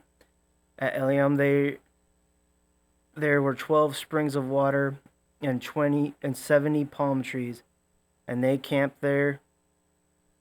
And they set out from Elam and camped by the Red Sea. And they set out from the Red Sea and camped in the wilderness of Sin. And they set out from the wilderness of Sin and camped at Dophkah. And they set out from Dophkah and camped at Alush. And they set out from Alush and camped at Rephidim, where there was no water for the people to drink. And they set out from Rephidim and camped into the wilderness of Sinah. And they set out from the wilderness of Sinah and camped at Kibroth Hattava. And they set out from Kibroth Hattava and camped at Hazeroth. And they set out from Hazeroth and camped at Rithmah. And they set out from Rithmah and camped at Rimmon Perez. And they set out from Rimmon Perez and camped at Libnah. And they set out from Libnah and camped at Risha. And they set out from Risha and camped at Kethalathath. And they set out from Kethalatha and camped at Mount Shepher. And they set out from Mount Shepher and camped at Harada. And they camped out, and they set out from Harada and camped at Machhiloth. And they set out from Machhiloth and camped at Tahatha. And they set out from Tahath and camped at Tarar. And they set out from Tarar and camped at Mithkah. And they set out from Mithkah and camped at Hashmonah. And they set out from Hashmonah and camped at Mosrath. And they set out from Mosrath and camped at Ben-Jacan. And they set out from Ben-Jacan and camped at Hor Hagadad. And they set out from Hor Hagadad and camped at Jabbatha. And they set out from Jabbatha and camped at Aboron. And they set out from Aboron and camped at Ezon-Geber. And they set out from Ezon-Geber and camped in the wilderness of Zin, that is Kadesh. And they set out from Kadesh and camped at Mount Hor, on the edge of the land of Edom. And Aaron the priest went up Mount Hor at the command of the Lord and died there in the 40th year after the people of Israel had come out of the land of Egypt, on the first day of the 5th month. And Aaron was 123 years old when he died on Mount Hor. And the Canaanite, the king of Arad, who lived in the Negeb, in the land of Canaan, heard of the coming of the people of Israel, and they set out from Mount Hor and camped at Zalmunna.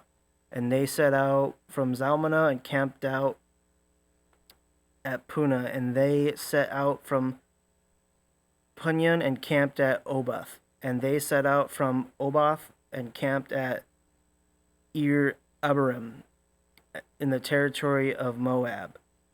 And they set out from Iriam and camped at Dibon-Gad. And they set out from Dibon-Gad and camped at Almon-Digameth. And they set out from Almon-Dibalgamithim, camped in the mountains of Abarim before Nebo. And they set out from the mountains of Arabim and camped to the plains of Moab, by the Jordan at Jericho. They camped by the Jordan from Beth Jeshimoth, as far as Abel Shittimith in the plains of Moab. Drive out the inhabitants. And the Lord spoke to Moses in the plains of Moab by the Jordan at Jericho, saying, Speak to the people of Israel and say to them, When you pass over the Jordan into the land of Canaan, then you shall drive out all the inhabitants of the land from before you and destroy all their figured stones and destroy all their metal images and demolish all their high places. And you shall take possession of the land and settle in it. For I have given you the land to you to possess it. You shall inherit the land by lot according to your clans. To a large tribe you shall give a large inheritance, and to a small tribe you shall give a small inheritance. Wherever the lot falls for anyone, that shall be his. According to the tribes of your fathers you shall inherit. But if you do not drive out the inhabitants of the land from before you, then those of them whom you let remain shall be as barbs in your eyes and thorns in your sides, and they shall trouble you in the land where you dwell, and I will do to you as I thought to do to them. Numbers chapter 34. The Lord spoke to Moses, saying, Command the people of Israel and say to them, When you enter the land of Canaan, this is the land that shall fall to you for an inheritance, the land of Canaan as defined by its borders. Your south side shall be from the wilderness of Zin alongside Edom, and your southern border shall run from the end of the Salt Sea on the east, and your borders shall turn south of the ascent of Acharimabib and cross the Zin, and its limit shall be south of the Kadesh Barnea. Then it shall go on to Hazar Adar and pass along to Asmon. And the border shall run from Asmon to the brook of Egypt, and its limit shall be to the sea. For the western border you shall have the great sea and its coast. This shall be your western border. This shall be your northern border from the great sea. You shall draw a line to Mount Hor. From Mount Hor you shall draw a line to Lebo Hamath, and the limit of the border shall be at Ziddah. Then the book shall extend to Ziphron, and its limit shall be at Hazar Enan.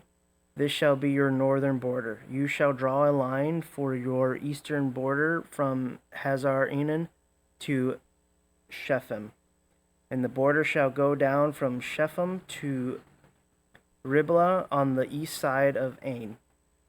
And the border shall go down and reach to the shoulder of the sea of Chinnereth on the east. And the border shall go down to the Jordan, and its limit shall be at the Salt Sea. This shall be your land as defined by the borders all around.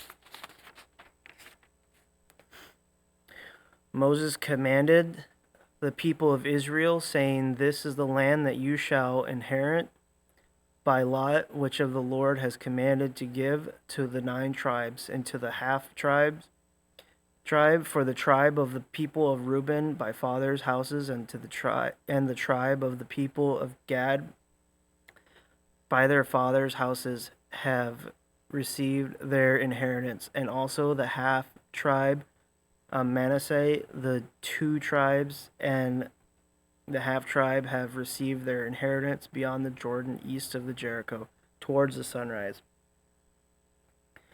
The Lord spoke to Moses, saying, These are the names of the men who shall divide the land of you for inheritance, Eleazar the priest and Joshua the son of Nun.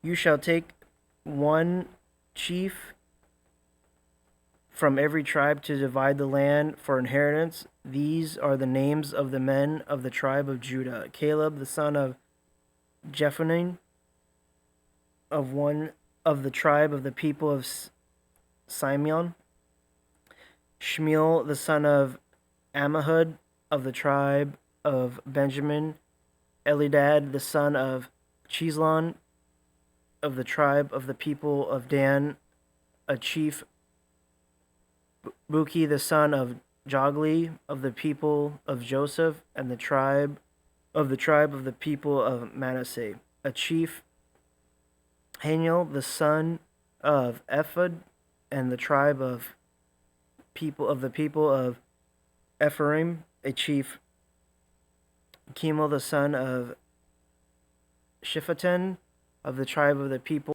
of Zebulun, a chief; Elisaphan the son of Parnak, of the tribe of the people of Icarus, a chief; Patiel the son of Azan, and of the tribe of the people of Asher, a chief; Ahud the son of Shilom, of the tribe of the people of Naphtali, a chief; Pedahel the son of Ammihud. These are the men whom the Lord commanded to divide the inheritance of the people of Israel in the land of Canaan. Numbers chapter 35. The Lord spoke to Moses in the plains of Moab by the Jordan at Jericho, saying, "Command the people of Israel to give to the Levites some of the inheritance of their possession, as cities for them to dwell in, and you shall give to the Levites pasture lands around the cities, and cities shall be theirs to dwell in, and their pasture lands shall be for their cattle and for their livestock and for all their beasts. The pasture lands of the city which you shall give to the Levites shall reach from the wall of the city outward 1,000 cubits all around, and you shall measure outside the city. On the east side 2,000 cubits, and on the south side 2,000 cubits, and on the west side 2,000 cubits, and on the north side 2,000 cubits. The city being in the middle, this shall belong to them as pasture land for their city. The cities that you give to the Levites shall be the 6 cities of refuge, where you shall permit the manslayer to flee. In addition, to them you shall give 42 cities. All the cities that you give to the Levites shall be 48 with their pasture lands. And as for the cities that you shall give from the possession of the people of Israel, from the larger tribe you shall take many, and from the smaller tribes you shall take few, each in proportion to the inheritance that it inherits shall give to the cities of Levites. And the Lord spoke to Moses, saying, "Speak to the people of Israel and say to them, when you cross the Jordan into the land of Canaan, then you shall select cities to be cities of refuge, and for you, that the manslayer who kills any person without intent may flee there. The city shall be your refuge, shall be for you a refuge from the avenger, that the manslayer may not die until he stands before the congregation for judgment. And the cities that you give shall be your 6 cities of refuge. You shall give 3 cities beyond the Jordan, and 3 cities in the land of Canaan, to be cities of refuge. These 6 cities shall be for refuge for the people of Israel, and for the stranger, and for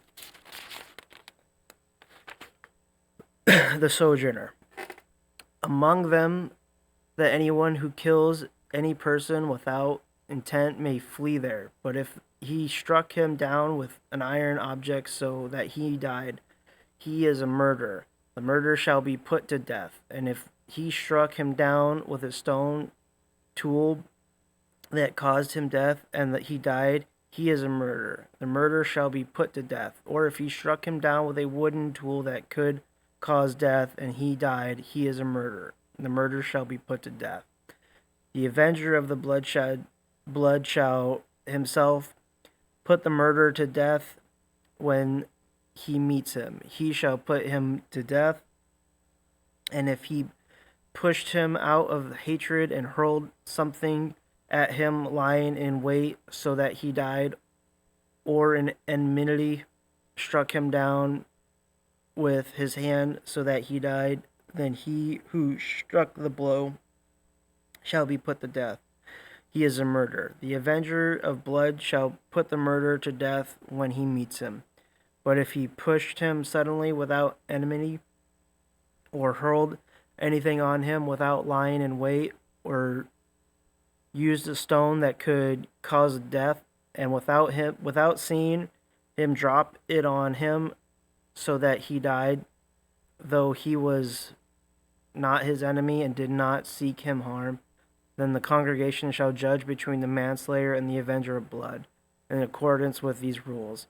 And the congregation shall rescue the manslayer from the hand of the avenger of bloodshed. And the congregation shall restore him to his city of refuge, to which he had fled, and he shall live in it until the death of the high priest, who was anointed with the holy oil. But if the manslayer shall at any time go beyond the boundaries of his city of the refuge to which he fled, and to avenge the avenger of the blood finds him outside the boundaries of the city of refuge, and the avenger of blood kills the manslayer, he shall not be guilty of blood, for he must remain in the city of refuge until the death of the high priest. But after the death of the high priest, the manslayer may return to the land of his possessions, and these things shall be for a statute and rule for you throughout your generations in all your dwelling places. If anyone kills a person, the murderer shall be put to death on the evidence of witnesses, but no person shall be put to death on the testimony of one witness. Moreover, you shall accept no ransom for the life of a murderer who is guilty of death, but he shall be put to death, and you shall accept no ransom for him who has fled to his city of refuge, that he may return to dwell in the land before the death of the high priest. You shall not pollute the land in which you live, for blood pollutes the land, and no atonement can be made for the land for the blood that is shed in it, except by the blood of the one who shed it. You shall not defile the land in which you live, in the midst of which I dwell. For I, the Lord, dwell in the midst of the people of Israel.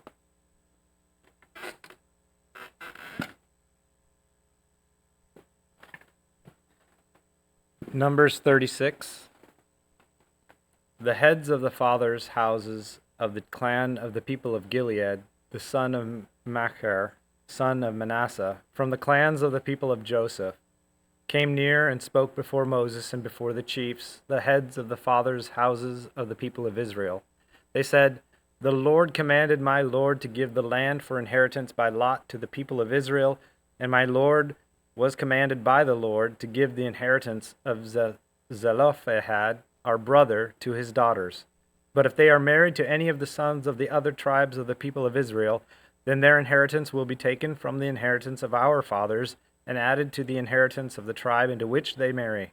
So it will be taken away from the lot of our inheritance.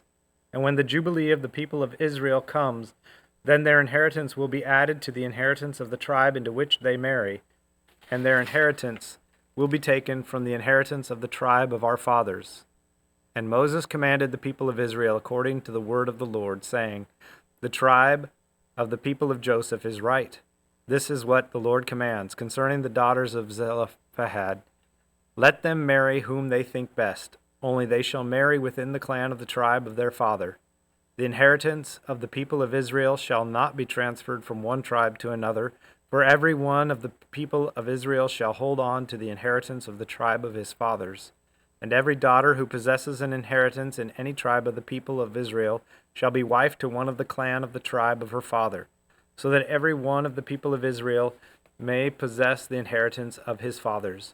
So no inheritance shall be transferred from one tribe to another, for each of the tribes of the people of Israel shall hold on to its own inheritance. The daughters of Zelophehad did as the Lord commanded Moses. The Malaha, Tirzah, Hoglah, Milcah, and Noah, the daughters of Zelophehad, were married to sons of their father's brothers. They were married into the clans of the people of Manasseh, the son of Joseph, and their inheritance remained in the tribe of their father's clan. These are the commandments and the rules that the Lord commanded through Moses to the people of Israel in the plains of Moab by the Jordan at Jericho. Deuteronomy chapter 1. These are the words that Moses spoke to all Israel beyond the Jordan in the wilderness, in the Arabah opposite Suph, between Paran and Tophel, Laban, Hazeroth, and Disaba. It is 11 days' journey from Horeb by the way of Mount Seir to Kadesh Barnea. In the 40th year, on the first day of the 11th month, Moses spoke to the people of Israel according to all that the Lord had given him in commandment to them, after he had defeated Sihon, the king of the Amorites, who lived in Heshbon, and Og, the king of Bashan, who lived in Ashtaroth and in Edrei. Beyond the Jordan, in the land of Moab, Moses undertook to explain this law, saying, The Lord our God said to us in Horeb, You have stayed long enough at this mountain. Turn and take your journey and go to the hill country of the Amorites, and to all their neighbors in the Arabah, in the hill country and in the lowland and in the Negeb and by the sea coast, the land of the Canaanites and in Lebanon, as far as the great river, the river Euphrates. See, I have set the land before you. Go in and take possession of the land that the Lord swore to your fathers, to Abraham, to Isaac, and to Jacob, to give to them and to their offspring after them. At that time I said to you, I am not able to bear you by myself. The Lord your God has multiplied you, and behold, you are today as numerous as the stars of heaven. May the Lord, the God of your fathers, make you 1,000 times as many as you are, and bless you, as he has promised you. How can I bear by myself the weight and burden of you and your strife? Choose for your tribes wise, understanding, and experienced men, and I will appoint them as your heads. And you answered me, The thing that you have spoken is good for us to do. So I took the heads of your tribes, wise and experienced men, and set them as heads over you, commanders of thousands, commanders of hundreds, commanders of 50s, commanders of 10s, and officers throughout your tribes. And I charged your judges at that time, Hear the cases between your brothers, and judge righteously between a man and his brother or the alien who is with him. You shall not be partial in judgment. You shall hear the small and the great alike. You shall not be intimidated by anyone, for the judgment is God's. And the case that is too hard for you, you shall bring to me, and I will hear it. And I commanded you at that time all the things that you should do. Then we set out from Horeb, and went through all that great and terrifying wilderness that you saw on the way to the hill country of the Amorites, as the Lord our God commanded us. And we came to Kadesh Barnea, and I said to you, You have come to the hill country of the Amorites, which the Lord our God is giving us. See, the Lord your God has set up the land before you. Go up, take possession, as the Lord, the God of your fathers, has told you. Do not fear or be dismayed. Then all of you came near me and said, Let us send men before us, that they may explore the land for us and bring us word again of the way by which we must go up in the cities into which we shall come. The thing seemed good to me, and I took 12 men from you, 1 man from each tribe, and they turned and went up into the hill country and came to the valley of Eshcol, and spied it out. And they took in their hands some of the fruit of the land, and they brought it down to us, and brought us word again, and said, It is a good land that the Lord our God is giving us. Yet you would not go up, but rebelled against the command of the Lord your God. And you murmured in your tents and said, Because the Lord hated us, he has brought us out of the land of Egypt to give us into the hand of the Amorites to destroy us. Where are we going up? Our brothers have made our hearts melt, saying, The people are greater and taller than we. The cities are great and fortified up to heaven, and besides, we have seen the sons of the Anakim there. Then I said to you, Do not be in dread or afraid of them. The Lord your God, who goes before you, will himself fight for you.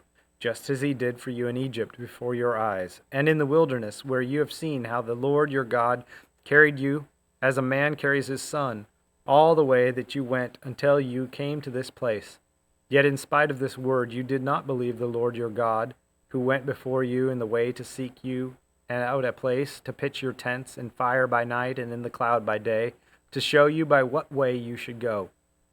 And the Lord heard your words and was angered, and he swore, not one of these men of this evil generation shall see the good land that I swore to give to your fathers, except Caleb, the son of Jephunneh, and he shall see it, and to him and to his children I will give the land on which he has trodden, because he has wholly followed the Lord. Even with me the Lord was angry on your account, and said, You also shall not go in there. Joshua, the son of Nun, who stands before you, he shall enter it. Encourage him, for he shall cause Israel to inherit it. And as for your little ones, who you said would become as prey, and your children, who today have no knowledge of good or evil, they shall go in there, and to them I will give it, and they shall possess it. But as for you, turn and journey into the wilderness in the direction of the Red Sea. Then you answered me, We have sinned against the Lord. We ourselves will go up and fight, just as the Lord our God commanded us. And every one of you fastened on his weapons of war, and thought it easy to go up into the hill country. And the Lord said to me, Say to them, Do not go up or fight, for I am not in your midst, lest you be defeated before your enemies. So I spoke to you, and you would not listen, but you rebelled against the command of the Lord, and presumptuously went up into the hill country. Then the Amorites, who lived in that hill country, came out against you, and chased you as bees do, and beat you down in Seir as far as Hormah. And you returned, and you wept before the Lord, but the Lord did not listen to your voice or give ear to you. So you remained at Kadesh many days, the days that you remained there. Chapter 2. Then we turned and journeyed into the wilderness in the direction of the Red Sea, as the Lord told me, and for many days we traveled around Mount Seir. Then the Lord said to me, You have been traveling around this mountain country long enough. Turn northward and command the people. You are about to pass through the territory of your brothers, the people of Esau, who live in Seir, and they will be afraid of you. So be very careful. Do not contend with them, for I will not give you any of their land, no, not so much as for the sole of the foot to tread on, because I have given Mount Seir to Esau as a possession. You shall purchase food from them with money that you may eat, and you shall also buy water from them with money that you may drink. For the Lord your God has blessed you in all the works of your hands. He knows you're going through this great wilderness. These 40 years the Lord your God has been with you. You have lacked nothing. So we went on, away from our brothers, the people of Esau who live in Seir, away from the Arabah road from Elath and Ezion-Geber. And we turned and went in the direction of the wilderness of Moab. And the Lord said to me, Do not harass Moab or contend with them in battle, for I will not give you any of their land for a possession, because I have given Ar to the people of Lot for a possession. The Emim formerly lived there, a people great and many, and as tall as the Anakim. Like the Anakim, they are also counted as Rephaim, but the Moabites call them Emim. The Horites also lived in Seir formerly, but the people of Esau dispossessed them and destroyed them from before them, and settled in their place, as Israel did to the land of their possession, which the Lord gave to them. Now rise up and go over the brook Zered. So we went over the brook Zered, and the time from our leaving Kadesh Barnea until we crossed the brook Zered was 38 years, until the entire generation that is the men of war had perished from the camp, as the Lord had sworn to them. For indeed the hand of the Lord was against them, to destroy them from the camp until they had perished. So as soon as all the men of war had perished and were dead from among the people, the Lord said to me, Today you are to cross the border at Moab at Ar. And when you approach the territory of the people of Ammon, do not harass them or contend with them, for I will not give you any of the land of the people of Ammon as a possession, because I have given it to the sons of Lot for a possession. It is also counted as a land of the Rephaim. Rephaim formerly lived there, but the Ammonites call them Zamzummim, a people great and many and tall as the Anakim. But the Lord destroyed them before the Ammonites, and they dispossessed them and settled in their place, as he did for the people of Esau, who live in Seir, when he destroyed the Horites before them, and they dispossessed them and settled in their place even to this day. As for the Avim, who lived in the villages as far as Gaza, the Kaphtorim, who came from Kaphtor, destroyed them and settled in their place. Rise up, set out on your journey, and go over the valley of the Arnon. Behold, I have given into your hands Sihon the Amorite, king of Heshbon, and his land. Begin to take possession and contend with him in battle. This day I will begin to put the dread and fear of you on the peoples who are under the whole heaven, who shall hear the report of you, and you shall tremble and be in anguish because of you. So I sent messengers from the wilderness of Kedemoth to Sihon the king of Heshbon, with words of peace, saying, Let me pass through your land. I will go only by the road. I will turn aside neither to the right nor to the left. You shall sell me food for money that I may eat, and give me water for money that I may drink. Only let me pass through on foot, as the sons of Esau who live in Seir, and the Moabites who live in Ar did for me, until I go over the Jordan into the land that the Lord our God is giving to us. But Sihon the king of Heshbon would not let us pass by him, for the Lord your God hardened his spirit and made his heart obstinate, that he might give him into your hand as he is this day. And the Lord said to me, Behold, I have begun to give Sihon and his land over to you. Begin to take possession that you may occupy his land. Then Sihon came out against us, he and all his people, to battle at Jahaz. And the Lord our God gave him over to us, and we defeated him and his sons and all his people. And we captured all his cities at that time, and devoted to destruction every city, men, women, and children. We left no survivors. Only the livestock we took as spoil for ourselves with the plunder of the cities that we captured. From Aroer, which is on the edge of the valley of the Arnon, and from the city that is in the valley as far as Gilead, there was not a city too high for us. The Lord our God gave all into our hands. Only to the land of the sons of Ammon you did not draw near, that is, to all the banks of the river Jabbok, and the cities of the hill country, whatever the Lord our God has forbidden us. Chapter 3. Then we returned and went up the way to Bashan, and Og the king of Bashan came out against us, he and all his people, to battle at Edrei. But the Lord said to me, Do not fear him, for I have given him and all his people and his land into your hand, and you shall do to him as you did to Sihon the king of the Amorites, who lived at Heshbon. So the Lord our God gave into our hand Og, also the king of Bashan, and all his people, and we struck him down until he had no survivor left. And we took all his cities at that time. There was not a city that we did not take from them, 60 cities, the whole region of Argob, the kingdom of Og in Bashan. All these were cities fortified with high walls, gates, and bars, besides very many unwalled villages. And we devoted them to destruction, as we did to Sihon the king of Heshbon, devoting to destruction every city, men, women, and children. But all the livestock and the spoil of the cities we took as our plunder. So we took the land at that time out of the hand of the 2 kings of the Amorites, who were beyond the Jordan, from the valley of the Arnon to Mount Hermon. The Sidonians call Hermon Sirion, while the Amorites call it Senir. All the cities of the tableland, and all Gilead, and all Bashan, as far as Salachah and Adrei, cities of the kingdom of Og in Bashan. For only Og, the king of Bashan, was left of the remnant of the Rephaim. Behold, his bed was a bed of iron. Is it not in Rabbah, the Ammonites?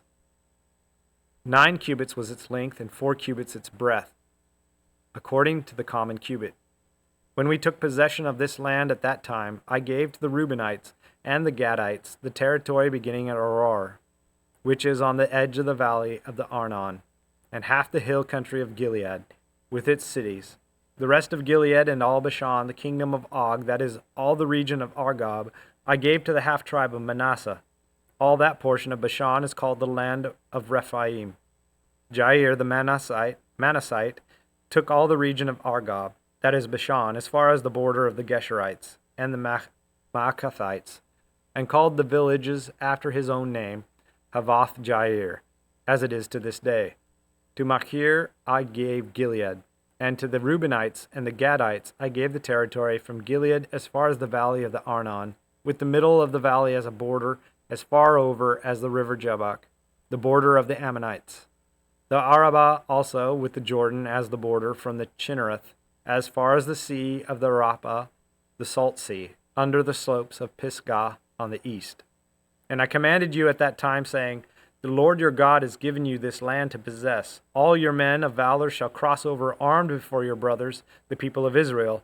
Only your wives, your little ones, and your livestock, I know that you have much livestock, shall remain in the cities that I have given you, until the Lord gives rest to your brothers as to you, and they also occupy the land that the Lord your God gives them beyond the Jordan. Then each of you may return to his possession, which I have given you. And I commanded Joshua at that time, Your eyes have seen all that the Lord your God has done to these 2 kings. So will the Lord do to all the kingdoms into which you are crossing.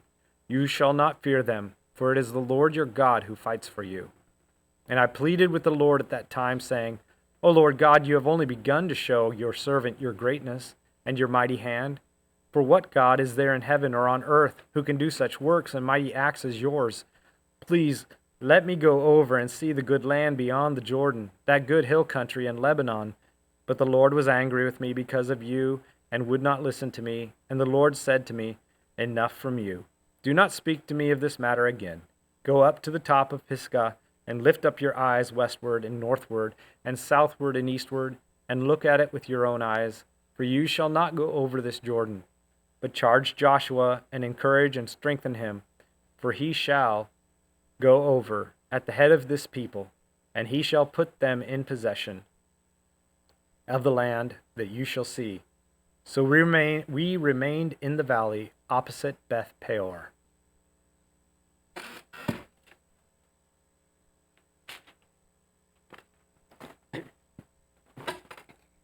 Deuteronomy chapter 4. And now, O Israel, listen to the statutes and the rules that I am teaching you, and do them, that you may live and go in take possession of the land that he, the Lord, the God of your fathers, is given you. You shall not add to the word that I command you, nor take from it, that you may keep the commandments of your Lord God, that I command you. Your eyes have seen what the Lord did at Baal-peor, for the Lord your God destroyed from among you all the men who followed the Baal of Peor. But you who held fast to the Lord your God are all alive today. See, I have taught you statutes and rules as the Lord my God commanded me, that you should do them in the land that you're entering to take possession of it. Keep them and do them, for that will be your wisdom and your understanding in the sight of the peoples who, when they hear all these statutes, will say, Surely this great nation is a wise and understanding people. For what great nation is there that has a God so near to it as the Lord our God is to us, whenever we call upon him? And what great nation is there that has statutes and rules so righteous as all this law that I set before you today? Only take care that and keep your soul diligently, lest you forget the things that your eyes have seen, and lest they depart from your heart all the days of your life. Make them known to your children and your children's children, how on the day that you stood before the Lord your God at Horeb, the Lord said to me, Gather the people to me, that I may let them hear my words, so that they may learn to fear me all the days that they live on the earth, and that they may teach their children so. And you came near and stood at the foot of the mountain, while the mountain burned with fire to the heart of heaven, wrapped in darkness, cloud, and gloom.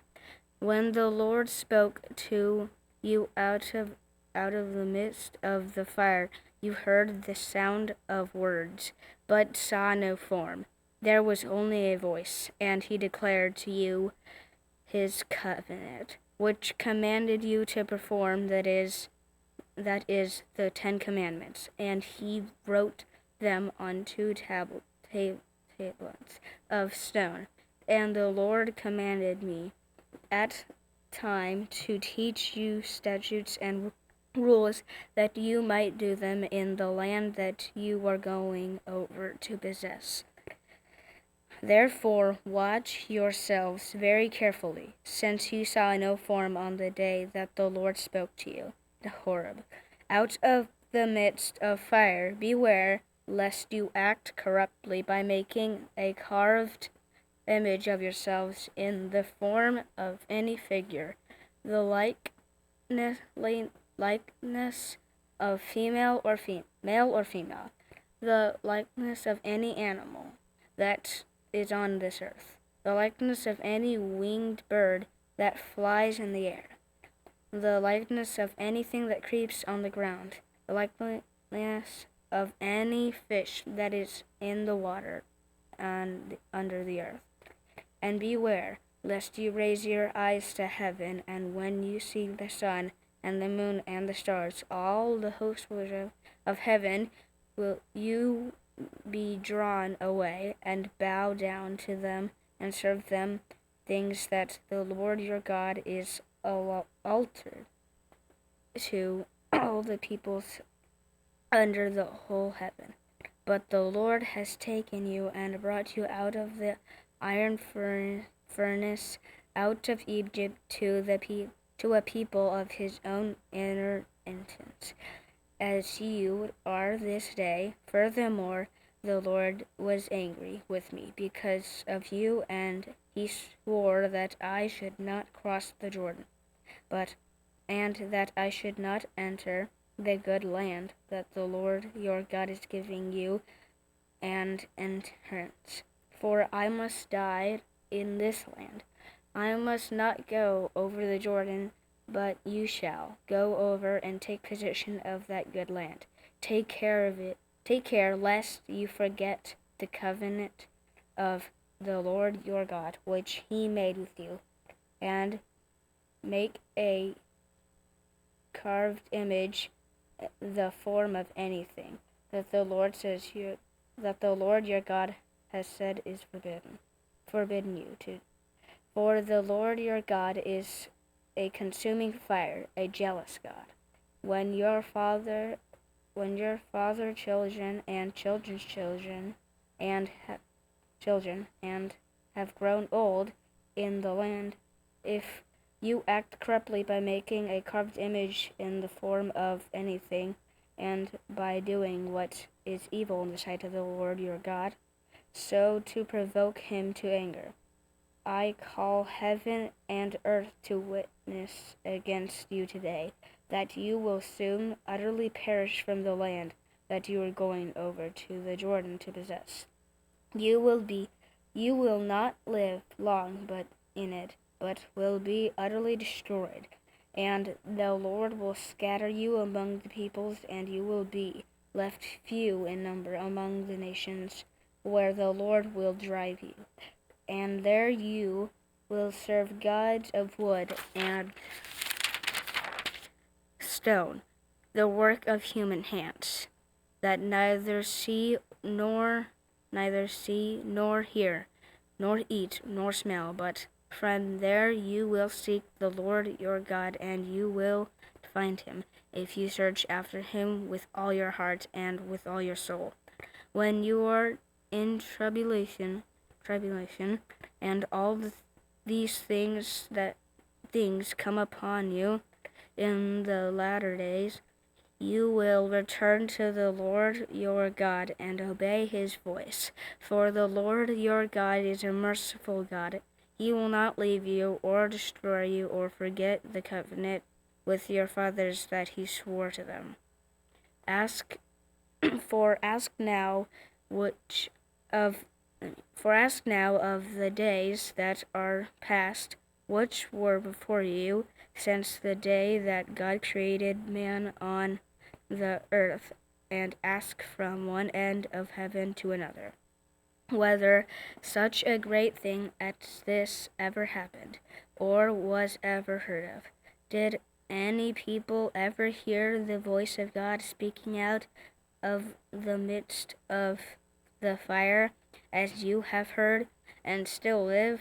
Or has any God ever attempted to go and take a nation for himself from the midst of another nation by trials, by signs, by wonders and by war, by a mighty hand and an outstretched arm, by the great deeds of the terror, all of which the Lord your God did for you in Egypt before your eyes? To you it has shown that the Lord you might know that the Lord is God. There is no other beside him. Out of heaven he lets you hear his voice, that he might discipline you. And on earth he let you see his great fire, and you heard his words out of midst the fire. And because he loved your fathers and chose their offspring after them, and brought you out of Egypt with his own presence by his great power, driving out before you nations greater and mightier than you, to bring you in, to give you their land for an inheritance, as it is this day. We know, therefore, today, and lay it to your heart, that the Lord is God in heaven above and on earth beneath.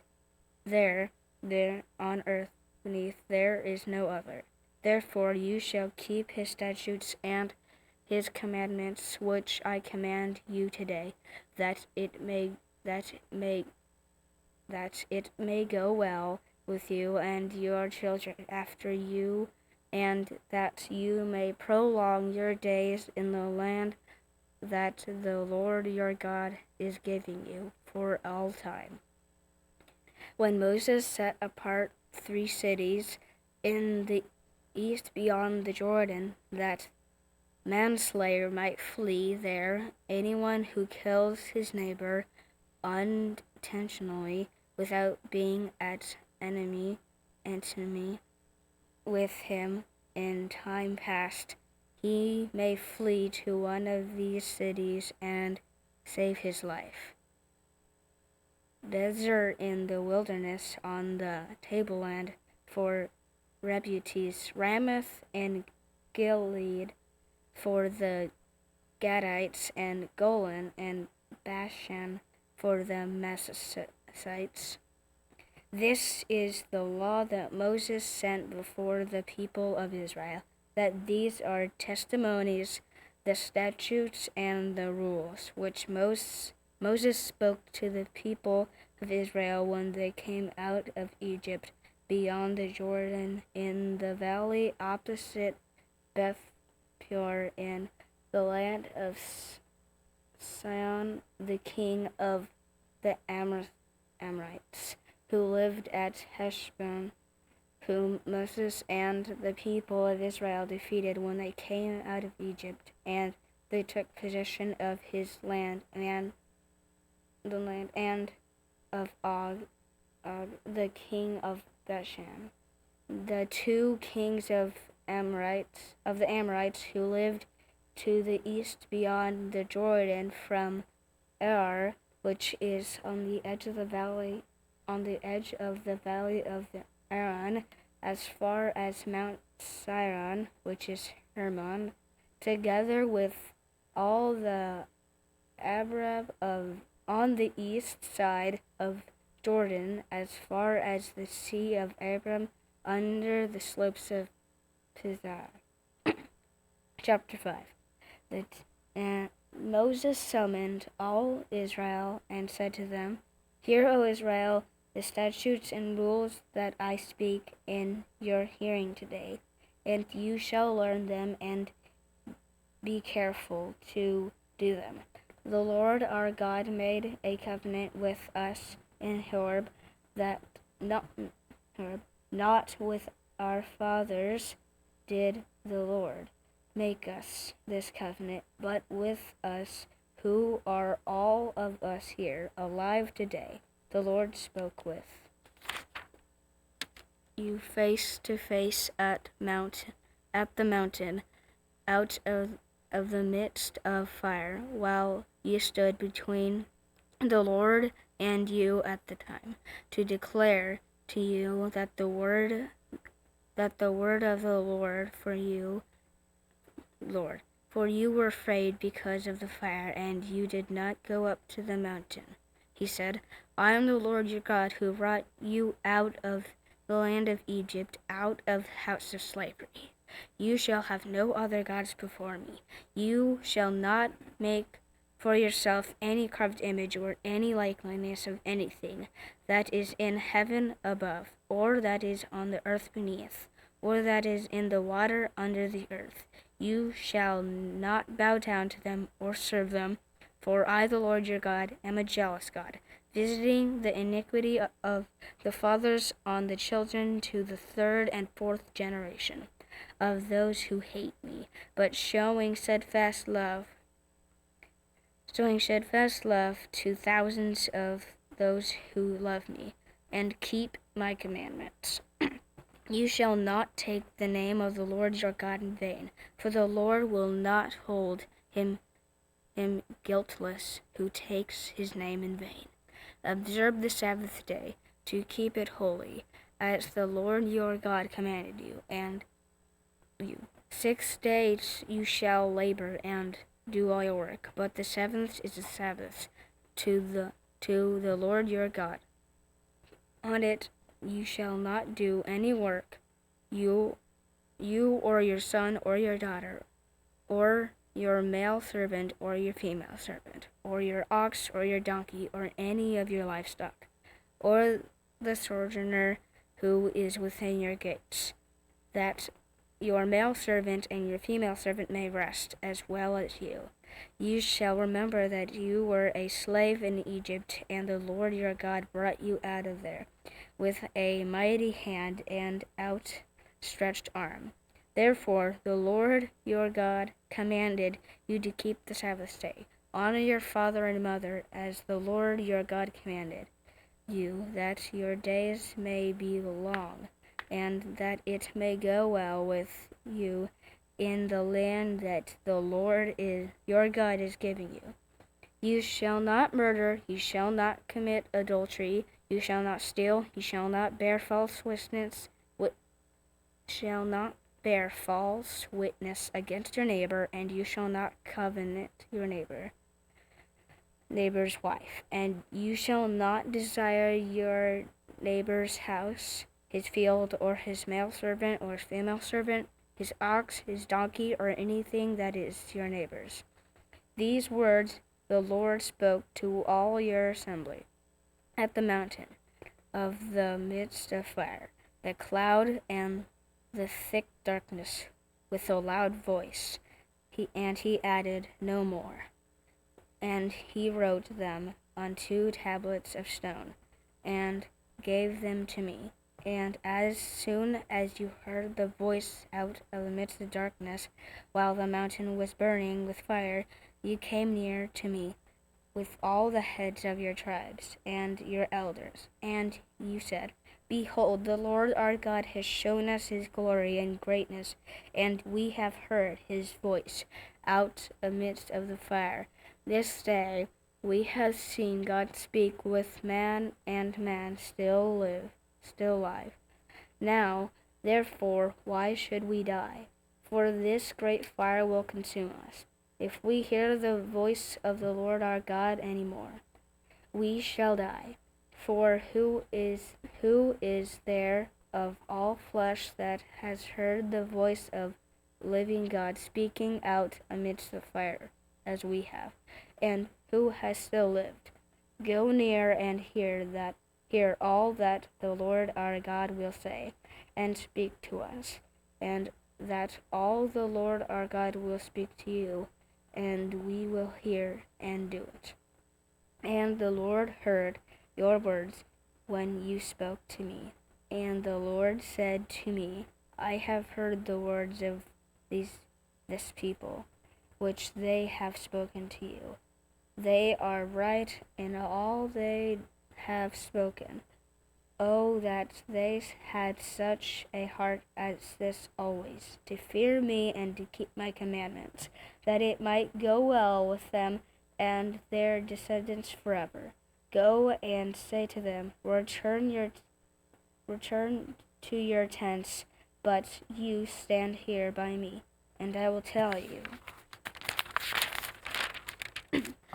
the whole commandment and the statutes and the rules that you shall teach them, that they may do them in the land that I'm giving them to possess.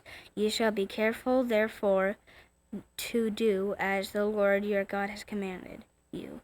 You shall not turn aside to the right hand or the left. You shall not walk in the way that the Lord your God has commanded you, that you may live, and that it may go well with you, and that you may live long in the land that you shall possess.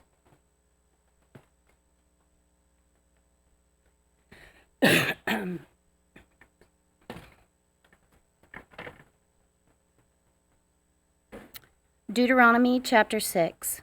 Now this is the commandment, the statutes and the rules, that the Lord your God commanded me to teach you, that you may do them in the land to which you are going over to possess it, that you may fear the Lord your God, you and your son's son, by keeping all his statutes and his commandments, which I command you all the days of your life, and that your days may be long. Hear therefore, O Israel, and be careful to do them, that it may go well with you, and that you may multiply greatly, as the Lord, the God of your fathers, has promised you, in a land flowing with milk and honey. Hear, O Israel, the Lord our God, the Lord is one.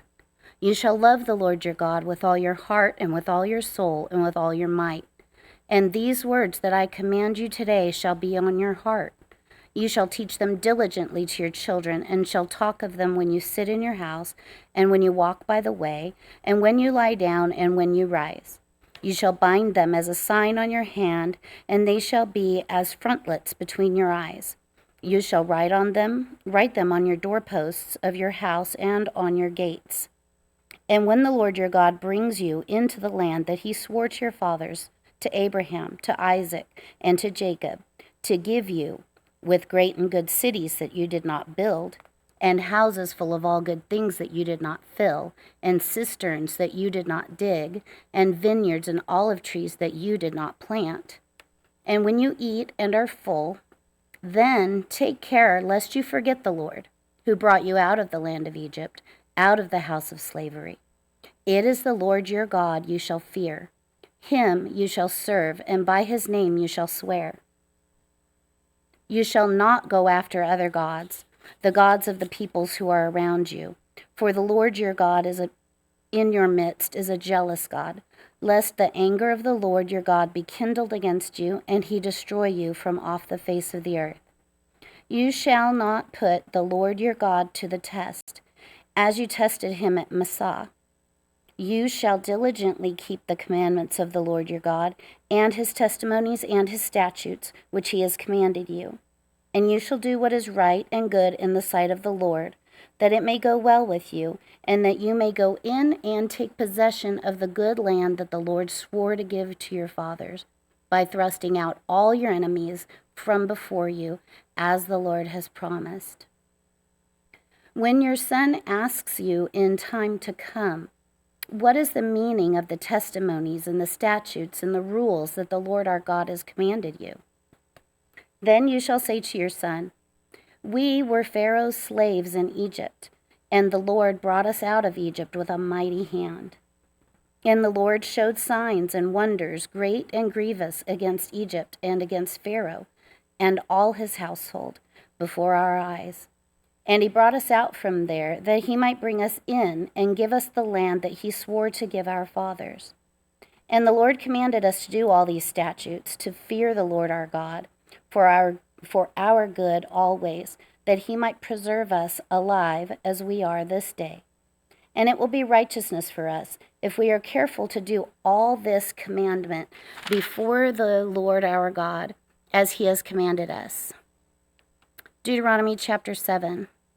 When the Lord your God brings you into the land that you are entering to take possession of it and clears away many nations before you, the Hittites, the Girgashites, and the Amorites, the Canaanites, the Perizzites, the Hivitites, and the Jebusites, 7 nations more numerous and mightier than you. And when the Lord your God gives them over to you, and you defeat them, then you must devote them to complete destruction. You shall make no covenant with them and show no mercy to them. You shall not intermarry with them, giving your daughters to their sons or taking their daughters for your sons, for they would turn away your sons from following me to serving other gods.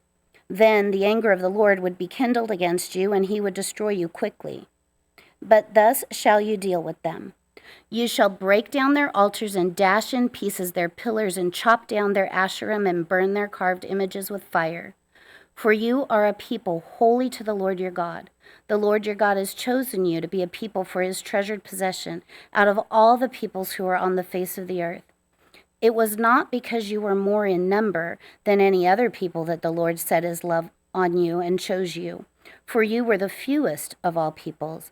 But it is because the Lord loves you and is keeping the oath that he swore to your fathers, that the Lord has brought you out with a mighty hand and redeemed you from the house of slavery, from the hand of Pharaoh, king of Egypt.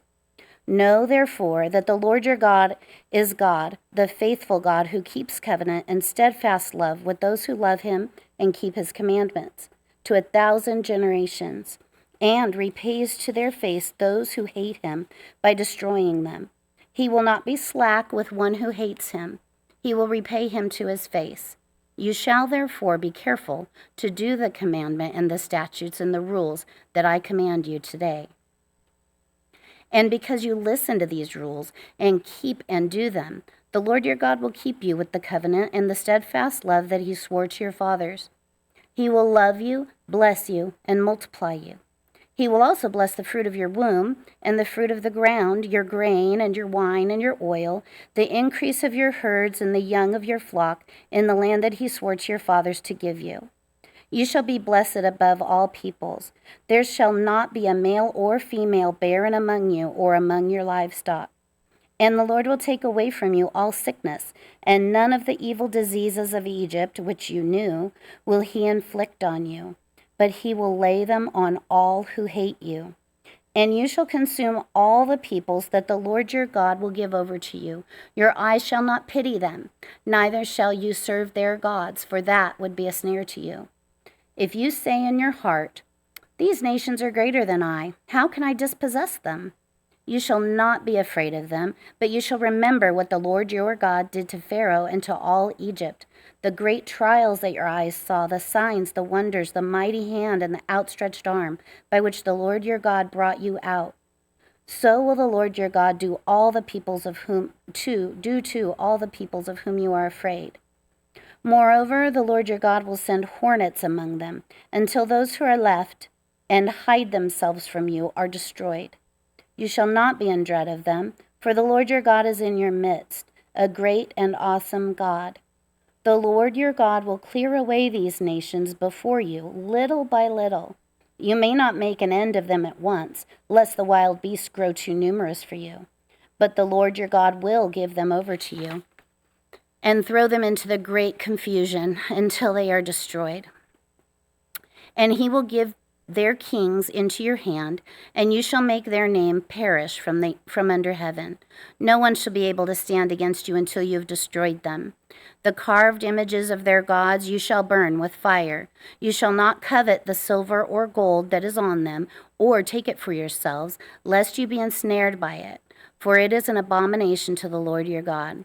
And you shall not bring an abominable thing into your house and become devoted to destruction like it. You shall utterly detest and abhor it, for it is devoted to destruction. Deuteronomy chapter 8. The whole commandment that I commanded you today, you shall be careful to do, that you may live and multiply and go in and possess the land that the Lord swore to give to your fathers. And you shall remember the whole way that the Lord your God has led you these 40 years in the wilderness, that he might humble you, testing you to know what is in your heart, whether you would keep his commandments or not. And he humbled you and let you hunger and fed you with manna, which you did not know, nor did your fathers know, that he might make you know that man does not live by bread alone, but man lives by every word that comes from the mouth of the Lord. Your clothing did not wear out on you, and your foot did not swell for these 40 years. Know then in your heart that as man disciplines his son, the Lord your God disciplines you. You shall keep the commandments of the Lord your God by walking in his ways and by fearing him. For the Lord your God is bringing you into a good land, a land of brooks of water, of fountains and springs flowing out in the valleys and hills, a land of wheat and barley, of vines and fig trees and pomegranates, a land of olive trees and honey, a land in which you will eat bread without scarcity, in which you will lack nothing, a land whose stones are iron, and out of whose hills you can dig copper. And you shall eat and be full, and you shall bless the Lord your God for the good land he has given you. Take care lest you forget the Lord your God by not keeping his commandments and his rules and his statutes, which I commanded you today. Lest when you have eaten and are full and have built good houses and live in them, and when your herds and flocks multiply, and your silver and gold is multiplied, and all that you have is multiplied, then your heart be lifted up, and you forget the Lord your God, who brought you out of the land of Egypt, out of the house of slavery, who led you through the great and terrifying wilderness, with its fiery serpents and scorpions and thirsty ground where there was no water, who brought you water out of the flinty rock, who fed you in the wilderness with manna that your fathers did not know, that he might humble you and test you to do you good in the end. Beware, lest you say in your heart, my power and the might of my hand have gotten me this wealth. You shall remember the Lord your God, for it is he who gives you power to get wealth, that he may confirm his covenant that he swore to your fathers, as it is this day. And if you forget the Lord your God and go after other gods and serve them and worship them, I solemnly warn you today that you shall surely perish. Like the nations that the Lord makes to perish before you, so shall you perish, because you would not obey the voice of the Lord your God. Deuteronomy chapter 9. Hear, O Israel, you are to cross the Jordan today, to go in to dispossess nations greater and mightier than you, cities great and fortified up to heaven, a people great and tall, the sons of the Anakim, who you know, and of whom you've heard it said, who can stand before the sons of Anak? Know therefore today that he who goes over before you as a consuming fire is the Lord your God. He will destroy them and subdue them before you. So you shall drive them out and make them perish quickly, as the Lord has promised you. Do not say in your heart, after the Lord your God has thrust them out before you, it is because of my righteousness that the Lord has brought me to possess this land. Whereas it is because of the wickedness of these nations that the Lord is driving them out before you. Not because of your righteousness or the uprightness of your heart are you going in to possess their land. But because of the wickedness of these nations, the Lord your God is driving them out from before you, and that he may confirm the word that the Lord swore to your fathers, to Abraham, to Isaac, and to Jacob. Know, therefore, that the Lord your God is not giving you this good land to possess because of your righteousness, for you are a stubborn people. Remember and do not forget how you provoked the Lord your God to wrath in the wilderness. From the day you came out of the land of Egypt until you came to this place, you have been rebellious against the Lord. Even at Horeb, you provoked the Lord to wrath, and the Lord was so angry with you that he was ready to destroy you. When I went up the mountain to receive the tablets of stone, the tablets of the covenant that the Lord made with you, I remained on the mountain 40 days and 40 nights. I neither ate bread nor drank water. And the Lord gave me the 2 tablets of stone, written with the finger of God, and on them were all the words that the Lord had spoken with you on the mountain out of the midst of fire on the day of the assembly. And at the end of 40 days and 40 nights, the Lord gave me the 2 tablets of stone, the tablets of the covenant. Then the Lord said to me, Arise, go down quickly from here, for your people whom you've brought from Egypt have acted corruptly. They have turned aside quickly out of the way that I commanded them. They have made themselves a metal image. Furthermore, the Lord said to me, I have seen this people, and behold, it is a stubborn people. Let me alone, that I may destroy them and blot out their name from under heaven. And I will make you a nation mightier and greater than they. So I turned and came down from the mountain, and the mountain was burning with fire, and the 2 tablets of the covenant were in my 2 hands. And I looked, and behold, you had sinned against the Lord your God. You had made yourselves a golden calf. You had turned aside quickly from the way that the Lord had commanded you. So I took hold of the 2 tablets and threw them out of my 2 hands and broke them before your eyes. Then I lay prostrate before the Lord as before, 40 days and 40 nights. I neither ate bread nor drank water, because of all the sin that you had committed in doing what was evil in the sight of the Lord to provoke him to anger. For I was afraid of the anger and hot displeasure that the Lord bore against you, so that he was ready to destroy you. But the Lord listened to me that time also. And the Lord was so angry with Aaron that he was ready to destroy him. And I prayed for Aaron also at the same time. Then I took the sinful thing, the calf that you had made, and burned it with fire and crushed it, grinding it very small until it was fine as dust. And I threw the dust of it into the brook that ran down from the mountain. At Taberah also, at Massah and Kibroth-hattaavah, you provoked the Lord to wrath. And when the Lord sent you from Kadesh Barnea, saying, Go up and take possession of the land that I have given you, then you rebelled against the commandment of the Lord your God and did not believe him or obey his voice. You have been rebellious against the Lord from the day I knew you. So I lay prostrate before the Lord for these 40 days and 40 nights, because the Lord had said he would destroy you, and I prayed to the Lord. O Lord God, do not destroy your people and your heritage, whom you have redeemed through your greatness, whom you have brought out of Egypt with a mighty hand. Remember your servants, Abraham, Isaac, Jacob. Do not regard the stubbornness of this people or their wickedness or their sin, lest the land from which you brought us say, because the Lord was not able to bring them into the land that he promised them, and because he hated them, he has brought them out to put them to death in the wilderness. For they are your people and your heritage, whom you brought out by your great power and by your outstretched arm. Chapter 10, Deuteronomy chapter 10. At that time, the Lord said to me, Cut for yourself 2 tablets of stone like the first, and come up to me on the mountain and make an ark of wood. And I will write on the tablets the words that were on the first tablets that you broke, and you shall put them in the ark. So I made an ark of acacia wood and cut 2 tablets of stone like the first, and went up the mountain with the 2 tablets in my hand. And he wrote on the tablets in the same writing as before, the 10 commandments that the Lord had spoken to you on the mountain, out of the midst of the fire on the day of the assembly. And the Lord gave them to me. Then I turned and came down from the mountain and put the tablets in the ark that I had made. And there they are, as the Lord commanded me. The people of Israel journeyed from Beeroth Bene-Jaakan to Moserah. There Aaron died, and there he was buried, and his son Eleazar ministered as priest in his place. From there they journeyed from Gudgodah, and from Gudgodah to Jotbatah, a land with brooks of water.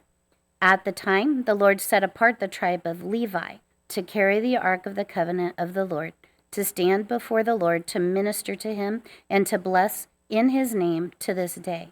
Therefore, Levi has no portion or inheritance with his brothers. The Lord is his inheritance, as the Lord your God said to him.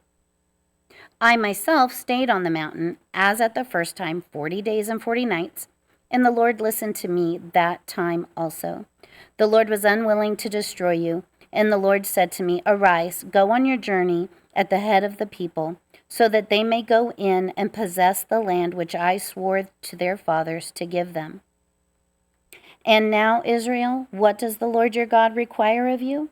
But to fear the Lord your God, to walk in all his ways, to love him, to serve the Lord your God with all your heart and with all your soul, and to keep the commandments and statutes of the Lord, which I am commanding today for your good. Behold, to the Lord your God belong heaven and the heaven of heavens, the earth with all that is in it. Yet the Lord set his heart in love on your fathers and chose their offspring after them, you above all peoples as you are today, to this day.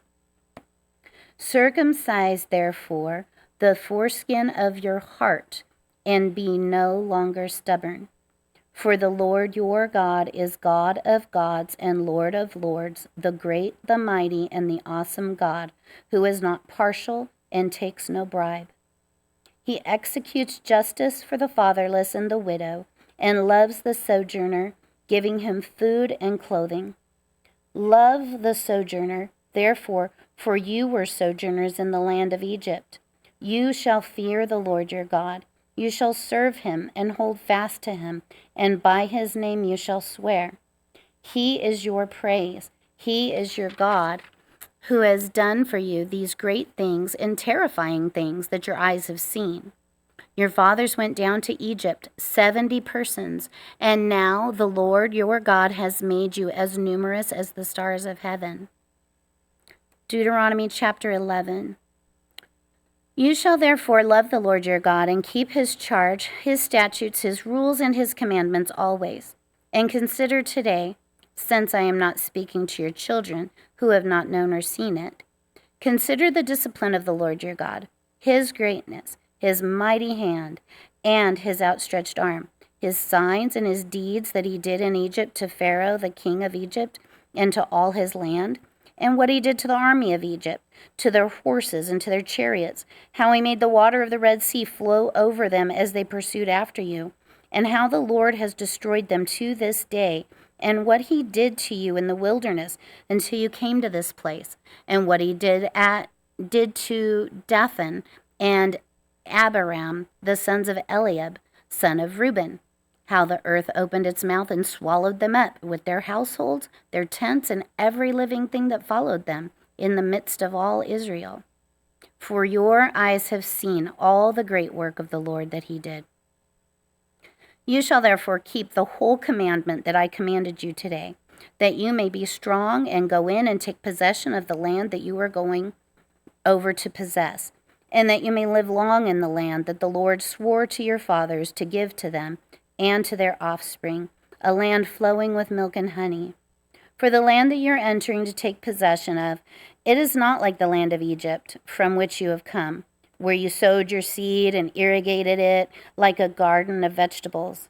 But the land that you're going over to possess is a land of hills and valleys, which drinks water by the rain from heaven, a land that the Lord your God cares for.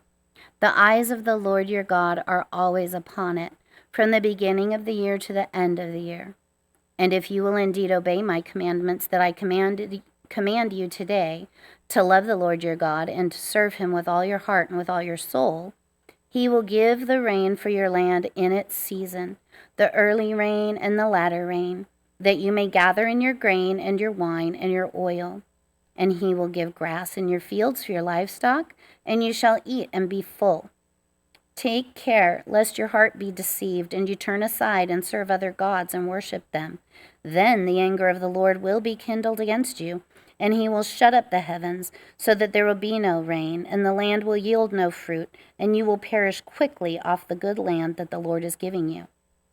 You shall therefore lay up these words of mine in your heart and in your soul, and you shall bind them as a sign on your hand, and they shall be as frontlets between your eyes. You shall teach them to your children, talking of them when you're sitting in your house, and when you're walking by the way, and when you lie down, and when you rise. You shall write them on your doorposts of your house and on your gates, that your days and the days of your children may be multiplied in the land that the Lord swore to your fathers to give them, as long as the heavens are above the earth. For if you will be careful to do all this commandment that I command you to do, loving the Lord your God, walking in all his ways, and holding fast to him, then the Lord will drive out all these nations before you, and you will dispossess nations greater and mightier than you. Every place on which the sole of your foot treads shall be yours.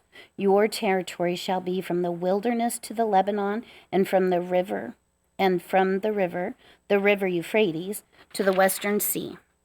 No one shall be able to stand against you. The Lord your God will lay the fear of you and the dread of you on all the land that you shall tread, as he promised you.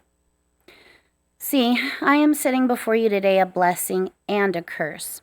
The blessing, if you obey the commandments of the Lord your God, which I command you today, and the curse, if you do not obey the commandments of the Lord your God, but turn aside from the way that I am commanding you today, to go after other gods that you have not known.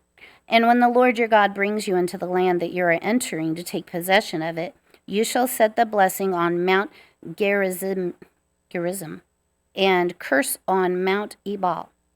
Are they not beyond the Jordan, west of the road, toward the going down of the sun, in the land of the Canaanites, who live in the Arabah, opposite Gilgal, beside the oak of Morah? For you are to cross over the Jordan, to go in to take possession of the land that the Lord your God is giving you. And when you possess it and live in it, you shall be careful to do all the statutes and the rules that I am setting before you today.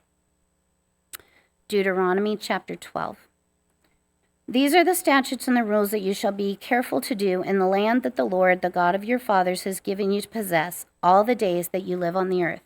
You shall surely destroy all the places where the nations whom you shall dispossess served their gods, on the high mountains and on the hills and under every green tree. You shall tear down their altars and dash in pieces their pillars and burn their Asherim with fire. You shall chop down the carved images of their gods and destroy their name out of that place.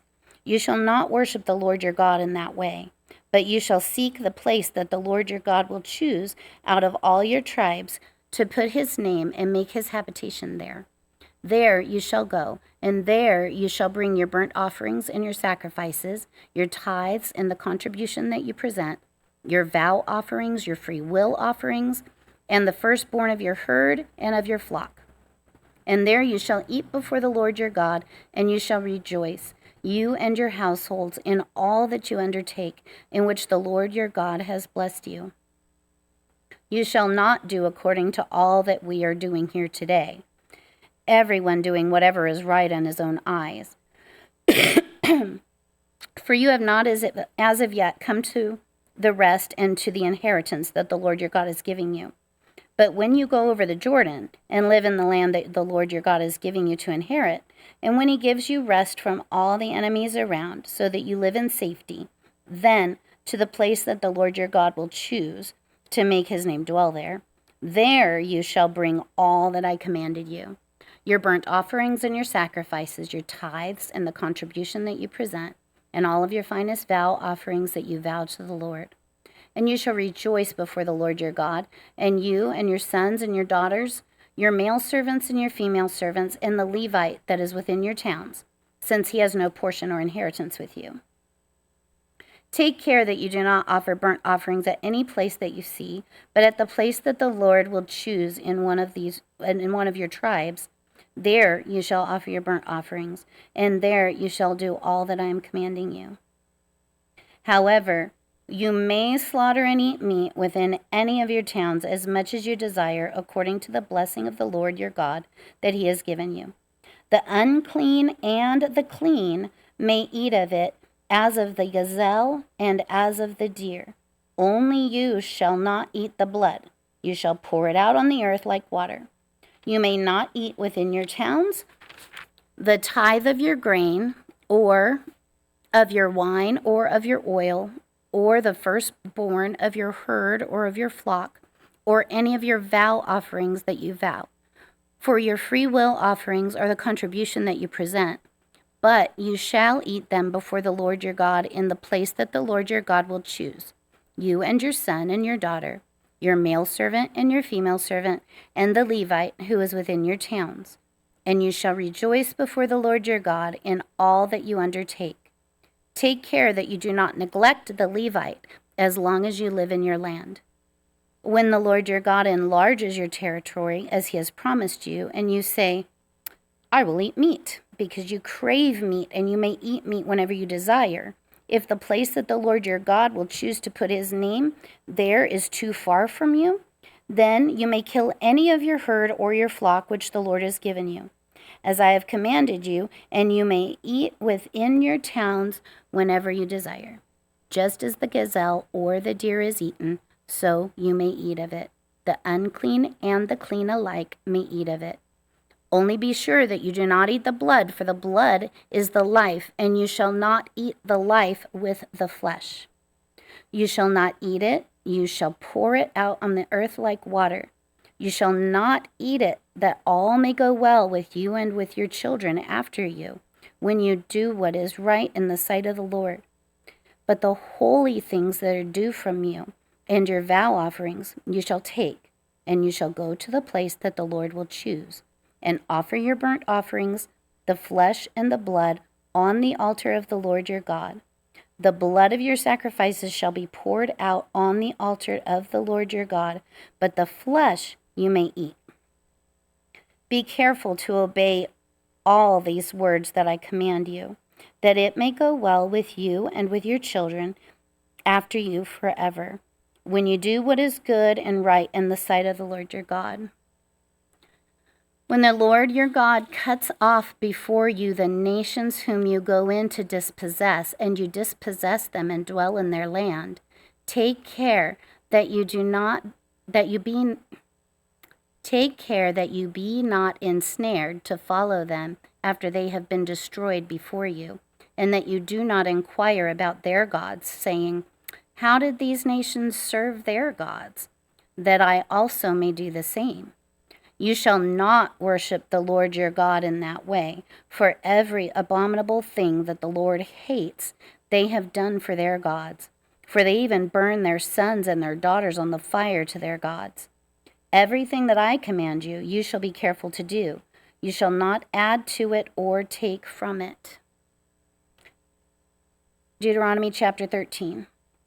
If a prophet or a dreamer of dreams arises among you and gives you a sign or a wonder, and the sign or wonder that he tells you comes to pass, and if he says, let us go after other gods, which you have not known, and let us serve them, you shall not listen to the words of that prophet or that dreamer of dreams. For the Lord your God is testing you to know whether you love the Lord your God with all your heart and with all your soul.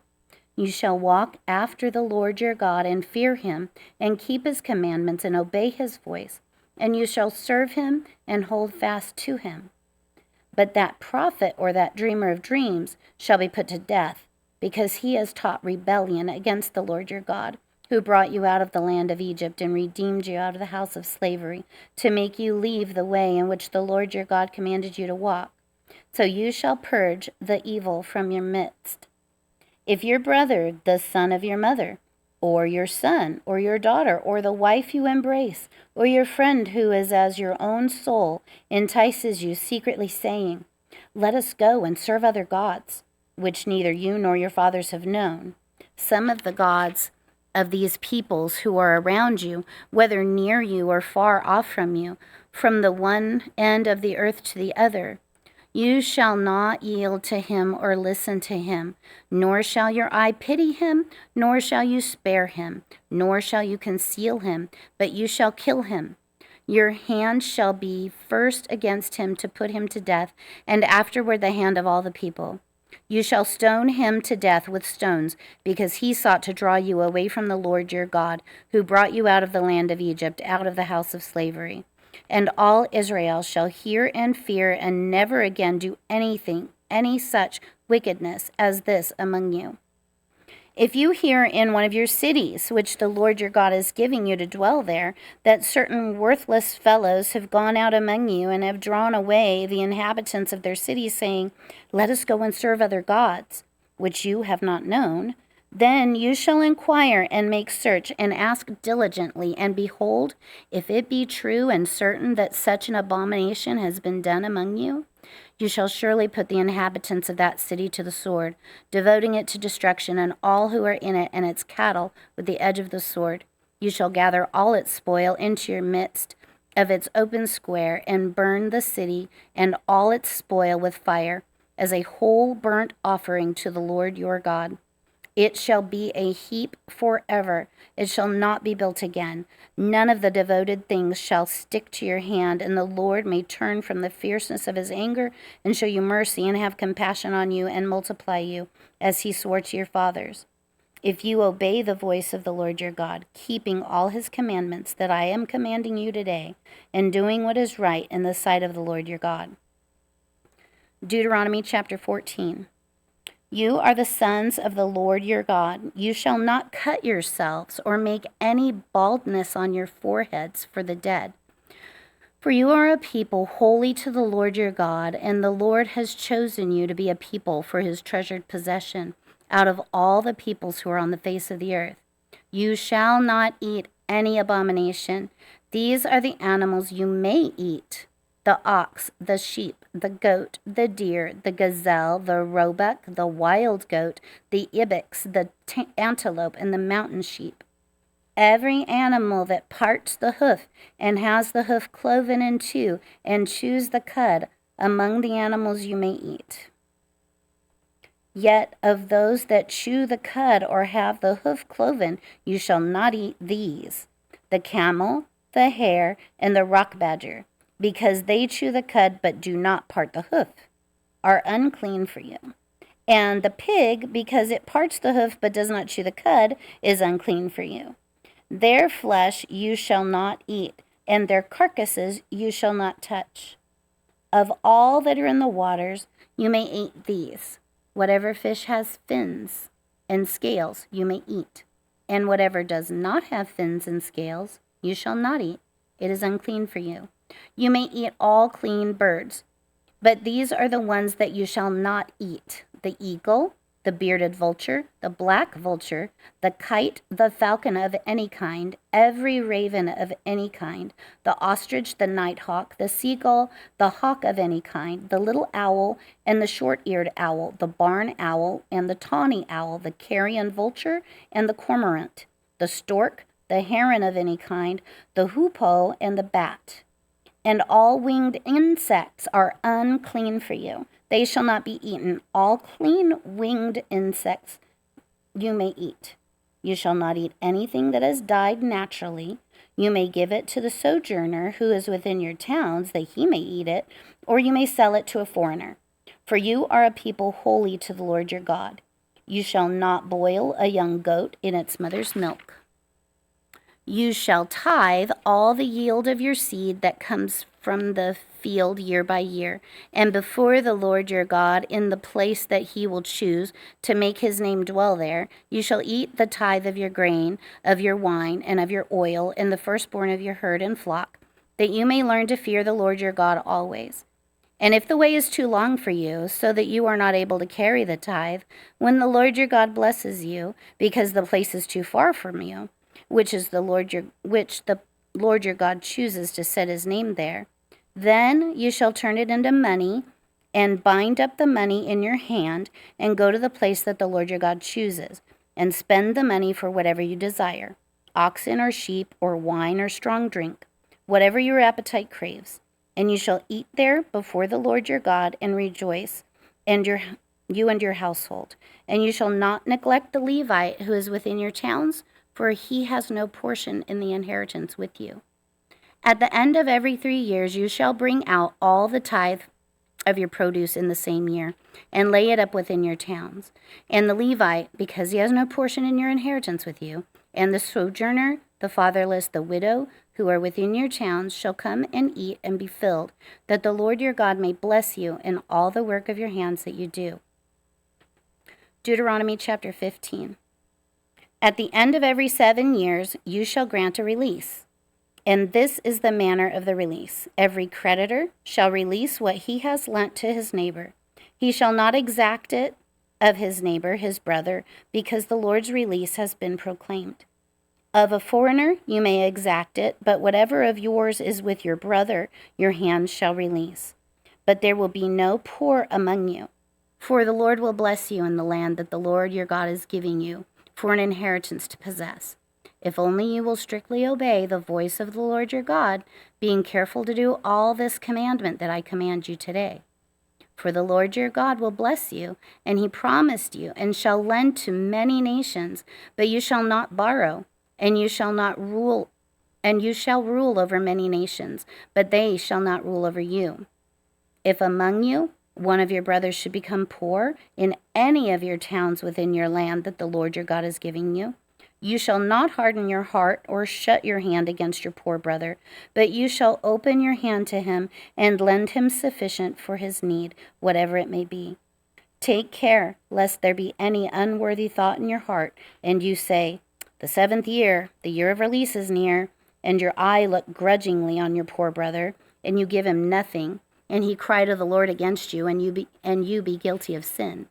You shall give to him freely, and your heart shall not be grudging when you give to him, because for this the Lord your God will bless you in all your work and in all that you undertake.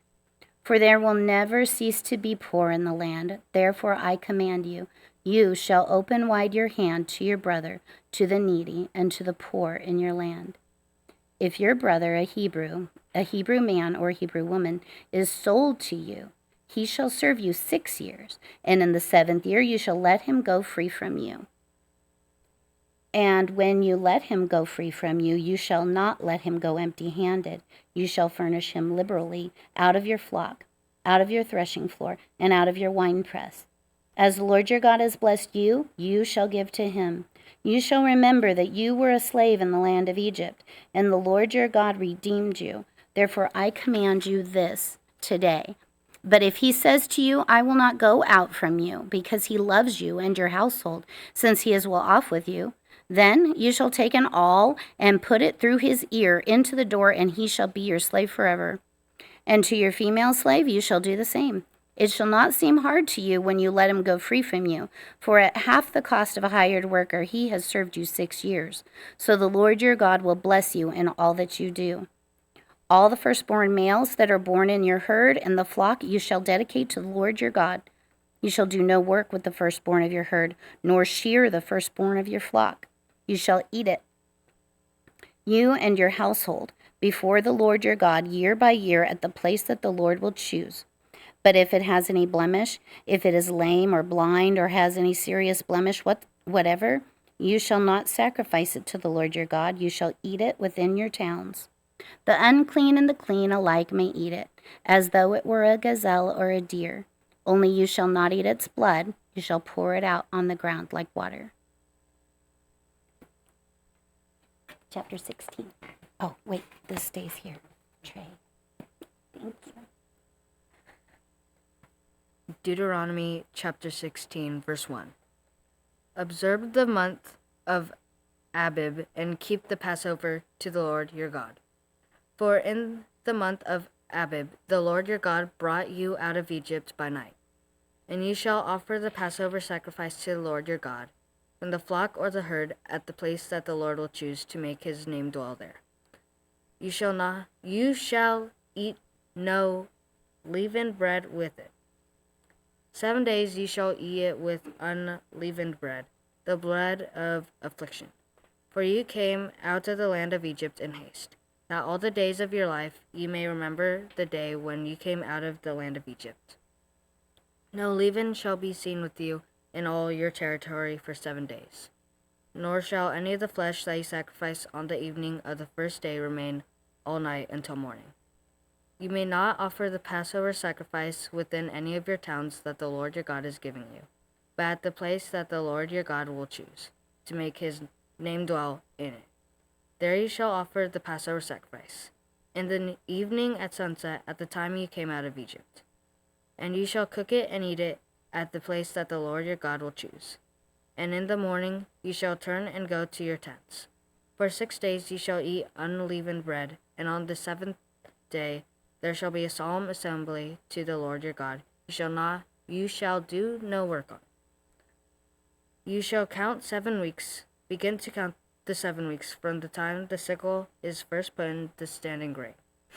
Then you shall keep the Feast of Weeks to the Lord your God, with the tribute of a free will offering from your hand, which you shall give as the Lord your God blesses you. And you shall rejoice before the Lord your God, and you and your son and your daughter, your male servant and your female servant, the Levite who is within your towns, the sojourner, the fatherless, and the widow, who are among you, at the place that the Lord your God will choose to make his name dwell there. You shall remember that you were a slave in Egypt, and you shall be careful to observe these statutes. You shall keep the feasts of booths 7 days. When you have gathered in the produce from your threshing floor and your winepress, you shall rejoice in your feast, you and your son and your daughter, your male servant and your female servant, the Levite and the sojourners and the fatherless and the widow, who are within your towns. For 7 days you shall keep the feast to the Lord your God at the place that the Lord will choose. Because the Lord your God will bless you in all your produce and in all the work of your hands, so that you will be altogether joyful. 3 times a year all your males shall appear before the Lord your God at the place that he will choose. At the feast of the unleavened bread, at the feast of weeks, and at the feast of booths, they shall not appear before the Lord empty-handed. Every man shall give as he is able, according to the blessing of the Lord your God that he has given you. You shall appoint judges and officers in all your towns that the Lord your God is giving you, according to your tribes. And they shall judge the people with righteous judgment. You shall not prevent justice. You shall show partiality and shall not accept a bribe, for a bribe blinds the eyes of the wise and subverts the cause of the righteous. Justice and only justice you shall follow, that you may live and inherit the land that the Lord your God is giving you. You shall not plant any tree as in Asherah beside the altar of the Lord your God, and shall not make. And you shall not set up a pillar which the Lord your God hates. Chapter 17. You shall not sacrifice to the Lord your God an ox or sheep in which it is blemish, any defect whatever, for that is an abomination to the Lord your God. If there is found among you within any of your towns that the Lord your God is giving you, a man or woman who does what is evil in the sight of the Lord your God, is transgressing his covenants, and has gone and served other gods and worshipped them, or the sun or the moon, or any of the hosts of heaven, which I have forbidden. And it is told you, and you hear of it. Then you shall inquire diligently, and if it is true and certain that such an abomination has been done in Israel, then you shall bring out to your gates that man or woman who has done this evil thing, and you shall stone that man or woman to death with stones. On the evidence of 2 witnesses or 3 witnesses, and one who is to die shall be put to death. A person shall not be put to death on the evidence of 1 witness. The hand of the witnesses shall be first against him to put him to death, and afterward the hand of all the people. So you shall purge the evil from your midst. If any case arises requiring decision between one kind of homicide and another, one kind of legal right, and another of one kind of soul, and another any case within your towns that is too difficult for you, then you shall rise and go up to the place that the Lord your God will choose. And you shall come to the Levitical priests and to the judge who is in office in those days. And you shall consult them, and they shall declare to you the decision. Then you shall do according to what they declare to you from the place that the Lord will choose. And you shall be careful to do according to all that they direct you, according to the instructions that they give you, and according to the decision which they pronounce you, you shall do. You shall not turn aside from the verdict that they declare to you, either to the right hand or to the left. The man who acts presumptuously by not obeying the priest who stands to minister there before the Lord your God, or the judge, that man shall die. So you shall purge the evil from Israel, and all the people shall hear and fear, and not act presumptuously again. When you come to the land that the Lord your God is giving you, and you possess it and dwell in it, and then say, I will set a king over me, like all the nations that are around me.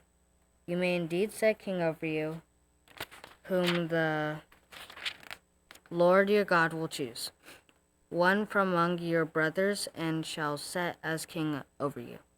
You may not put a foreigner over you, who is not your brother. Only he must not acquire many horses for himself, or cause the people to return to Egypt in order to acquire many horses.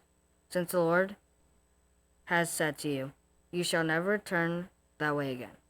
And he shall not acquire many wives for himself, lest his heart turn away. Nor shall he acquire for himself excessive silver and gold. And when he sits on the throne for his kingdom, he shall write for himself in a book a copy of this law, approved by the Levitical priests. And it shall be with him, and he shall read it in all the days of his life, that he may learn to fear the Lord his God, by keeping all the words of this law and these statutes and doing them. That his heart may not be lifted up above his brothers, and that he may not turn aside from the commandment, either to the right hand or to the left, so that he may continue long in his kingdom, he and his children in Israel. Deuteronomy chapter 18. The Levitical priests, all the tribe of Levi, shall have no portion or inheritance with Israel. They shall eat the Lord's food offerings as their inheritance. They shall have no inheritance among their brothers. The Lord is their inheritance, as he promised them. And this shall be the priest's due from the people, from those offering a sacrifice, whether an ox or sheep. They shall give to the priest the shoulder and the 2 cheeks and the stomach, the firstfruits of your grain, of your wine, and of your oil, and the first fleece of your sheep, and shall give him. You shall give. For the Lord your God has chosen him out of all your tribes to stand and minister in the name of the Lord, him and his sons for all time. And if a Levite comes from any of your towns, out of all Israel where he lives, and he may come when he desires to the place that the Lord will choose, and ministers in the name of the Lord his God, like all his fellow Levites, who stand to minister there before the Lord. Then he may have equal portions to eat besides what he receives from the sale of his patrimony. When you come into the land that the Lord your God is giving you, you shall not learn to follow the abominable practices of those nations. There shall not be found among you anyone who burns his son or his daughter as an offering, anyone who practices divination or tells fortunes or interprets omens, or a sorcerer, or a charmer, or a medium, or a necromancer, or one who inquires one of the dead. For whoever does these things is an abomination to the Lord. And because of these abominations, the Lord your God is driving them out before you. You shall be blameless before the Lord your God for these nations which you are about to dispossess. Listen to fortune tellers and to diviners. But as for you, the Lord your God has not allowed you to do this. The Lord your God will raise up for you a prophet like me from among you. From your brothers it is to him you shall listen, just as you desired of the Lord your God at Horeb, on the day of the assembly, when you said, Let me not hear again the voice of the Lord my God, or see this great fire any more, lest I die. And the Lord said to me, They have right in what they have spoken. I will raise up for them a prophet like you, from among their brothers, and I will put my words in his mouth, and he shall speak to them all that I command him. And whoever will not listen to my words that he shall speak in my name, I myself will require it of him. But the prophet who presumes to speak a word in my name that I have not commanded him to speak, or who speaks in the name of other gods, that same prophet shall die. And if you say in your heart, How may we know the word of the Lord has not spoken? How may we know the word that the Lord has not spoken? When a prophet speaks in the name of the Lord, if the word does not come to pass or come true, that is not a word that the Lord has spoken. the prophet has spoken in presumptuously, you need not be afraid of him. Chapter 19. When the Lord your God cuts off the nations whose land the Lord your God is giving you, and you disoppose them and dwell in their cities and in their houses, you shall set apart 3 cities for yourself in the land that the Lord your God is giving you to possess. You shall measure the distance and divide into 3 parts the area of the land that the Lord your God gives you as a possession, so that any manslayer can flee to them. This is the provision for the manslayer, who by fleeing there may save his life. If anyone kills his neighbor unintentionally without having hated him in the past, as when someone goes into the forest with his neighbor to cut wood, and his hand swings axe to cut down a tree, and the head slips from the handle and strikes his neighbor so that he dies, he may flee to one of these cities and live, lest the avenger of blood in hot anger pursue the manslayer and overtake him, because the way is long and strike him fatally. Though the man did not deserve to die, since he had not hated his neighbor in the past. Therefore, I command you, you shall set apart 3 cities. And if the Lord your God enlarges your territory, as he has sworn to your fathers, and gives you all the land that he promised to give to your fathers, provided you are careful to keep all this commandment, which I have commanded you today, by loving the Lord your God, and by walking ever in his ways. Then you shall add 3 other cities to these 3, lest innocent blood be shed in your land that the Lord your God is giving you for an inheritance, and so the guilt of bloodshed be upon you. But if anyone hates his neighbor and lies in wait for him and attacks him and strikes him fatally, so that he dies, and he flees into one of these cities, then the elders of his city shall send and take him from there, and hand him over to the avenger of blood, so that he may die. Your eyes shall not pity him, but you shall purge the guilt of innocent blood from Israel, so that it may be well with you. You shall not move your neighbor's landmark, which the men of old have set in the inheritance, that you will hold in the land that the Lord your God is giving you to possess. A single witness shall not suffice against a person for any crime, or for any wrong in connection with any offense that he has committed.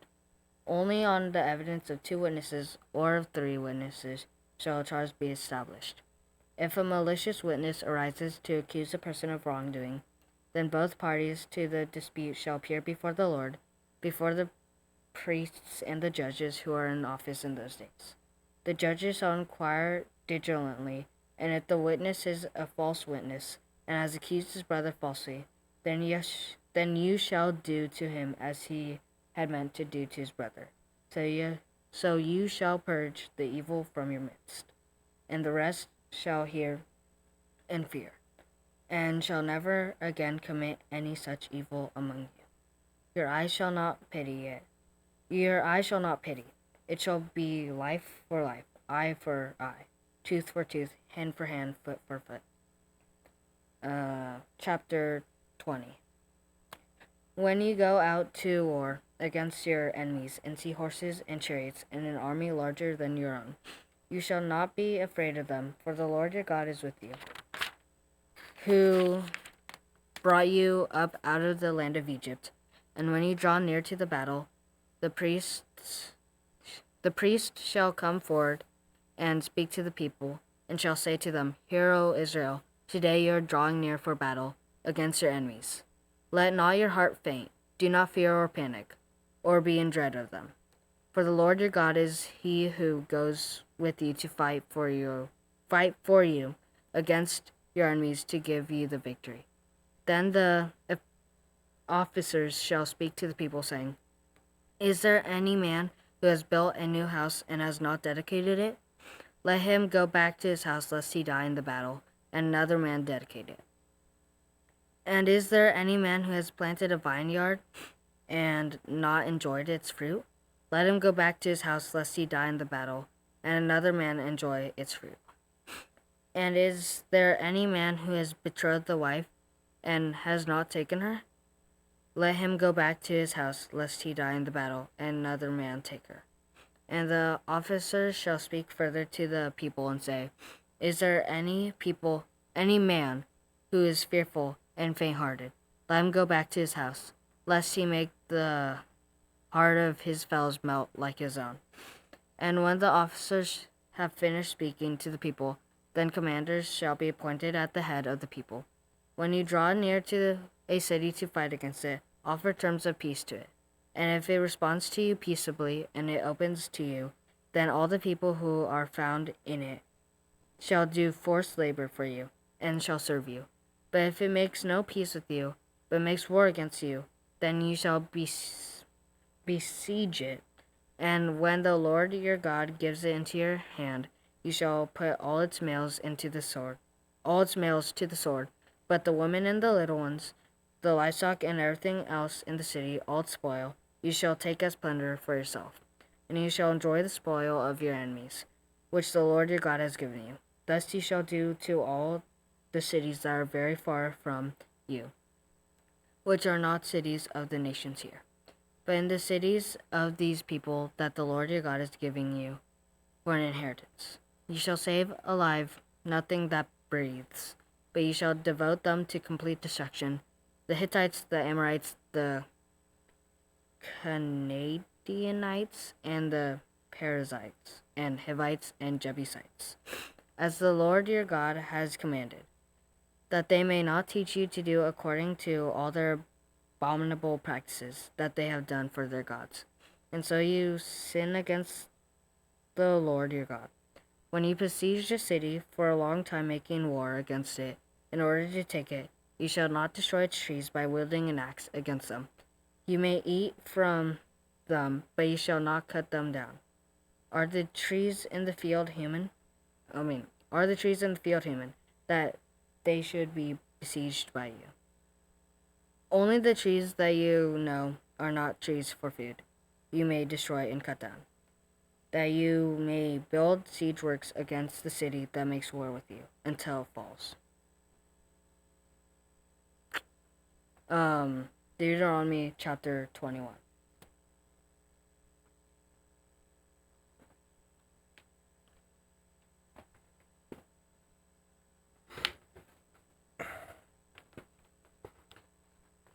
All right, Deuteronomy chapter 21. If in the land that the Lord your God is giving you to possess someone is found slain, lying in the open country, and it is not known who killed him, then your elders and your judges shall come out, and they shall measure the distance to the surrounding cities. And the elders of the cities that is nearest to the slain man shall take a heifer that has never been worked, and has not pulled in a yoke. And the elders of that city shall bring the heifer down to a valley with running water, which is neither plowed nor sown, and shall break the heifer's neck there in the valley. And then the priests, the sons of Levi, shall come forward, for the Lord your God has chosen them to minister to him, and to bless in the name of the Lord. And by their word every dispute and every assault shall be settled. And all the elders of that city nearest to the slain man shall wash their hands over the heifer whose neck was broken in the valley. And they shall testify, Our hands did not shed this blood, nor did our eyes see it shed. Accept atonement, O Lord, for your people Israel whom you have redeemed, and do not set the guilt of innocent blood in the midst of your people Israel, so that their blood guilt be atoned for. So you shall purge the guilt of innocent blood from your midst when you do what is right in the sight of the Lord. When you go out to war against your enemies, and the Lord your God gives them into your hand, and you take them captive, and you see among the captives a beautiful woman, and you desire to take her to be your wife, and you bring her home to your house, she shall shave her head and pare her nails. And she shall take off the clothes in which she was captured, and shall remain in your house, and lament her father and mother a full month. After that you may go into her, and be her husband, and she shall be your wife. But if you no longer delight in her, you shall let her go where she wants. But you shall not sell her for money, nor shall you treat her as a slave, since you have humiliated her.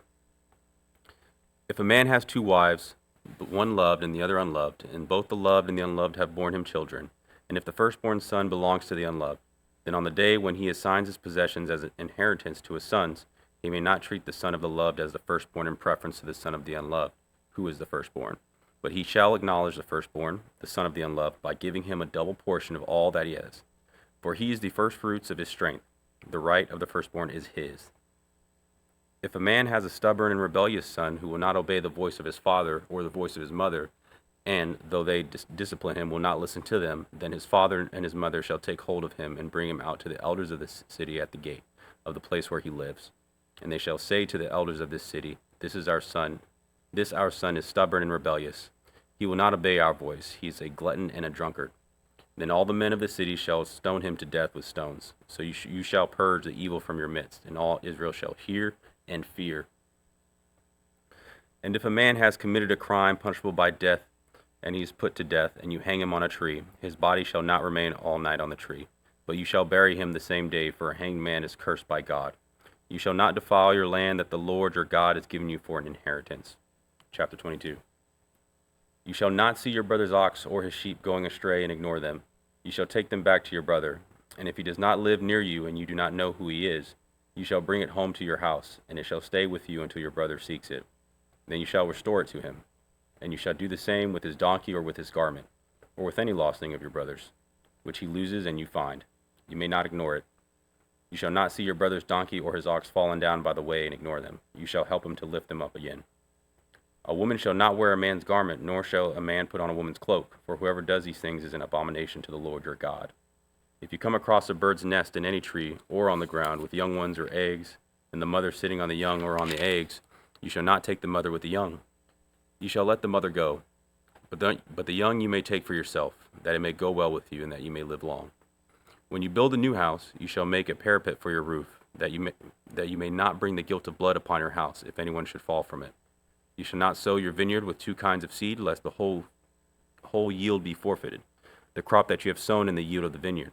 You shall not plow with an ox and a donkey together. You shall not wear cloth of wool and linen mixed together. You shall make yourself tassels on the four corners of the garment with which you cover yourself. If any man takes a wife and goes into her and then hates her and accuses her of misconduct and brings a bad name upon her, saying, I took this woman, and when I came near her, I did not find in her evidence of virginity, then the father of the young woman and her mother shall take and bring out the evidence of her virginity to the elders of the city in the gate. And the father of the young woman shall say to the elders, I gave my daughter to this man to marry, and he hates her. And behold, he has accused her of misconduct, saying, I did not find in your daughter evidence of virginity, and yet this is the evidence of my daughter's virginity. And they shall spread the cloak before the elders of the city. Then the elders of that city shall take the man and whip him, and they shall fine him 100 shekels of silver, and give him to the father of the young woman, because he has brought a bad name upon a virgin of Israel. And she shall be his wife. He may not divorce her all his days. But if the thing is true, that evidence of virginity was not found in the young woman, then they shall bring out the young woman to the door of her father's house, and the men of her city shall stone her to death with stones, because she has done an outrageous thing in Israel by whoring her father's house. So you shall purge the evil from your midst. If a man is found lying with the wife of another man, both of them shall die. The man who lay with the woman and the woman, so you shall purge the evil from Israel. If there is a betrothed virgin, and a man meets her in the city and lies with her, then you shall bring them both out to the gate of that city, and you shall stone them to death with stones.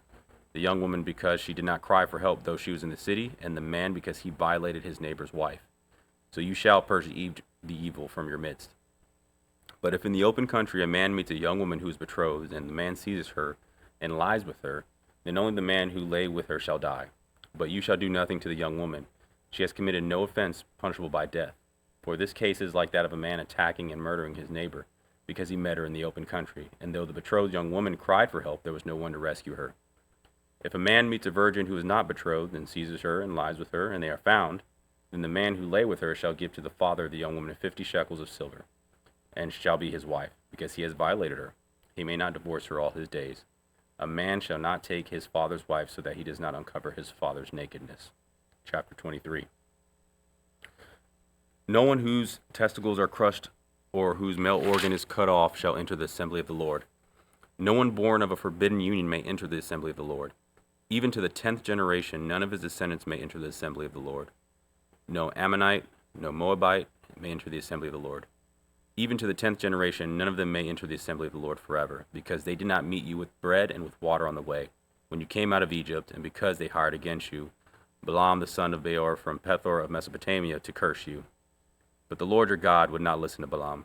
Instead, the Lord your God turned the curse into a blessing for you, because the Lord your God loved you. You shall not seek their peace or their prosperity all your days forever. You shall not abhor an Edomite, for he is your brother. You shall not abhor an Egyptian, because you were a sojourner in this land. Children born to them in the third generation may enter the assembly of the Lord. When you are encamped against your enemies, then you shall keep yourself from every evil thing. If any man among you becomes unclean because of a nocturnal emission, then he shall go outside the camp. He shall not come inside the camp, but when evening comes, he shall bathe himself in water, and as the sun sets, he may come inside the camp. You shall have a place outside the camp, and you shall go out to it. And you shall have a trowel with your tools, and when you sit down outside, you shall dig a hole with it, and turn back and cover up your excrement. Because the Lord your God walks in the midst of your camp, to deliver you, and to give up your enemies before you. Therefore your camp must be holy, so that he may not see anything indecent among you, and turn away from you. You shall not give up to his master's slave, who has escaped from his master to you.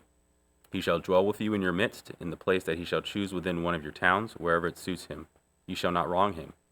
None of the daughters of Israel shall be a cult prostitute, and none of the sons of Israel shall be a cult prostitute. You shall not bring the fee of a prostitute or the wages of a dog into the house of the Lord your God in payment for any vow, for both of these are an abomination to the Lord your God. You shall not charge interest on loans to your brother, interest on money, interest on food, interest on anything that is lent for interest. You may charge a foreigner interest, but you may not charge your brother interest, that the Lord your God may bless you in all that you undertake in the land that you are entering to take possession of it. If you make a vow to the Lord your God, you shall not delay fulfilling it, for the Lord your God will surely require it of you, and you will be guilty of sin. But if you refrain from vowing, you will not be guilty of sin. You shall be careful to do what has passed your lips, for you have voluntarily vowed to the Lord your God what you have promised with your mouth. If you go into your neighbor's vineyard, you may eat your fill of grapes, as many as you wish, but you shall not put any in your bag. If you go into your neighbor's standing grain, you may pluck the ears with your hand, but you shall not put a sickle to your neighbor's standing grain. Chapter 24. When a man takes a wife and marries her, if then she finds no favor in his eyes because he has found some indecency in her, and he writes her a certificate of divorce and puts it in her hand and sends her out of his house, and she departs out of his house, and if she goes and becomes another man's wife, and the latter man hates her and writes her a certificate of divorce and puts it in her hand and sends her out of his house, or if the latter man dies who took her to be his wife, then her former husband who sent her away may not take her again to be his wife after she has been defiled, for that is an abomination before the Lord. And you shall not bring sin upon the land that the Lord your God has given you for inheritance. When a man is newly married, he shall not go out with the army or be liable for any other public duty. He shall be free at home 1 year to be happy with his wife whom he has taken. No one shall take a mill or an upper millstone in pledge, for that would be taking a life in pledge. If a man is found stealing one of his brothers of the people of Israel, and if he treats him as a slave or sells him, then that thief shall die. So you shall purge the evil from your midst. Take care, in a case of leprous disease, to be very careful to do according to all that the Levitical priest shall direct you. As I commanded them, you shall be careful to do. Remember what the Lord your God did to Miriam on the way as you came out of Egypt. When you make your neighbor a loan of any sort, you shall not go into his house to collect his pledge. You shall stand outside, and the man to whom you make the loan shall bring the pledge out to you. And if he is a poor man, you shall not sleep in his pledge. You shall restore to him the pledge as the sun sets, that he may sleep in his cloak and bless you. And it shall be righteousness for you before the Lord your God. You shall not oppress a hired worker who is poor and needy, whether he is one of your brothers or one of the sojourners who are in your land within your towns. You shall give him his wages on the same day, before the sun sets, for he is poor and counts on it, lest he cry against you to the Lord and you be guilty of sin. Fathers shall not be put to death because of their children, nor shall children be put to death because of their fathers. Each one shall be put to death for his own sin. You shall not pervert the justice due to the sojourner or to the fatherless, or take a widow's garment in pledge. But you shall remember that you were a slave in Egypt, and the Lord your God redeemed you from there. Therefore I command you to do this. When you reap your harvest in your field and forget a sheaf in the field, you shall not go back to it. It shall be for the sojourner, the fatherless, and the widow, that the Lord your God may bless you in all the work of your hands. When you beat your olive trees, you shall not go over them again. It shall be for the sojourner, the fatherless, and the widow. When you gather the grapes of your vineyard, you shall not strip it afterward. It shall be for the sojourner, the fatherless, and the widow.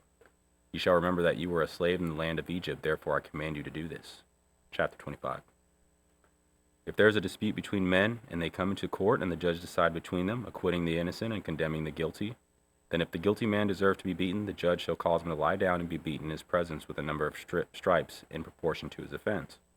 40 stripes may be given to him, but not more, lest if one should go on to beat him with more stripes than these, your brother be degraded in your sight. You shall not muzzle an ox when it is treading out the grain.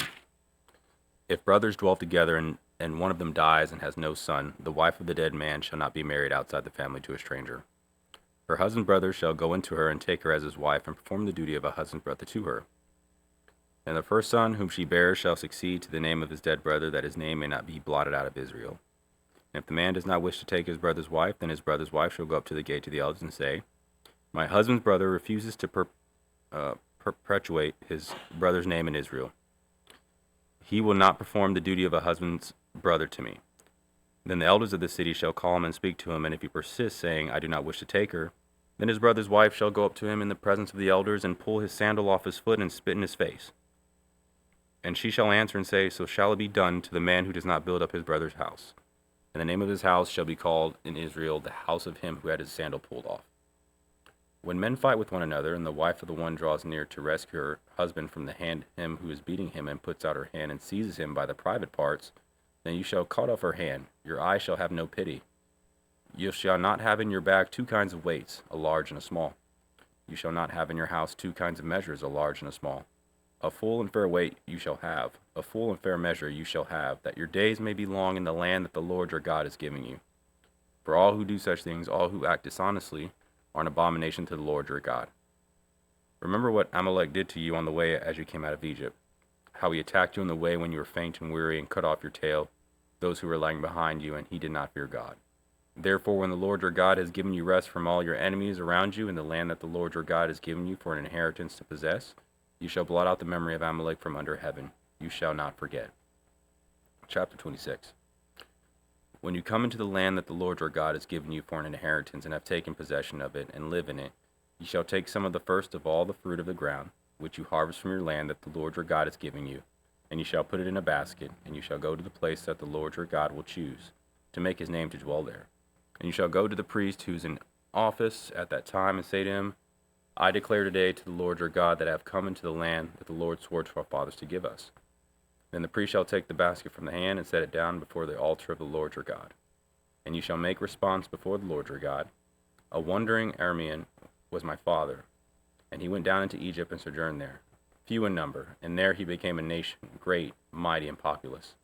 And the Egyptians treated us harshly and humiliated us and laid us on hard labor.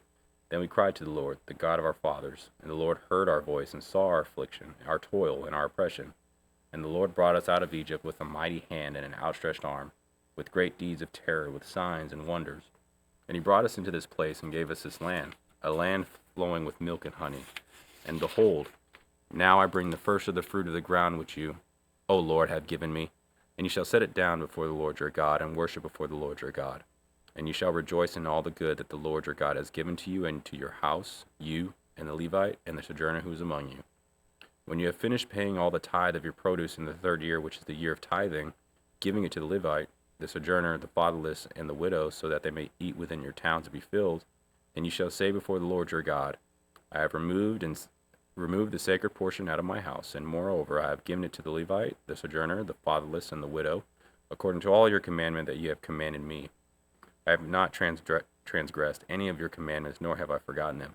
I have not eaten of the tithe while I was mourning, or removed any of it while I was unclean, or offered any of it to the dead. I have obeyed the voice of the Lord my God. I have done according to all that you have commanded me. Look down from your holy habitation from heaven, and bless your people, Israel, and the ground that you have given us, as you swore to our fathers, a land flowing with milk and honey. This day the Lord your God commands you to do these statutes and rules. You shall therefore be careful to do them with all your heart and with all your soul. You have declared today that the Lord is your God, and that you will walk in his ways, and keep his statutes and his commandments and his rules, and will obey his voice. And the Lord has declared today that you are a people for his treasured possession, as he has promised you, and that you are to keep all of his commandments, and that he will set you in praise and in fame and in honor high above all nations that he has made, and that you shall be a people holy to the Lord your God, as he promised. Chapter 27. Now Moses and the elders of Israel commanded the people, saying, Keep the whole commandment that I commanded you today. And on the day you cross over the Jordan to the land that the Lord your God is giving you, you shall set up large stones and plaster them with plaster. And you shall write on them all the words of this law, when you cross over to enter the land that the Lord your God has given you, a land flowing with milk and honey, as the Lord, the God of your fathers, has promised you. And when you have crossed over the Jordan, you shall set up these stones, concerning which I command you today, on Mount Ebal, and you shall plaster them with plaster. And there you shall build an altar to the Lord your God, an altar of stones. You shall wield no iron tool on them. You shall build an altar to the Lord your God of uncut stones, and you shall offer burnt offerings on it to the Lord your God. And you shall sacrifice peace offerings, and shall eat there. And you shall rejoice before the Lord your God, and you shall write on the stones all the words of his law very plainly. Then Moses and the Levitical priests said to all Israel, Keep silence and hear, O Israel. This day you have become the people of the Lord your God. You shall therefore obey the voice of the Lord your God, keeping his commandments and statutes which I command you today. That day Moses charged the people, saying, When you have crossed over the Jordan, these shall stand on Mount Gerizim to bless the people, Simeon, Levi, Judah, Issachar, Joseph, and Benjamin. And these shall stand on Mount Ebal for the curse, Reuben, Gad, Asher, Zebulun, Dan, and Naphtali. And the Levites shall declare to all the men of Israel in a loud voice, Cursed be the man who makes a carved or cast metal image, an abomination to the Lord, a thing made by the hands of a craftsman, and sets it up in secret. And all the people shall answer and say, Amen. Cursed be anyone who dishonors his father or his mother, and all the people shall say, Amen. Cursed be anyone who moves his neighbor's landmark, and all the people shall say, Amen. Cursed be anyone who misleads a blind man on the road, and all the people shall say, Amen. Cursed be anyone who perverts their justice due to the sojourner, the fatherless, and the widow, and all the people shall say, Amen. Cursed be anyone who lies with his father's wife, because he has uncovered his father's nakedness, and all the people shall say, Amen. Cursed be anyone who lies with any kind of animal, and all the people shall say, Amen. Cursed be anyone who lies with his sister, whether the daughter of his father or the daughter of his mother, and all the people shall say, Amen. Cursed be anyone who lies with his mother-in-law, and all the people shall say, Amen. Cursed be anyone who strikes down his neighbor in secret, and all the people shall say, Amen. Cursed be anyone who takes a bribe to shed innocent blood, and all the people shall say, Amen. Cursed be anyone who does not confirm the words of this law by doing them, and all the people shall say, Amen. Chapter 28.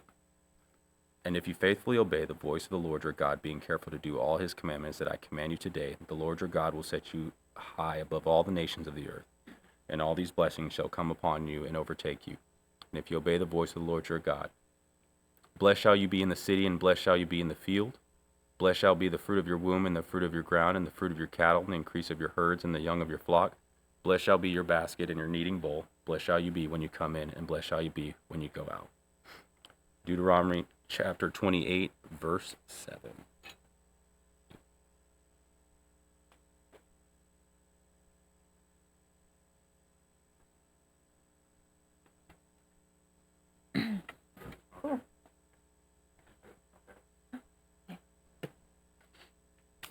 Deuteronomy chapter 28, verse 7.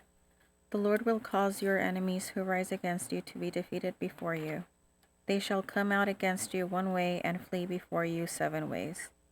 The Lord will command the blessing on you in your barns and in all that you undertake, and he will bless you in the land that the Lord your God is giving you.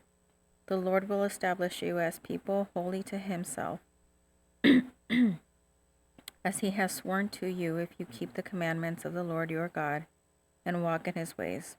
And all the peoples of the earth shall see that you are called by the name of the Lord, and they shall be afraid of you.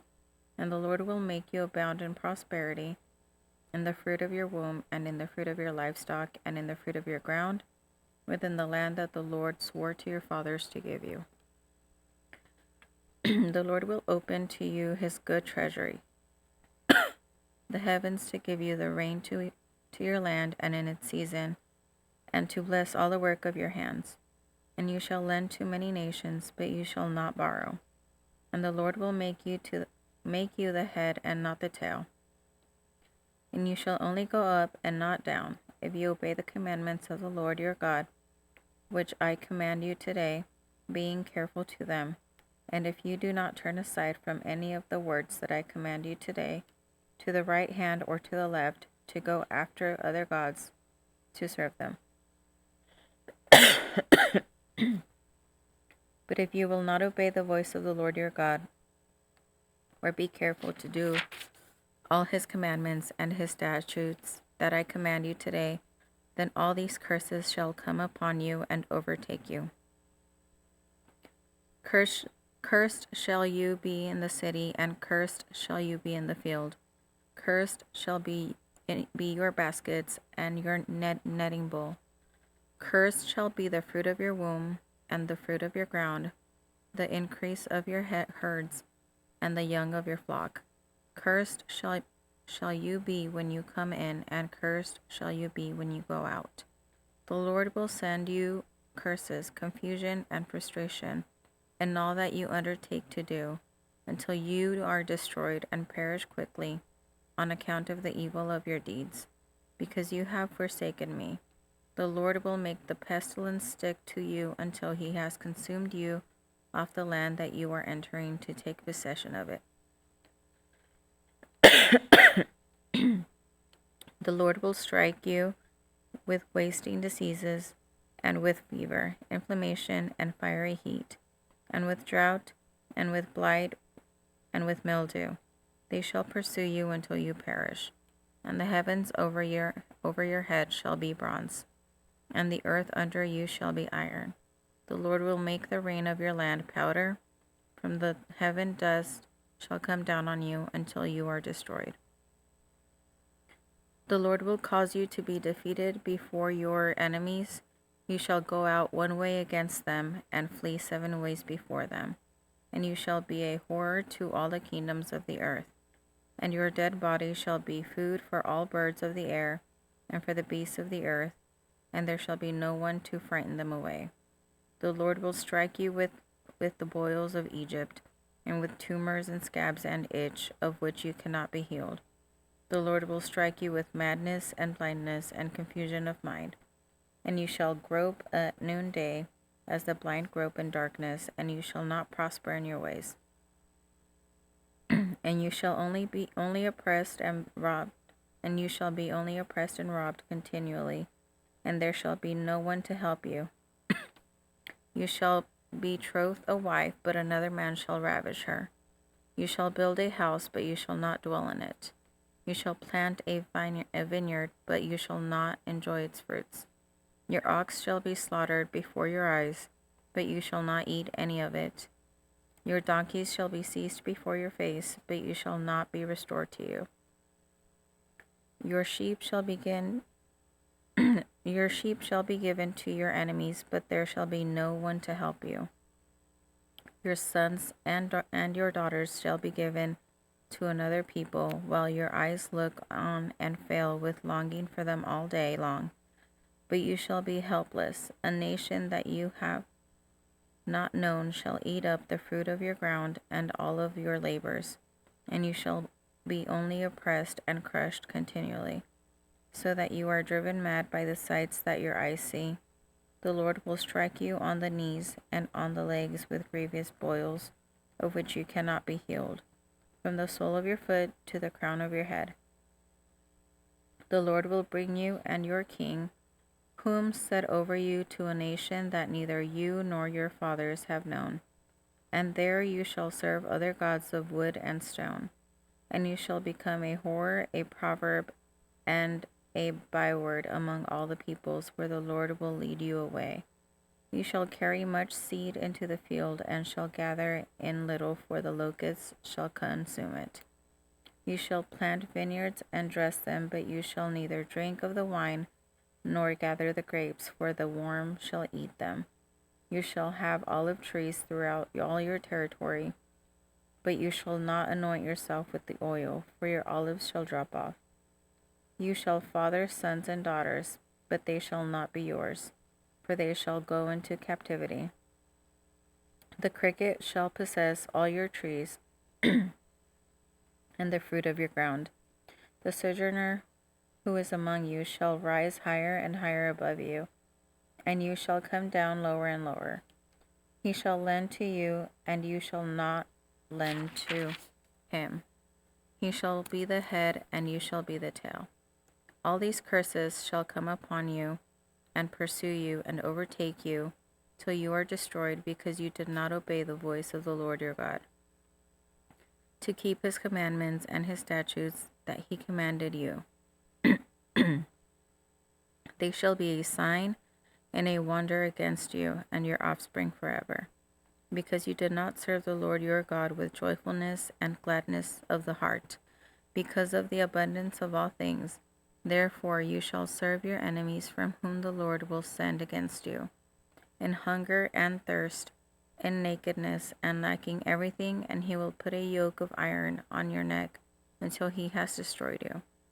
The Lord will bring a nation against you from far away, from the end of the earth, swooping down like the eagle, a nation whose language you do not understand, a hard-faced nation who shall not respect the old or show mercy to the young.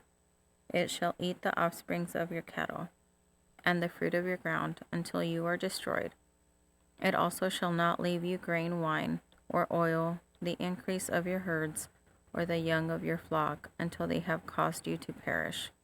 They shall besiege you in all your towns until your high and fortified walls, in which you trusted, come down throughout all your land. And they shall besiege you in all your towns throughout all your land, with which the Lord your God has given you. And you shall eat the fruit of your womb, the flesh of your sons and daughters, whom the Lord your God has given you, in the siege and in the distress with which your enemies shall distress you. The man who is the most tender and refined among you will begrudge food to his brother, to the wife he embraces, and to the last of the children whom he has left, so that he will not give to any of them any of the flesh of his children whom he is eating, because he has nothing else in the siege and in the distress with which your enemy shall distress you in all your towns. The most tender and refined woman among you, who would not venture to set the sole of her foot on the ground because she is so delicate and tender, will begrudge to the husband she embraces, to her son and to her daughter, her after birth that comes out from between her feet, and her children whom she bears, because lacking everything she will eat them secretly, in the siege and in the distress with which your enemy shall distress you in your towns. If you are not careful to do all the words of this law that are written in this book, that you may fear this glorious and awesome name of the Lord your God, then the Lord will bring you and your offspring extraordinary afflictions severe and lasting, and sicknesses grieving and lasting. And he will bring upon you all the diseases of Egypt with which you were afraid, and they shall cling to you. Every sickness also and every affliction that is not recorded in the book of this law, the Lord will bring upon you until you are destroyed. Whereas you were as numerous as the stars of heaven, you shall be left few in number, because you did not obey the voice of the Lord your God. And the Lord took delight in doing you good and multiplying you. So the Lord will take delight in bringing ruin upon you and destroying you. And you shall be plucked off the land that you are entering to take possession of it. And the Lord will scatter you among all peoples, from one end of the earth to the other, and there you shall serve other gods of wood and stone, with which neither you nor your fathers have known. And among these nations you shall find no respite, and there shall be no resting place for the sole of your foot, but the Lord will give you there a trembling heart and failing eyes, and a languishing soul. Your life shall hang in doubt before you. Night and day you shall be in dread, and have no assurance in your life. In the morning you shall say, if only it were evening, and at evening you shall say, if only it were morning, because of the dread that your heart shall feel, and the sights that your eyes shall see. And the Lord will bring you back in ships to Egypt, a journey that I promised that you should never make again. And there you shall offer yourselves for the sale to your enemies as male and female slaves, but there will be no buyer. Deuteronomy chapter 29. These are the words of the covenant that the Lord commanded Moses to make with the people of Israel in the land of Moab, besides the covenant that he had made with them at Horeb. And Moses summoned all Israel and said to them, You have seen all that the Lord did before your eyes in the land of Egypt, to Pharaoh and to all his servants and to all his land, the great trials that your eyes saw, the signs and those great wonders. But to this day the Lord has not given you a heart to understand, or eyes to see, or ears to hear. I have led you 40 years in the wilderness. Your clothes have not worn out on you, and your sandals have not worn off your feet. You have not eaten bread, and you have not drunk wine or strong drink, that you may know that I am the Lord your God. And when you came to this place, Sihon the king of Heshbon and Og the king of Bashan came out against us to battle, but we defeated them. We took their land and gave it for an inheritance to the Reubenites, the Gadites, and the half-tribe of the Manassites. Therefore, keep the words of this covenant and do them, that you may prosper in all that you do.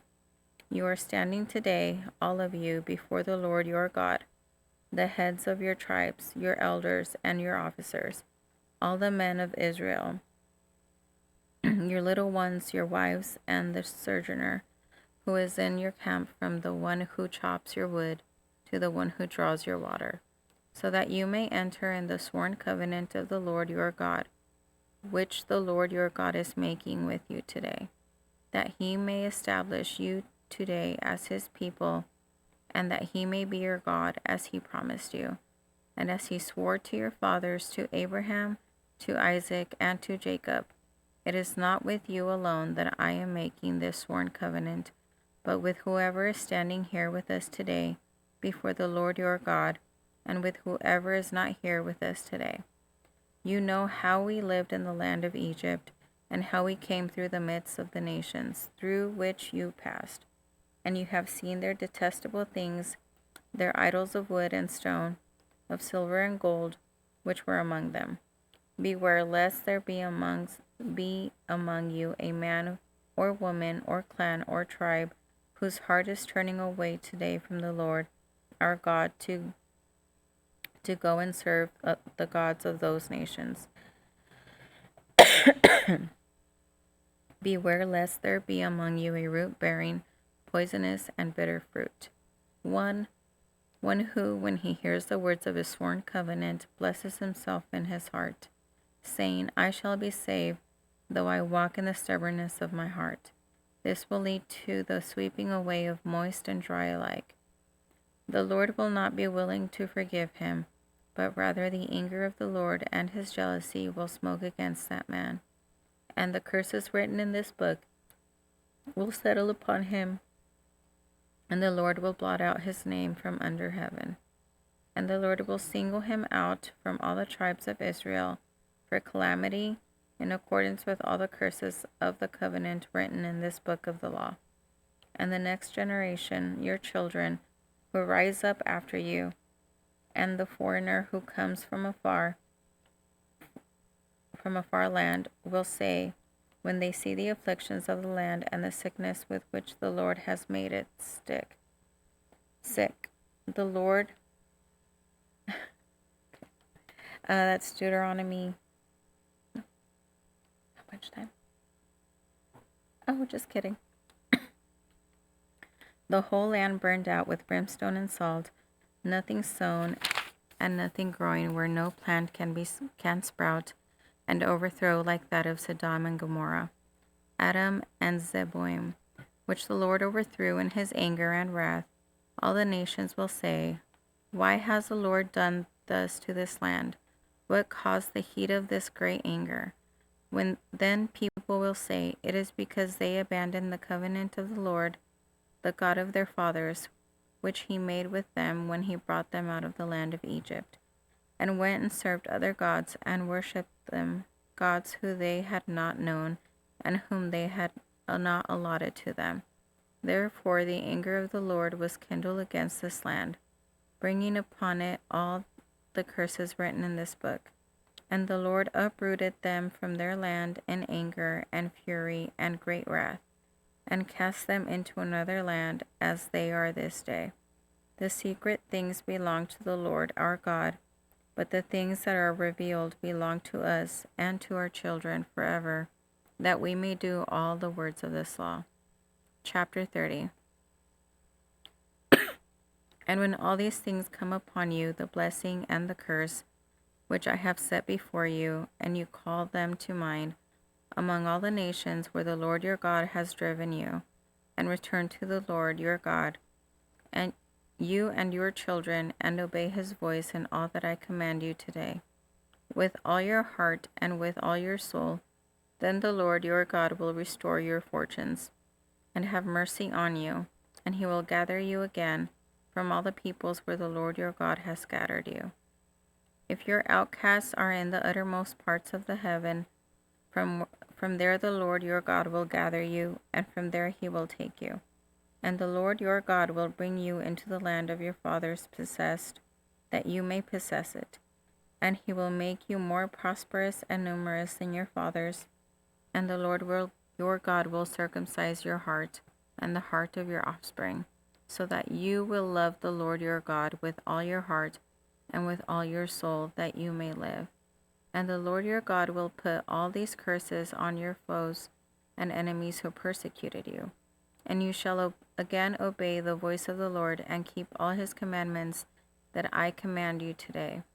The Lord your God will make you abundantly prosperous in all the work of your hand, in the fruit of your womb, and in the fruit of your cattle, and in the fruit of your ground, for the Lord will again take delight in prospering you, as he took delight in your fathers, when you obey the voice of the Lord your God, to keep his commandments and his statutes. They are written in this book of the law, when you turn to the Lord your God with all your heart and with all your soul.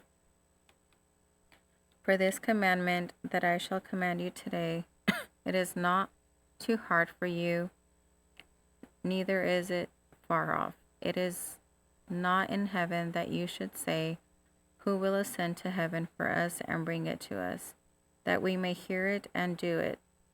Neither it is beyond the sea, that you shall say, who will go over the sea for us and bring it to us, that we may hear it and do it.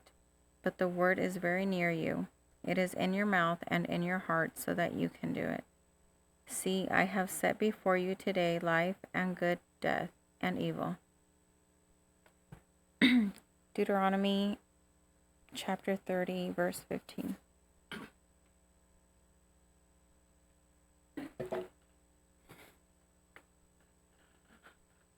Deuteronomy 30:15. See, I have set before you today life and good, death and evil.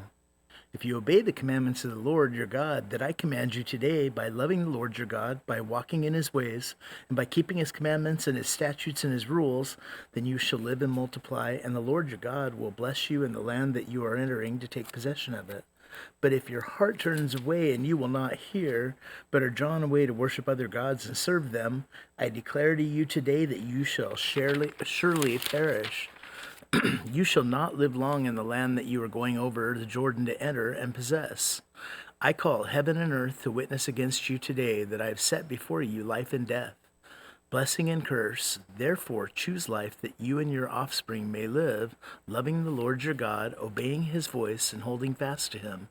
For he is your life and length of days, that you may dwell in the land that the Lord swore to your fathers, to Abraham, to Isaac, and to Jacob, to give them.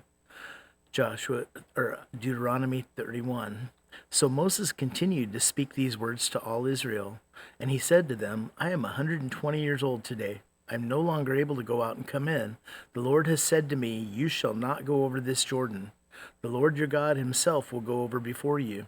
He will destroy these nations before you, so that you shall dispossess them, and Joshua will go over at your head, as the Lord has spoken. And the Lord will do to them as he did to Sihon and Og, the kings of the Amorites, and to their land, when he destroyed them. And the Lord will give them over to you, and you shall do to them according to the whole commandment that I have commanded you. Be strong and courageous. Do not fear or be in dread of them, for for it is the Lord your God who goes with you. He will not leave you or forsake you. Then Moses summoned Joshua and said to him in the sight of all Israel, Be strong and courageous, for you shall go with this people into the land that the Lord has sworn to their fathers to give them, and you shall put them in possession of it. It is the Lord who goes before you. He will be with you. He will not leave you or forsake you. Do not fear or be dismayed. Then Moses wrote this law and gave it to the priests, the sons of Levi, who carried the ark of the covenant of the Lord, and to all the elders of Israel. And Moses commanded them, at the end of every 7 years, at the set time in the year of release, at the Feast of Booths, when all Israel comes to appear before the Lord your God at the place that he will choose, you shall read this law before all Israel in their hearing. Assemble the people, men, women, and little ones, and the sojourner within your towns, that they may hear and learn to fear the Lord your God, and be careful to do all the words of his law. And that their children, who have not known it, may hear and learn to fear the Lord your God, as long as you live in the land that you are going over the Jordan to possess. And the Lord said to Moses, Behold, the days approach when you must die. Call Joshua, and present yourselves in the tent of meeting, that I may commission him. And Moses and Joshua went and presented themselves in the tent of meeting. And the Lord appeared in the tent in a pillar of cloud, and the pillar of cloud stood over the entrance of the tent. And the Lord said to Moses, Behold, you are about to lie down with your fathers. Then this people will rise and whore after the foreign gods among them in the land that they are entering, and they will forsake me and break my covenant that I have made with them. Then my anger will be kindled against them in that day, and I will forsake them and hide my face from them, and they will be devoured. And many evils and troubles will come upon them, so that they will say in that day, Have not these evils come upon us, because our God is not among us? And I will surely hide my face in that day because of all the evil that they have done, because they have turned to other gods. Now therefore write this song and teach it to the people of Israel. Put it in their mouths, that this song may be a witness for me against the people of Israel. For when I have brought them into the land flowing with milk and honey, which I swore to give to their fathers, and they have eaten and are full and grown fat, they will turn to other gods and serve them, and despise me and break my covenant. And when many evils and troubles have come upon them, this song shall confront them as a witness, for it will live unforgotten in the mouths of their offspring. For I know what they are inclined to do even today, before I have brought them into the land that I swore to give. So Moses wrote this song the same day and taught it to the people of Israel. And the Lord commissioned Joshua the son of Nun, and said, Be strong and courageous, for you shall bring the people of Israel into the land that I swore to give them. I will be with you. When Moses had finished writing the words of this law in a book to the very end, Moses commanded the Levites who carried the ark of the covenant of the Lord, Take this book of the law and put it by the side of the ark of the covenant of the Lord your God, that it may be there for a witness against you. For I know how rebellious and stubborn you are. Behold, even today while I am yet alive with you, you have been rebellious against the Lord. How much more after my death? Assemble to me all the elders of your tribes and your officers, that I may speak these words in their ears, and call heaven and earth to witness against them. For I know that after my death you will surely act corruptly and turn aside from the way that I have commanded you. And in the days to come evil will befall you, because you will do what is evil in the sight of the Lord, provoking him to anger through the work of your hands. Then Moses spoke the words of this song until they were finished in the ears of all the assembly of Israel. Give ear, O heavens, and I will speak, and let the earth hear the words of my mouth. May my teaching drop as the rain, my speech distill as the dew, like gentle rain upon the tender grass, and like showers upon the herb. For I will proclaim the name of the Lord, ascribe greatness to our God. The rock, his work is perfect, for all his ways are justice, a God of faithfulness and without iniquity, just and upright is he. They have dealt corruptly with him. They are no longer his children, because they are blemished, they are crooked and twisted generation. Do you thus repay the Lord, you foolish and senseless people? Is not he your father who created you, who made you and established you? Remember the days of old. Consider the years of many generations. Ask your father, and he will show you, your elders, and they will tell you. When the Most High gave to their nations their inheritance, when he divided mankind, he fixed the borders of the people according to the number of the sons of God. But the Lord's portion is his people, Jacob his allotted heritage. He found him in a desert land, and in the howling wastes of the wilderness he encircled him. He cared for him, he kept him as the apple of his eye. Like an eagle that stirs up its nest, that flutters over its young, spreading out its wings, catching them, bearing them on its pinions, the Lord alone guided him. No foreign god was with him. He made him ride on the high places of the land, and he ate the produce of the field. And he suckled him with honey out of the rock, and oil out of the flinty rock. Curds from the herd, and milk from the flock, with fat of lambs, rams of Bashan, and goats with the very finest of the wheat. And you drank foaming wine made from the blood of the grape. But Jeshurun grew fat and kicked. You grew fat, stout, and sleek. Then he forsook God who made him, and scoffed at the rock of his salvation. They stirred him to jealousy with strange gods. With abominations they provoked him to anger. They sacrificed to demons that were no gods, to gods they had never known, to new gods that had come recently, whom your fathers had never dreaded. You were unmindful of the rock that bore you, and you forgot the God who gave you birth. The Lord saw it and spurned them because of the provocation of his sons and his daughters. And he said, I will hide my face from them. I will see what their end will be, for they are a perverse generation, children in whom is no faithfulness. They have made me jealous with what is no God. They have provoked me to anger with their idols. So I will make them jealous with those who are no people. I will provoke them to anger with a foolish nation, for a fire is kindled by my anger, and it burns to the depths of Sheol, devours the earth and its increase, and sets on fire the foundations of the mountains.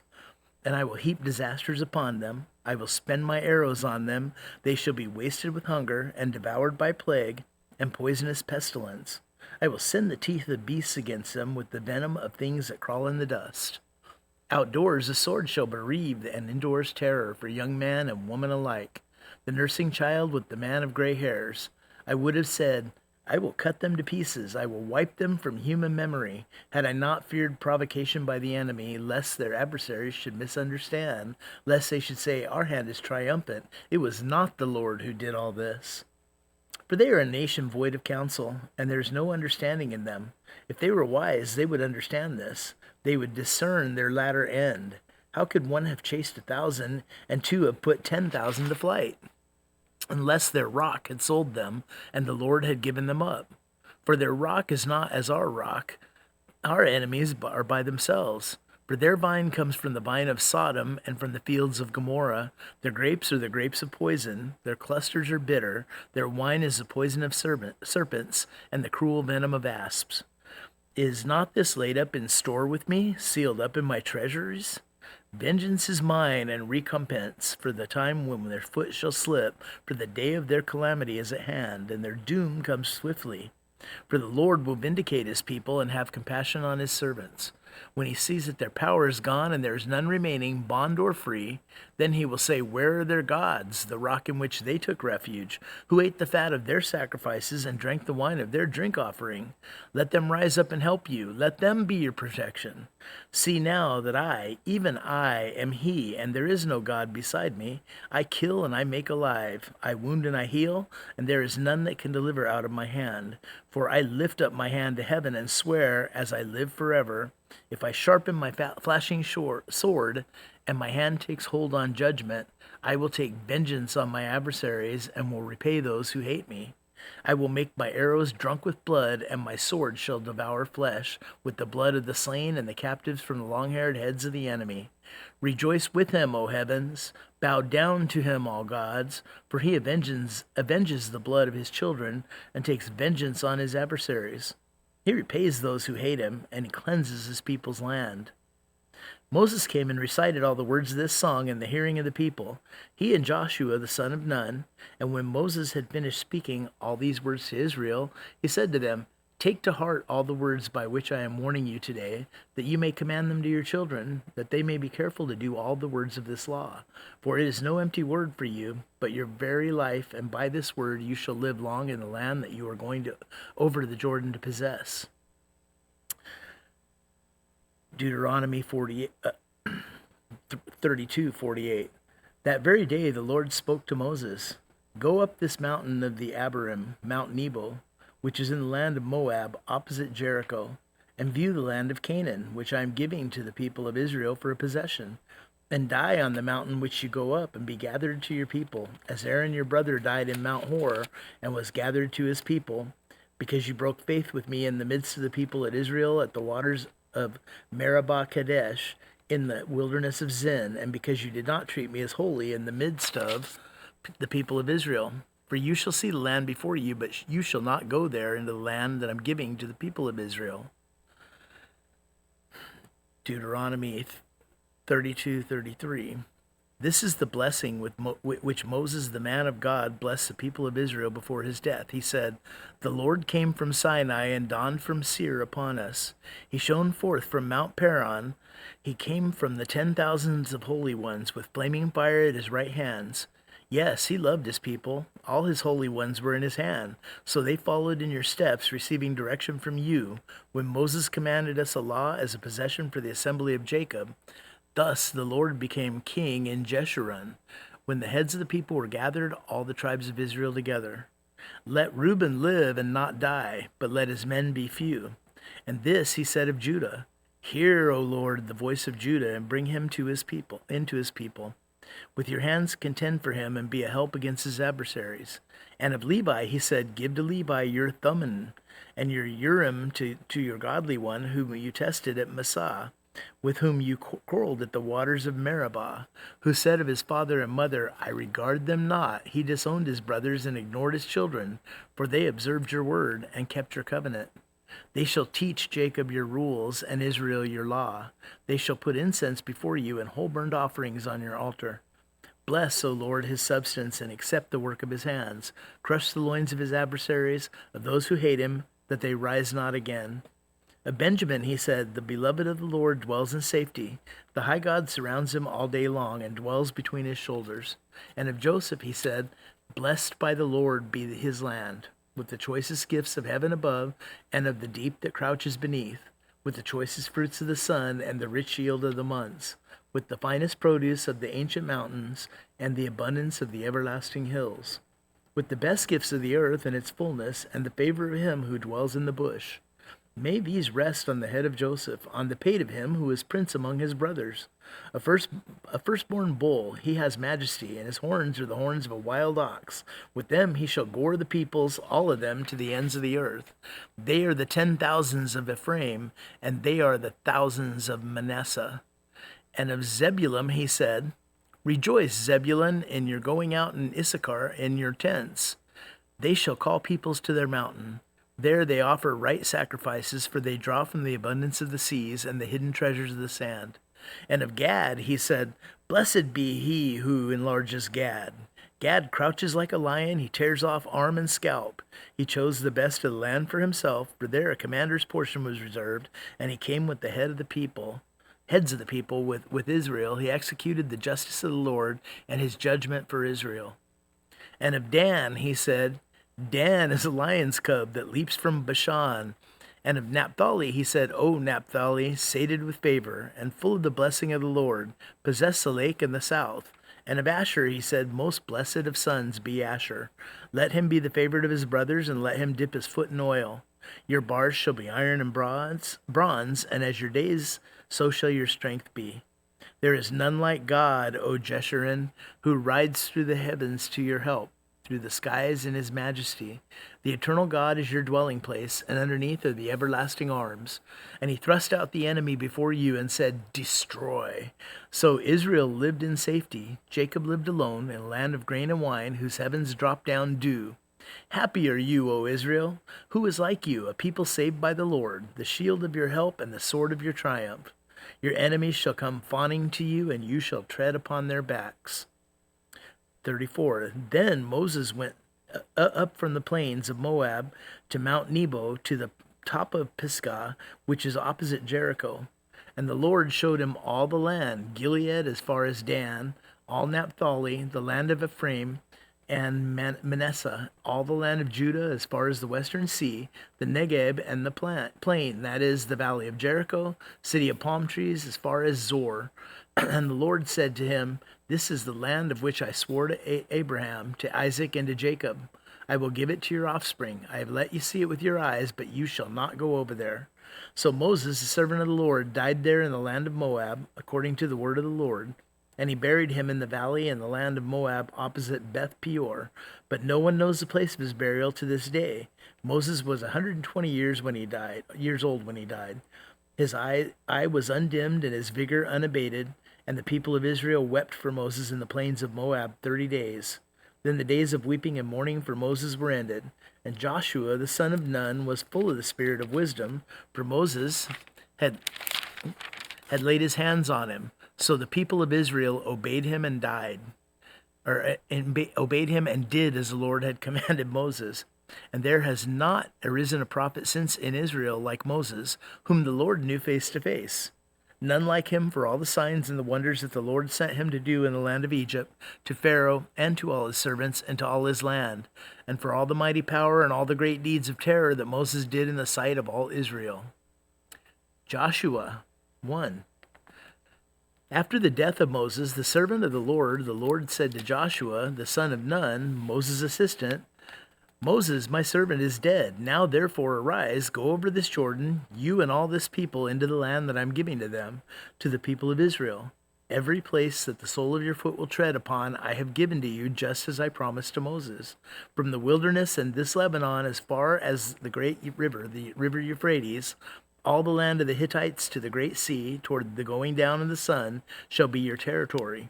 No man shall be able to stand before you all the days of your life. Just as I was with Moses, so I will be with you. I will not leave you or forsake you. Be strong and courageous, for you shall cause this people to inherit the land that I swore to their fathers to give them. Only be strong and very courageous, being careful to do according to all the law that Moses my servant commanded you. Do not turn from it to the right hand or to the left, that you may have good success wherever you go. This book of the law shall not depart from your mouth, but you shall meditate on it day and night, so that you may be careful to do according to all that is written in it. For then you will make your way prosperous, and then you will have good success. Have I not commanded you? Be strong and courageous. Do not be frightened and do not be dismayed, for the Lord your God is with you wherever you go. And Joshua commanded the officers of the people, pass through the midst of the camp, and command the people, prepare your provisions, for within 3 days you are to pass over this Jordan to go in and take possession of the land land that the Lord your God is giving you to possess. And to the Reubenites, the Gadites, and the half-tribe of Manasseh, Joshua said, remember the word that Moses, the servant of the Lord, commanded you, saying, the Lord your God is providing you a place of rest and will give you this land. Your wives, your little ones, and your livestock shall remain in the land that Moses gave you beyond the Jordan, but all the men of valor among you shall pass over armed before your brothers, and shall help them, until the Lord gives rest to your brothers as he has to you. And they also take possession of the land that the Lord your God is giving them.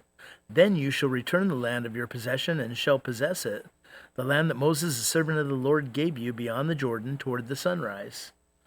And they answered Joshua, all that you have commanded us we will do, and wherever you send us we will go. Just as we obeyed Moses in all things, so we will obey you. Only may the Lord your God be with you as he was with Moses. Whoever rebels against your commandments and disobeys your words, whatever you command him shall be put to death. Only be strong and courageous. Joshua 1:2.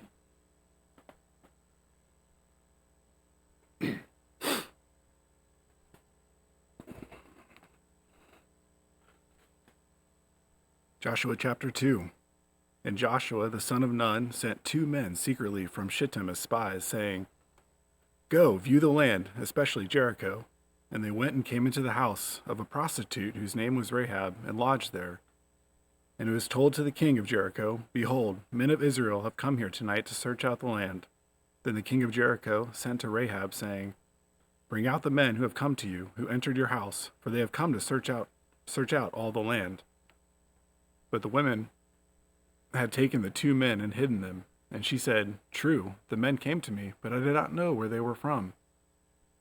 And when the gate was about to be closed at dark, the men went out.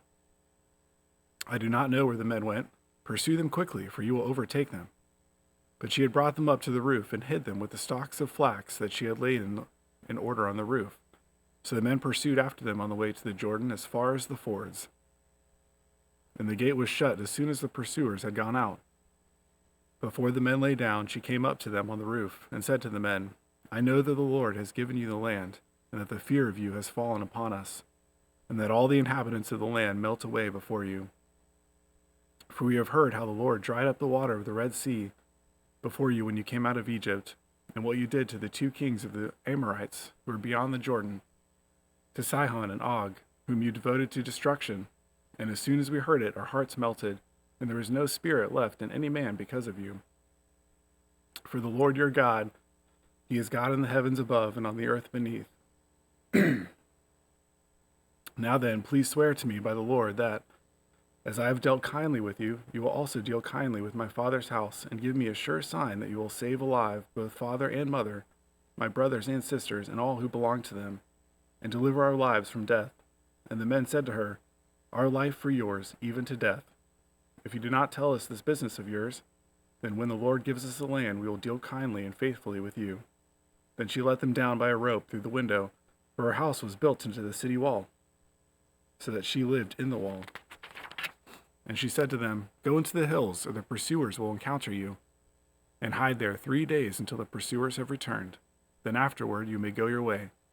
The men said to her, We will be guiltless with respect to this oath of yours that you have made us swear. Behold, when we come unto your land, you shall tie the scarlet cord in the window through which you let us down. And you shall gather into your house your father and mother, your brothers, and all your father's household. Then if anyone goes out the doors of your house into the street, his blood shall be on his own hand, and we shall be guiltless. But if a hand is laid on anyone who is with you in the house, his blood shall be on our head. But if you tell this business of ours, then we shall be guiltless with respect to your oath that you have made us swear. And she said, According to your words, so be it. Then she sent them away, and they departed. And she tied the scarlet cord in the window. They departed and went into the hills and remained there 3 days until the pursuers returned. And the pursuers searched all along the way and found nothing. Then the 2 men returned. They came down from the hills and passed over and came to Joshua the son of Nun, and they told him all that had happened to them. And they said to Joshua, Truly the Lord has given all the land into our hands, and also all the inhabitants of the land melt away because of us. Joshua chapter 3. Then Joshua rose early in the morning, and they set out from Shittim, and they came to the Jordan, he and all the people of Israel, and lodged there before they passed over. At the end of 3 days the officers went through the camp and commanded the people, As soon as you see the ark of the covenant of the Lord your God being carried by the Levitical priests, then you shall set out from your place and follow it. Yet there shall be a distance between you and it, about 2,000 cubits in length. Do not come near it, in order that you may know the way you shall go, for you have not passed this way before. Then Joshua said to the people, Consecrate yourselves, for tomorrow the Lord will do wonders among you. And Joshua said to the priests, Take up the ark of the covenant and pass on before the people. So they took up the ark of the covenant and went before the people. The Lord said to Joshua, Today I will begin to exalt you in the sight of all Israel, that they may know that, as I was with Moses, so I will be with you. And as for you, command the priests who bear the ark of the covenant, When you come to the brink of the waters of the Jordan, you shall stand still in the Jordan. And Joshua said to the people of Israel, Come here and listen to the words of the Lord your God. And Joshua said, Here is how you shall know that the living God is among you, and that he will without fail drive out from before you the Canaanites, the Hittites, the Hivites, the Perizzites, the Girgashites, the Amorites, and the Jebusites. Behold, the ark of the covenant of the Lord of all the earth is passing over before you into the Jordan. Now therefore take 12 men from the tribes of Israel, from each tribe a man. And when the soles of the feet of the priests bearing the ark of the Lord of all the earth, shall rest in the waters of the Jordan, the waters of the Jordan shall be cut off from flowing, and the waters coming down from above shall stand in one heap. So when the people set out from their tents to pass over the Jordan with the priests bearing the ark of the covenant before the people, and as soon as those bearing the ark had come as far as the Jordan, and the feet of the priests bearing the ark were dipped in the brink of the water, now the Jordan overflows all its banks throughout the time of harvest. The waters coming down from above stood and rose up in a heap very far away, at Adam, the city that is beside Zarethan. And those flowing down toward the sea of the Arabah, the salt sea, were completely cut off. And the people passed over opposite Jericho. Now the priest bearing the ark of the covenant of the Lord stood firmly on dry ground in the midst of the Jordan, and all Israel was passing over on dry ground until all the nation finished passing over the Jordan. Joshua chapter 4. When all the nation had finished passing over the Jordan, the Lord said to Joshua, "Take 12 men from the people, from each tribe a man, and command them, saying, Take 12 stones from here out of the midst of the Jordan, from the very place where the priest's feet stood firmly, and bring them over with you and lay them down in the place where you lodge tonight." Then Joshua called the 12 men from the people of Israel, whom he had appointed, a man from each tribe. And Joshua said to them, "Pass on before the ark of the Lord your God into the midst of the Jordan, and take up each of you a stone upon his shoulder, according to the number of the tribes of the people of Israel, that this may be a sign among you.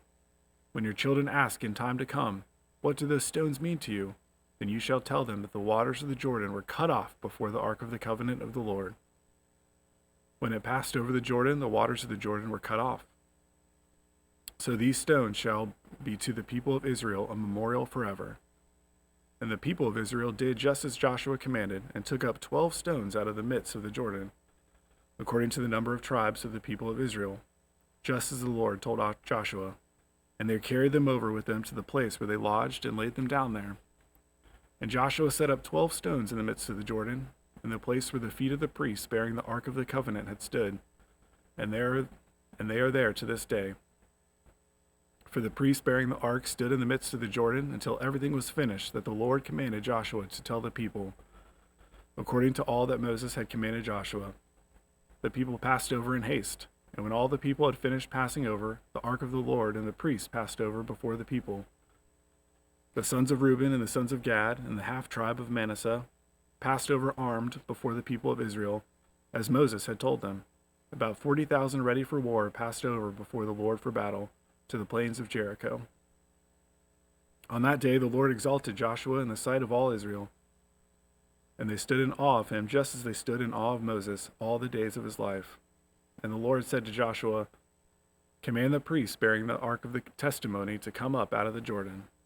So Joshua commanded the priests, "Come up out of the Jordan." And when the priests bearing the ark of the covenant of the Lord came up from the midst of the Jordan, and the soles of the priests' feet were lifted up on dry ground, the waters of the Jordan returned to their place, and overflowed all its banks as before. The people came up out of the Jordan on the 10th day of the first month, and they encamped at Gilgal on the east border of Jericho. And those 12 stones which they took out of the Jordan, Joshua set up at Gilgal. And he said to the people of Israel, "When your children ask their fathers in time to come, 'What do these stones mean?' then you shall let your children know, Israel passed over this Jordan on dry ground, for the Lord your God dried up the waters of the Jordan for you until you passed over, as the Lord your God did to the Red Sea, which he dried up for us until we passed over, so that all the peoples of the earth may know that the hand of the Lord is mighty, that you may fear the Lord your God forever." Joshua chapter 5. As soon as all the kings of the Amorites, who were beyond the Jordan to the west, and all the kings of the Canaanites, who were by the sea, heard that the Lord had dried up the waters of the Jordan for the people of Israel until they had crossed over, their hearts melted, and there was no longer any spirit in them because of the people of Israel. At that time the Lord said to Joshua, "Make flint knives and circumcise the sons of Israel a second time." So Joshua made flint knives and circumcised the sons of Israel at Gibeath Haroth. And this is the reason why Joshua circumcised them all the males of the people who came out of Egypt. All the men of war had died in the wilderness on the way after they had come out of Egypt. Though all the people who came out had been circumcised, yet all the people who were born on the way in the wilderness after they had come out of Egypt had not been circumcised. For the people of Israel walked 40 years in the wilderness, until all the nation, the men of war who came out of Egypt, perished, because they did not obey the voice of the Lord. The Lord swore to them that he would not let them see the land that the Lord had sworn to their fathers to give us, a land flowing with milk and honey. So is their children, whom he raised up in their place, that Joshua circumcised. For they were uncircumcised, because they had not been circumcised on the way. When the circumcising of the whole nation was finished, they remained in their places in the camp until they were healed. And the Lord said to Joshua, "Today I have rolled away the reproach of Egypt from you." And so the name of that place is called Gilgal to this day. While the people of Israel were encamped at Gilgal, they kept the Passover on the 14th day of the month in the evening on the plains of Jericho. And the day after the Passover, on that very day, they ate of the produce of the land, unleavened cakes and parched grain. And the manna ceased the day after they ate of the produce of the land. And there was no longer manna for the people of Israel, but they ate of the fruit of the land of Canaan that year. When Joshua was by Jericho, he lifted up his eyes and looked, and behold, a man was standing before him with his drawn sword in his hand. And Joshua went to him and said to him, Are you for us or for our adversaries? And he said, No, but I am the commander of the army of the Lord. Now I have come. And Joshua fell on his face to the earth and worshipped and said to him, What does my Lord say to his servant? And the commander of the Lord's army said to Joshua, Take off your sandals from your feet, for the place where you are standing is holy. And Joshua did so. Joshua chapter 6. Now Jericho was shut up inside and outside because of the people of Israel. None went out, and none came in. And the Lord said to Joshua, See, I have given Jericho into your hand, with its king and mighty men of valor. You shall march around the city, all the men of war going around the city once. Thus shall you do for 6 days. 7 priests shall bear 7 trumpets of ram's horns before the ark. On the 7th day, you shall march around the city 7 times, and the priest shall blow the trumpets. And when they make a long blast with the ram's horn, when you hear the sound of the trumpet, then all the people shall shout with a great shout, and the wall of the city will fall down flat, and the people shall go up, every one straight before him. So Joshua the son of Nun called the priests and said to them, Take up the ark of the covenant, and let 7 priests bear 7 trumpets of ram's horns before the ark of the Lord. And he said to the people, Go forward, march around the city, and let the armed men pass on before the ark of the Lord. And just as Joshua had commanded the people, the 7 priests bearing the 7 trumpets of ram's horns before the Lord went forward, blowing the trumpets, with the ark of the covenant of the Lord following them. The armed men were walking before the priests who were blowing the trumpets, and the rear guard was walking after the ark, while the trumpets blew continually. But Joshua commanded the people, You shall not shout or make your voice heard, neither shall any word go out of your mouth until the day I tell you to shout. Then you shall shout. So he caused the ark of the Lord to circle the city, going about it once, and they came into the camp and spent the night in the camp. Then Joshua rose early in the morning, and the priests took up the ark of the Lord. And the 7 priests bearing the 7 trumpets of the ram's horns before the ark of the Lord walked on, and they blew the trumpets continually. And the armed men were walking before them, and the rear guard was walking after the ark of the Lord, while the trumpets blew continually. And the 2nd day they marched around the city once, and returned into the camp. So they did for 6 days. On the 7th day they rose early, at the dawn of the day, and marched around the city in the same manner 7 times. It was only on that day that they marched around the city 7 times. And at the 7th time, when the priests had blown the trumpets, Joshua said to the people, Shout, for the Lord has given you the city, and the city and all that is within it shall be devoted to the Lord for destruction. Only Rahab the prostitute and all who are with her in her house shall live, because she hid the messengers whom we sent. But you, keep yourselves from the things devoted to destruction, lest when you have devoted them you take any of the devoted things, and make camp of Israel a thing for destruction, and bring trouble upon it. But all silver and gold, and every vessel of bronze and iron, are holy to the Lord. They shall go into the treasury of the Lord. So the people shouted, and the trumpets were blown. As soon as the people heard the sound of the trumpet, the people shouted a great shout, and the wall fell down flat. So the people went up into the city, every man straight before him, and they captured the city. Then they devoted all in the city to destruction, both men and women, young and old, oxen, sheep, and donkeys, with the edge of the sword. But to the 2 men who had spied out the land, Joshua said, Go into the prostitute's house, and bring out from there the woman and all who belong to her, as you swore to her. So the young men who had been spies went in and brought out Rahab, and her father and her mother and her brothers, and all who belonged to her. And they brought all her relatives and put them outside the camp of Israel. And they burned the city with fire, and everything in it. Only the silver and gold, and the vessels of bronze and of iron, they put into the treasury of the house of the Lord. But Rahab the prostitute and her father's household and all who belonged to her, Joshua saved alive. And she has lived in Israel to this day, because she had hid the messengers whom Joshua sent to spy out Jericho. Joshua laid an oath on them at that time, saying, Cursed before the Lord be the man who rises up and rebuilds this city Jericho. At the cost of his firstborn shall he lay its foundation, and at the cost of his youngest son shall he set up its gates. So the Lord was with Joshua, and his fame was in all the land. Joshua chapter 7. But the people of Israel broke faith in regard to the devoted things, for Achan the son of Carmi, son of Zabdi, son of Zerah, of the tribe of Judah, took some of the devoted things, and the anger of the Lord burned against the people of Israel. Joshua sent men from Jericho to Ai, which is near Bethaven, east of Bethel, and said to them, Go up and spy out the land. And the men went up and spied out Ai. And they returned to Joshua and said to him, Do not have all the people go up, but let about 2,000 or 3,000 men go up and attack Ai. Do not make the whole people toil up there, for they are few. So about 3,000 men went up there from the people, and they fled before the men of Ai. And the men of Ai killed about 36 of their men and chased them before the gate as far as Shebarim, and struck them at the descent. And the hearts of the people melted and became as water. Then Joshua tore his clothes and fell to the earth on his face before the ark of the Lord until the evening, he and the elders of Israel, and they put dust on their heads. And Joshua said, Alas, O Lord God, why have you brought this people over the Jordan at all, to give us into the hands of the Amorites, to destroy us?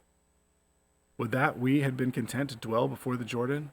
O Lord, what can I say, when Israel has turned their backs before their enemies? For the Canaanites and all the inhabitants of the land will hear of it, and will surround us and cut off our name from the earth. And what will you do for your great name? The Lord said to Joshua, Get up. Why have you fallen on your face? Israel has sinned. They have transgressed my covenant that I commanded them. They have taken some of the devoted things. They have stolen and lied and put them among their own belongings. Therefore, the people of Israel cannot stand before their enemies. They turn their backs before their enemies, because they have become devoted for destruction. I will be with you no more, unless you destroy the devoted things from among you. Get up, consecrate the people, and say, Consecrate yourselves for tomorrow.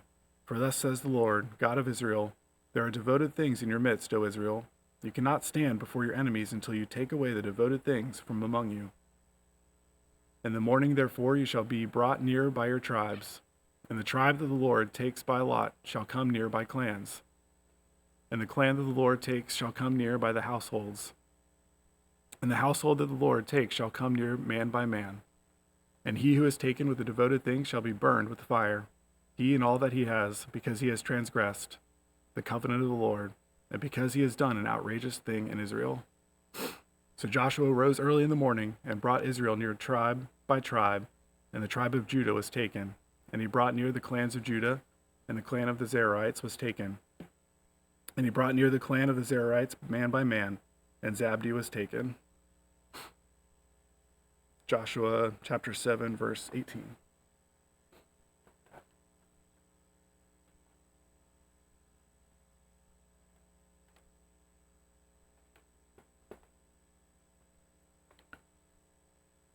Joshua chapter 7, verse 18. And he brought near his household man by man, and Achan, the son of Carmi, the son of Zabdi, son of Zerah, the tribe of Judah, was taken.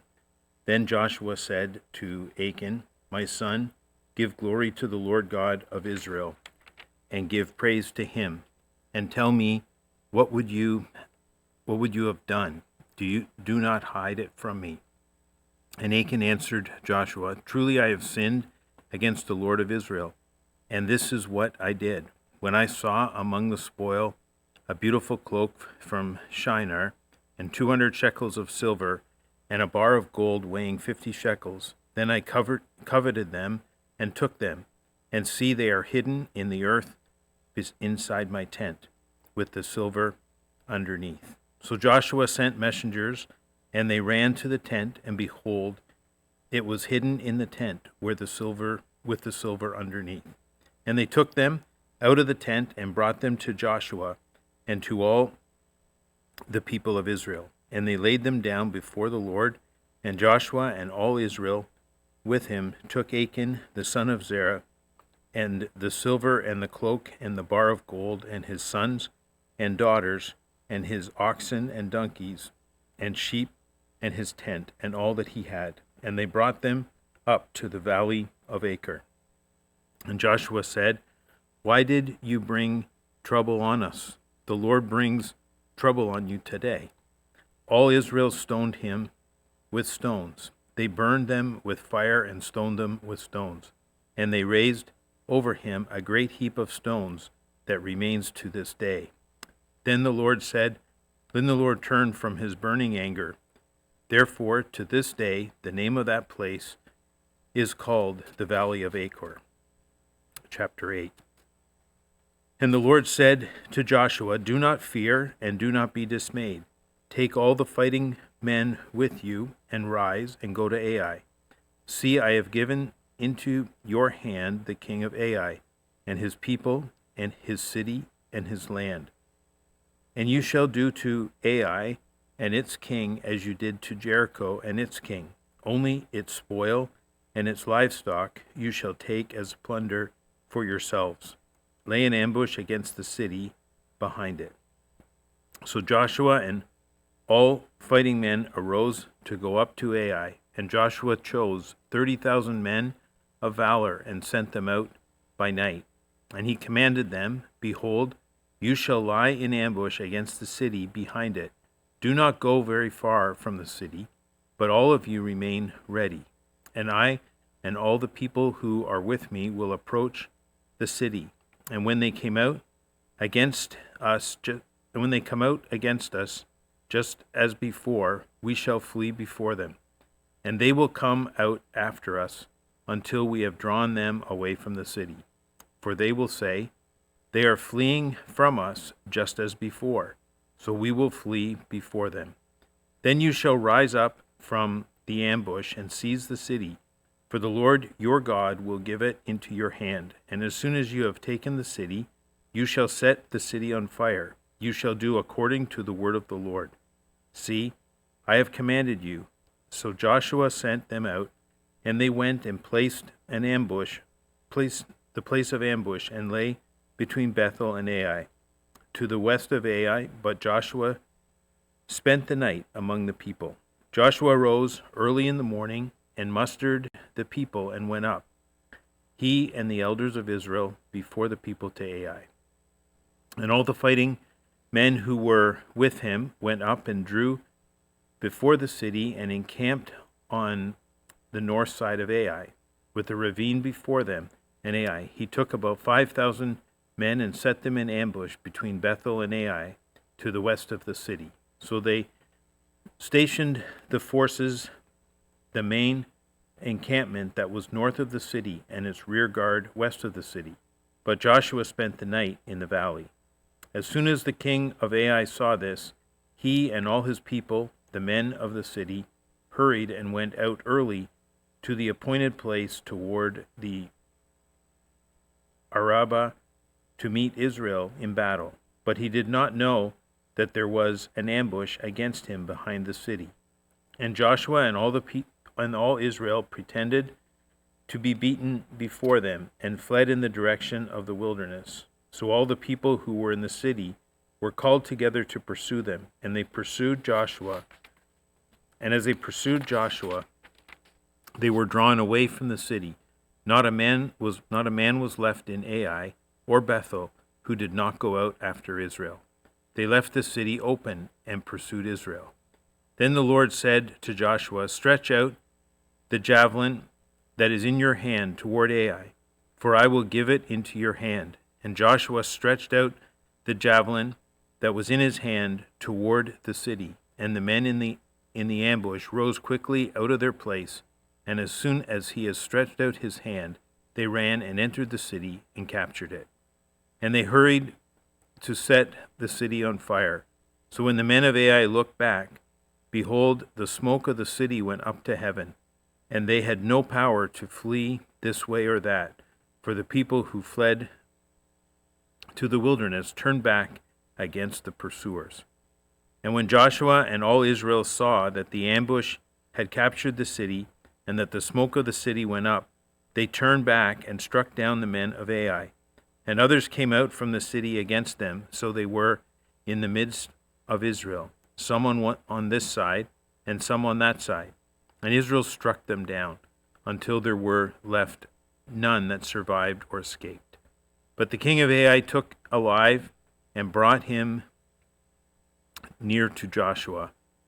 And when Israel had finished killing all the inhabitants of Ai in the open wilderness, where they pursued them, and all of them to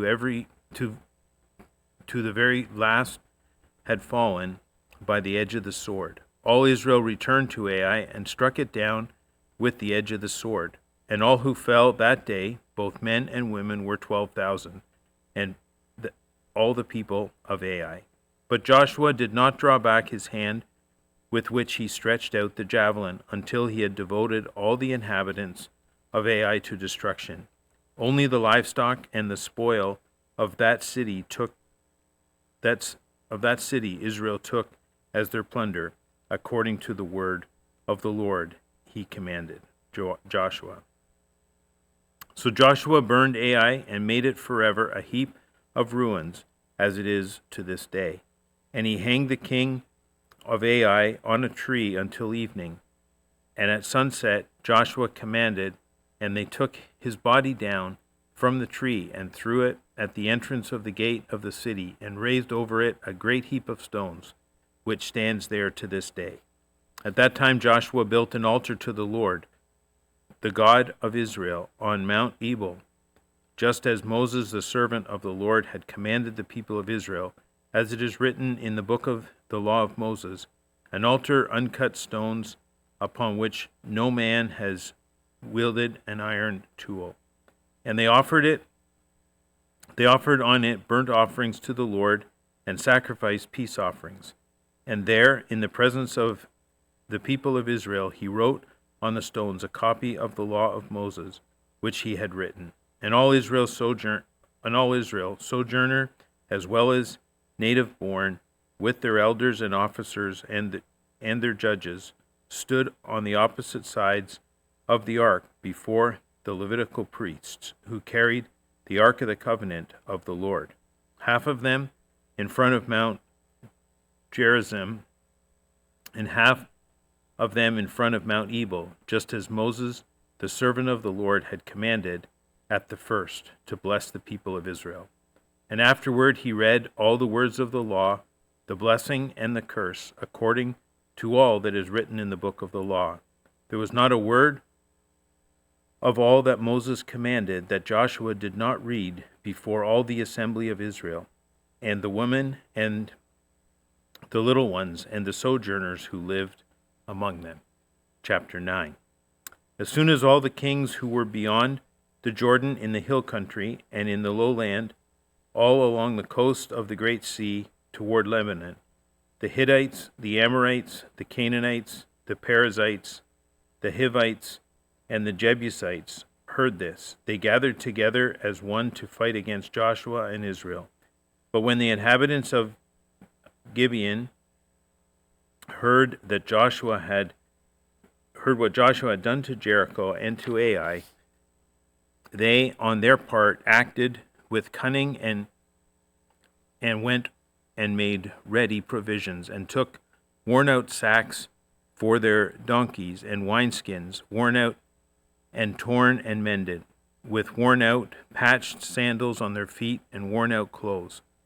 And all their provisions were dry and crumbly. And they went to Joshua in the camp of Gilgal, and said to him and to the men of Israel, We have come from a distant country, so now make a covenant with us. But the men of Israel said to the Hivites, Perhaps you live among us. Then how can we make a covenant with you? They said to Joshua, We are your servants. And Joshua said to them, Who are you? And where do you come from? They said to him, From a very distant country your servants have come, because the name of the Lord your God.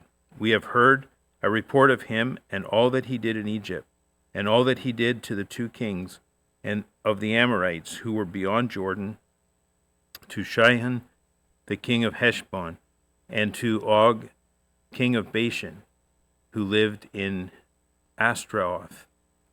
So our elders and all the inhabitants of our country said to us, Take provisions in your hand for the journey, and go to meet them, and say to them, We are We are your servants. Come now, make a covenant with us. Here is our bread. It was still warm when we took it from your houses, as our food for the journey on the day we set out to come to you. But now, behold, it is dry and crumbly. These wineskins were new when we filled them, and behold, they have burst. And these garments and sandals of ours are worn out from the very long journey. So the men took some of their provisions, but did not ask counsel from the Lord. And Joshua made peace with them, and made a covenant with them to let them live. And the leaders of the congregation swore to them. And at the end of 3 days, after they had made a covenant with them, they heard that they were their neighbors, and that they lived among them. And the people of Israel set out and reached their cities on the 3rd day. Now their cities were Gibeon, Chephirah, Beeroth, and Kiriath-jearim. But the people of Israel did not attack them, because the leaders of the congregation had sworn to them by the Lord, the God of Israel. Then all the congregation murmured against the leaders. But the leaders said to all the congregation, We have sworn to them by the Lord, the God of Israel, and now we may not touch them. This we will do to them. Let them live, lest wrath be upon us, because of the oath that we have sworn to them. And the leaders said to them, Let them live. So they became cutters of wood and drawers of water for all the congregation, just as the leaders had said of them. Joshua summoned them, and he said to them, Why did you receive us, saying, We are very far from you, when you dwell among us? Now therefore you are cursed, and some of you shall never be anything but servants, cutters of wood and drawers of water from the house of my God. They answered Joshua, Because it was told to your servants for a certainty that the Lord your God had commanded his servant Moses to give you all the land and to destroy all the inhabitants of the land from before you. So we feared greatly for our lives because of you and did this thing. And now, behold, we are in your hand. Whatever seems good and right in your sight to do to us, do it. So he did this to them and delivered them out of the hand of the people of Israel, and they did not kill them. But Joshua made them that day cutters of wood and drawers of water for the congregation and for the altar of the Lord to this day in the place that he should choose. Chapter 10. As soon as Adonizedek, king of Jerusalem, heard how Joshua had captured Ai and devoted it to destruction, doing to Ai and its king as he had done to Jericho and its king, and how the inhabitants of Gibeon had made peace with Israel and were among them. He feared greatly because Gibeon was a great city, like one of the royal cities, and because it was greater than Ai, and all its men were warriors. So Adonizedek, king of Jerusalem, sent to Hoham, king of Hebron, and Piram, king of Jarmuth, to Japhia, king of Lachish, and to Dibur, king of Eglon, saying, Come up to me and help me, and let us strike Gibeon, for it has made peace with Joshua and with the people of Israel. Then the 5 kings of the Amorites, the king of Jerusalem, the king of Hebron, the king of Jarmuth, the king of Lachish, and the king of Eglon, gathered their forces and went up with all their armies and encamped against Gibeon, made war against it.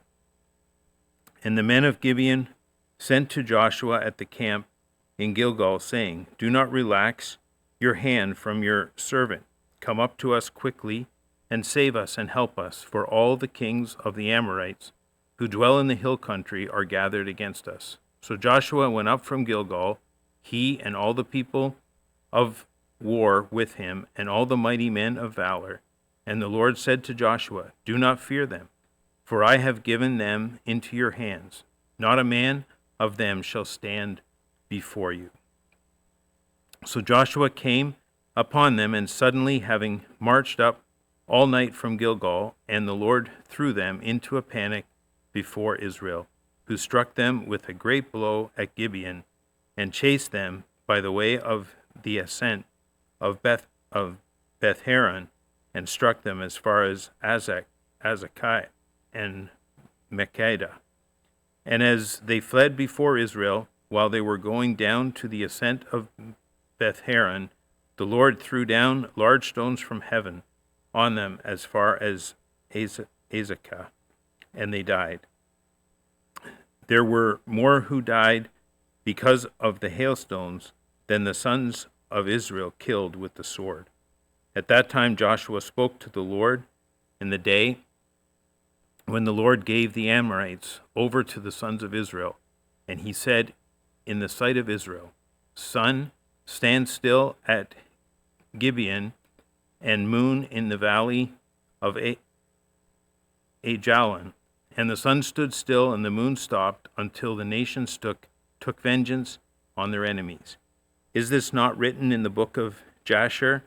The sun stopped in the midst of heaven, and did not hurry to set for about a whole day. There has been no day like it since when the Lord heeded the voice of a man, for the Lord fought for Israel. So Joshua returned, and all Israel with him, to the camp of Gilgal.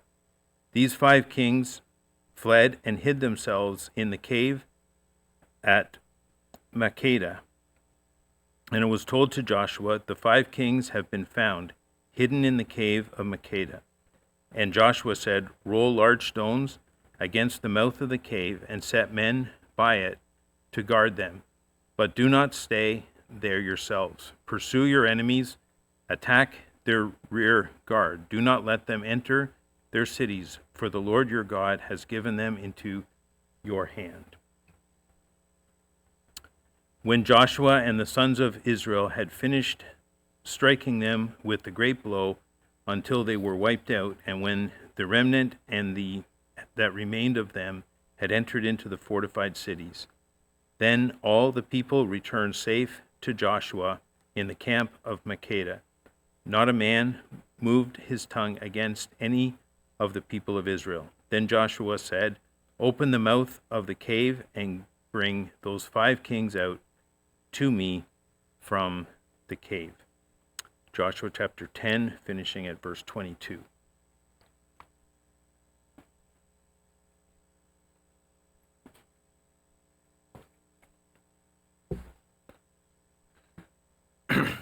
Joshua 10, verse 24. And they did so, and brought those 5 kings out to him from the cave, and the king of Jerusalem, the king of Hebron, the king of Jarmuth, the king of Lachish, and the king of Eglon.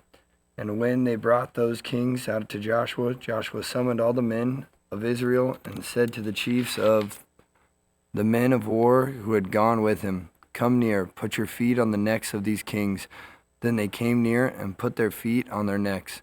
And Joshua said to them, "Do not be afraid or dismayed. Be strong and courageous, for thus the Lord will do to all your enemies against whom you fight."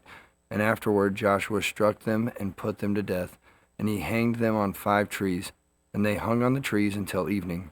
But at the time of the going down of the sun, Joshua commanded, and they took them down from the trees and threw them into the cave where they had hidden themselves. And they set large stones against the mouths of the cave, which remain to this very day. As for Makkedah, Joshua captured it on the day and struck it and its kings with the edge of the sword. He devoted to destruction every person in it. He left none remaining. And he did to the king of Makkedah just as he had done to the kings of Jericho. Then Joshua and all Israel with him passed on from Makkedah to Libnah, and fought against Libnah. And the Lord gave it also and its kings into the hand of Israel. And he struck it with the edge of the sword and every person in it. He left none remaining in it. And he did to its kings as he had done to the kings of Jericho. Then Joshua and all of Israel with him passed on from Libnah to Lachish, and laid siege to it and fought against it. And the Lord gave Lachish into the hand of Israel, and he captured it on the second day and struck it with the edge of the sword, and every person in it, as he had done to Libnah. Then Horan, king of Gezer, came up to help Lachish, and Joshua struck him and his people until he left none remaining. Then Joshua and all Israel with him passed on from Lachish to Eglon, and they laid siege to it and fought against it. And they captured it on the day and struck it with the edge of the sword, and he devoted every person in it to destruction that day, as he had done to Lachish. Then Joshua and all Israel with him went up from Eglon to Hebron, and they fought against it, and captured it, and struck it with the edge of the sword, and its kings and its towns, and every person in it. He left none remaining, as he had done to Eglon, and he devoted it to destruction, and every person in it. Then Joshua and all Israel with him turned back to Debir, and fought against it. And he captured it with its kings and all its towns, and they struck them with the edge of the sword, and devoted it to destruction, every person in it. He left none remaining, just as he had done to Hebron and to Libnah and its kings. So he did to Debir and to its kings. So Joshua struck the whole land, the hill country and the Negeb, and the lowland and the slopes. And all the kings he left none remaining, but devoted to destruction all that breathed, just as the Lord God of Israel commanded. And Joshua struck them from Kadesh Barnea as far as Gaza, and all the country of Goshen as far as Gibeon. And Joshua captured all these kings and their land at one time, because the Lord God of Israel fought for Israel. Then Joshua returned, and all Israel with him, to the camp of Gilgal. Joshua 11.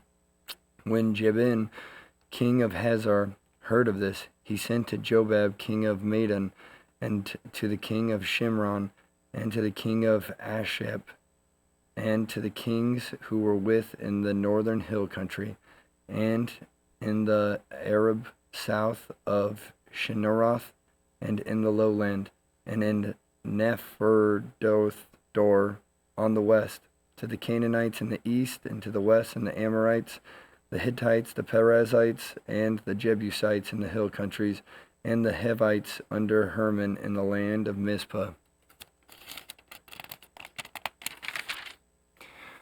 And they came out with all their troops, a great horde, a number like the sand that is on the seashore, with very many horses and chariots. And all these kings joined their forces and came and encamped together at the waters of Memron to fight against Israel. And the Lord said to Joshua, "Do not be afraid of them, for tomorrow at this time I will give over all of them slain to Israel. You shall hamstring their horses and burn their chariots with fire." So Joshua and all his warriors came suddenly against them by the waters of Meron, and fell upon them. And the Lord gave them into the hand of Israel, who struck them and chased them as far as the great Sidon and Mishrephoth-Maim, and eastward as far as the valley of Mizpah. And they struck them until he left none remaining. And Joshua did to them just as the Lord said to him. He hamstringed their horses and burned their chariots with fire. And Joshua turned back at the time and captured Hazor, and struck its king with the sword. For Hazor formerly was the head of all those kingdoms. And they struck them with the sword, all who were in it, devoting them to destruction. There was none left that breathed, and he burned Hazor with fire. And all the cities of those kings and all their kings Joshua captured, and struck them with the edge of the sword, devoting them to the destruction, just as Moses, the servant of the Lord, had commanded. But none of the cities that stood on mounds did Israel burn, except Hazor alone, that Joshua burned. And all the spoils of these cities and the livestock and the people of Israel took for their plunder, but every person they struck with the edge of the sword until they had destroyed them, and they did not leave any who breathed, just as the Lord had commanded Moses his servant. So Moses commanded Joshua, and so Joshua did. He left nothing undone of all that the Lord had commanded Moses. So Joshua took all that land, the hill country, and all the Negeb, and all the land of Goshen, and the lowland, and the Arabah, and the hill country of Israel and its lowland, from Mount Halak, which rises towards Seir, as far as Baal-Gad and valley of Lebanon, below Mount Hermon.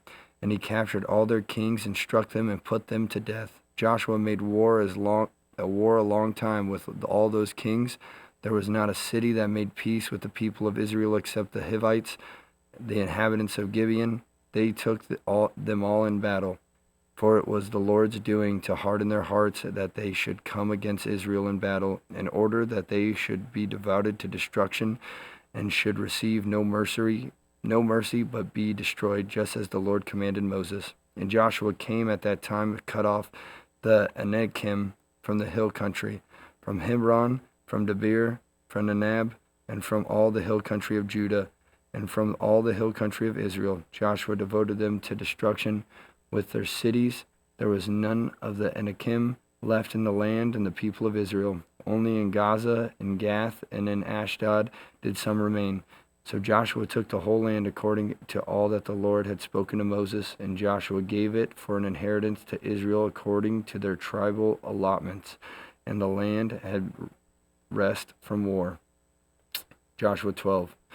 Now these are the kings of the land whom the people of Israel defeated and took possession of their land beyond the Jordan toward the sunrise, from the valley of Aaron to Mount Hermon, with all the Arabah eastward, Sihon, king of the Amorites, who lived in Heshbon and ruled over Aror, which is on the edge of the valley of the Arnon, and from the middle of the valleys as far as the river Jabbok, the boundary of the Ammonites, that is half of the Gilead, and the Arabah to the sea of Shinneroth eastward, and in the direction of Beth Shemoth to the sea of the Arabah, the Salt Sea, southward to the foot of the slopes of Pisgah, and Og, the king of Bashan, one of the remnant of the Rephaim, who lived at Ashtaroth and in Edrei, and ruled over Mount Hermon and Salakah, and all Bashan to the boundary of Gershurites and the Machites, and over half of Gilead to the boundary of Sihon, king of Heshbon. Moses, the servant of the Lord, and the people of Israel defeated them. And Moses, the servant of the Lord, gave their land to the possessions to the Reubenites and to the Gadites and the half-tribe of Manasseh. And these are the kings of the land whom Joshua and the people of Israel defeated on the west side of the Jordan, from Baal-Gad in the valley of Lebanon to Mount Halak, that rises towards Seir. And Joshua gave their land to the tribes of Israel as a possession according to their allotments, in the hill country, and the lowland, and the Arabah, and the slopes, and the wilderness, and in the Negeb, and the land of the Hittites, the Amorites, the Canaanites, the Perizzites, the Hivites, and the Jebusites. The king of Jericho, 1. The king of Ai, which is beside Bethel, 1. The king of Jerusalem, 1. The king of Hebron, 1. The king of Jarmuth, 1. The king of Lachish, 1. The king of Eglon, 1. The king of Gezer, 1. The king of Debir, 1. The king of Geder, 1. The king of Hormah, 1. The king of Arad, 1. The king of Lebna, 1. The king of Adulmah, 1. The king of Makkedah, 1. The king of Bethel, 1. The king of Tappah, 1. The king of Hepher, 1. The king of Ephek, 1. The king of Lasharon, 1. The king of Madon, 1. The king of Hazor, 1. The king of Shemron Meron, 1. The king of Ashreph, 1. The king of Tanakh, 1. The king of Megiddo, 1. The king of Kadesh, 1. The king of Jokanim and Carmel, 1. The king of Dor and Nepheth Dor, 1. The king of Goyim in Galilee, 1. The king of Tirzah, 1. And all 31 kings. Joshua 13. Now Joshua was old and advanced in years, and the Lord said to him, You are old and advanced in years, and there remains yet very much land to possess. This is the land that yet remains, all the regions of the Philistines, and all those of the Gershurites, from the Shihor, which is east of Egypt, northward to the boundary of Ekron. It is counted as Canaanite. There are 5 rulers of the Philistines, those of Gaza, Ashdod, Ashkelon, Gath, and Ekron, and those of the Avim in the south, all the land of the Canaanites, and the Moriah that belongs to the Sidonians, to Ephek, to the boundary of the Amorites, to the land of the Jebusites, and all Lebanon, toward the sunrise, toward Baal-Gad, below Mount Hermon, to Lebanon, and all the inhabitants of the hill country from Lebanon to Mishrapheth Maim, even all the Sidonians. I myself will drive them out from before the people of Israel. Only allot the land to Israel for an inheritance, as I have commanded you. Now therefore divide this land from an inheritance to the 9 tribes and half the tribe of Manasseh. With the other half of the tribe of Manasseh, and the Reubenites and the Gadites received their inheritance which Moses gave to them beyond the Jordan eastward, as Moses the servant of the Lord gave them, from Aorah, which is on the edge of the valley of the Arnon, and the city that is in the middle of the valley, and all the tableland of Medeba as far as Dibon, and all the cities of Sihon king of the Amorites, who reigned in Heshbon, as far as the boundary of the Ammonites, and the Gilead, and the region of the Gershuites and Macharites, and all Mount Hermon, and all Bashan to Salakah, all the kingdom of Og and Bashan, who reigned in Asheroth and in Edrei. He alone was left to the remnant of the Rephaim. These Moses had struck and driven out, yet the people of Israel did not drive out the Gershurites or the Machites, but Gershur and Machath dwell in the midst of Israel to this day. To the tribe of Levi alone Moses gave no inheritance. The offering by fire to the Lord God of Israel are their inheritance, as he said to them. And Moses gave an inheritance to the tribe of the people of Reuben according to their clans. So their territory was from Aorah, which is on the edge of the valley of the Arnon, and the city that is in the middle of the valley, and all the tableland of Medeba, with Heshbon and all its cities that are in the tableland Dibnah, and Bamoth Baal, and Beth Baal Meon, and Jahaz, and Kedemoth, and Mephashaz, and Kiriathaim, and Sibmah, and Zereshaphat, on the hills of the valley, and Beth Peor, and the slopes of Pisgah, and Beth Jemeshmoth, that is all that the cities of the tableland, and all the kingdom of Sihon king of the Amorites, who reigned in Heshbon, whom Moses defeated with the leaders of the Midian, Evi and Rakim, and Zur and Hur and Reba, the princes of Sihon, who lived in the land. Balaam, as also the son of Beor, the one who practiced divination, was killed with the sword by the people of Israel among the rest of their slain. And the border of the people of Reuben was the Jordan as a boundary. This was the inheritance of the people of Reuben according to their clans with their cities and villages. Moses gave an inheritance also to the tribute of Gad to the people of Gad according to their clans. Their territory was Jezer and all the cities of Gilead, and half the land of the Ammonites to Aurora, which is east of Rabbah, and from Heshbon to Ramath Mizpah, and Betanim, and from Mahanaim to the territory of Debir, and in the valley of Beth Haram, Beth Nimrah, Succoth, and Zephon, the rest of the kingdom, and Sihon king of Heshbon, having the Jordan as a boundary to the lower end of the sea of Shinnereth, eastward beyond the Jordan. This is the inheritance of the people of Gad according to their clans with their cities and villages. And Moses gave an inheritance to the half-tribe of Manasseh. It was allotted to the half-tribe of the people of Manasseh according to their clans. Their region extended from Menahem through all Bashan, the whole kingdom of Og, king of Bashan, and all the towns of Jaar where are in Bashan, 60 cities, and half of Gilead, and Ashtaroth, and Edrei, and the cities of the kingdom of Og and Bashan. These were allotted to the people of Machir, the son of Manasseh, for half the people of Machir according to their clans. These are their inheritance. That Moses distributed in the plains of Moab beyond the Jordan east of Jericho. But to the tribe of Levi, Moses gave no inheritance. The Lord God of Israel is the inheritance, just as he said to them. Joshua 14. These are the inheritance that the people of Israel received in the land of Canaan, which Eleazar the priest of Joshua, the son of Nun, and the heads of the fathers' houses of the tribes of the people of Israel gave them to inherit. Their inheritance was by lot, just as the Lord had commanded by the hand of Moses for the 9 and the 1.5 tribes.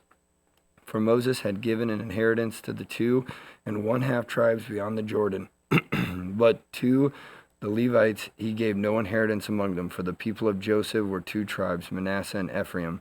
And no portion was given to the Levites in the land, but only cities to dwell in, with their pasture lands for their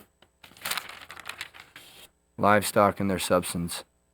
The people of Israel did as the Lord commanded Moses. They allotted the land.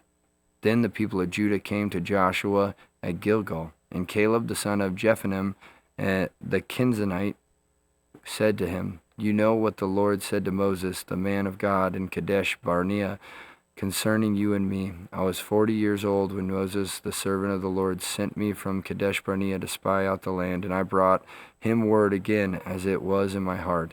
But my brothers who went up with me made the heart of the people melt. Yet I wholly followed the Lord my God." And Moses swore on that day, saying, "Surely the land on which your foot has trodden shall be an inheritance for you and your children forever, because you have wholly followed the Lord my God. And now, behold, the Lord has kept me alive, just as he said, these 45 years since the time that the Lord spoke this word to Moses, while Israel walked in the wilderness. And now, behold, I am this day 85 years old, and I am still as strong today as I was in the day Moses sent me. My strength now is as my strength was then, for war and for going and coming. So now give me this hill country of which the Lord spoke on that day, for you heard on that day how the Anakim were there with great fortified cities. It may be that the Lord will be with me, and I shall drive them out, just as the Lord said." Then Joshua blessed him, and he gave Hebron to Caleb, the son of Jephunneh, for an inheritance. Therefore Hebron became the inheritance of Caleb, the son of Jephunneh the Kenizzite, to this day, because he wholly followed the Lord, the God of Israel. Now the name of Hebron formerly was Kiriath Arba was the greatest man among the Anakim, and the land had rest from war. Joshua 15. The allotment for the tribe of the people of Judah according to their clans reached southward to the boundary of Edom, to the wilderness of Zin at the farthest south, and their south border ran from the end of the Salt Sea, from the bay that faces southward. It goes out southward of the ascent of Akrabim, passes along to Zin, and goes up south of Kadesh Barnea, along by Hezron up to Adir, turns about to Karka, passes along to Asmon, goes out to the brook of Egypt, and comes to its end at the sea. This shall be your south boundary, and the east boundary is the Salt Sea to the mouth of the Jordan, and the boundary on the north side runs from the bay of the sea at the mouth of the Jordan, and the boundary goes up to Beth Helga, and passes along north to Beth Araba, and the boundary goes up to the stone of Bohan, the son of Reuben, and the boundary goes up to Debir from the valley of Acre, and so northward, turning toward Gilgal, which is opposite the ascent of Adullam, which is on the south side of the valley. And the boundary passes along to the waters of En Shemesh, and ends at En Rogel. Then the boundary goes up by the valley of the son of Hinnom, at the southern shoulder of the Jebusite, that is Jerusalem, and the boundary goes up to the top of the mountain that lies over against the valley of Hinnom on the west. At the northern end of the valley of Rephaim, then the boundary extends from the top of the mountain to the spring of the waters of Nephtoah, and from there the cities of Mount Ephron. Then the boundary bends around to Balal, that is Kiriath Jearim, and the boundary circles west to Baala, to Mount Seir, passes along to the northern shoulders of Mount Jearim, that is Chesalon, and goes down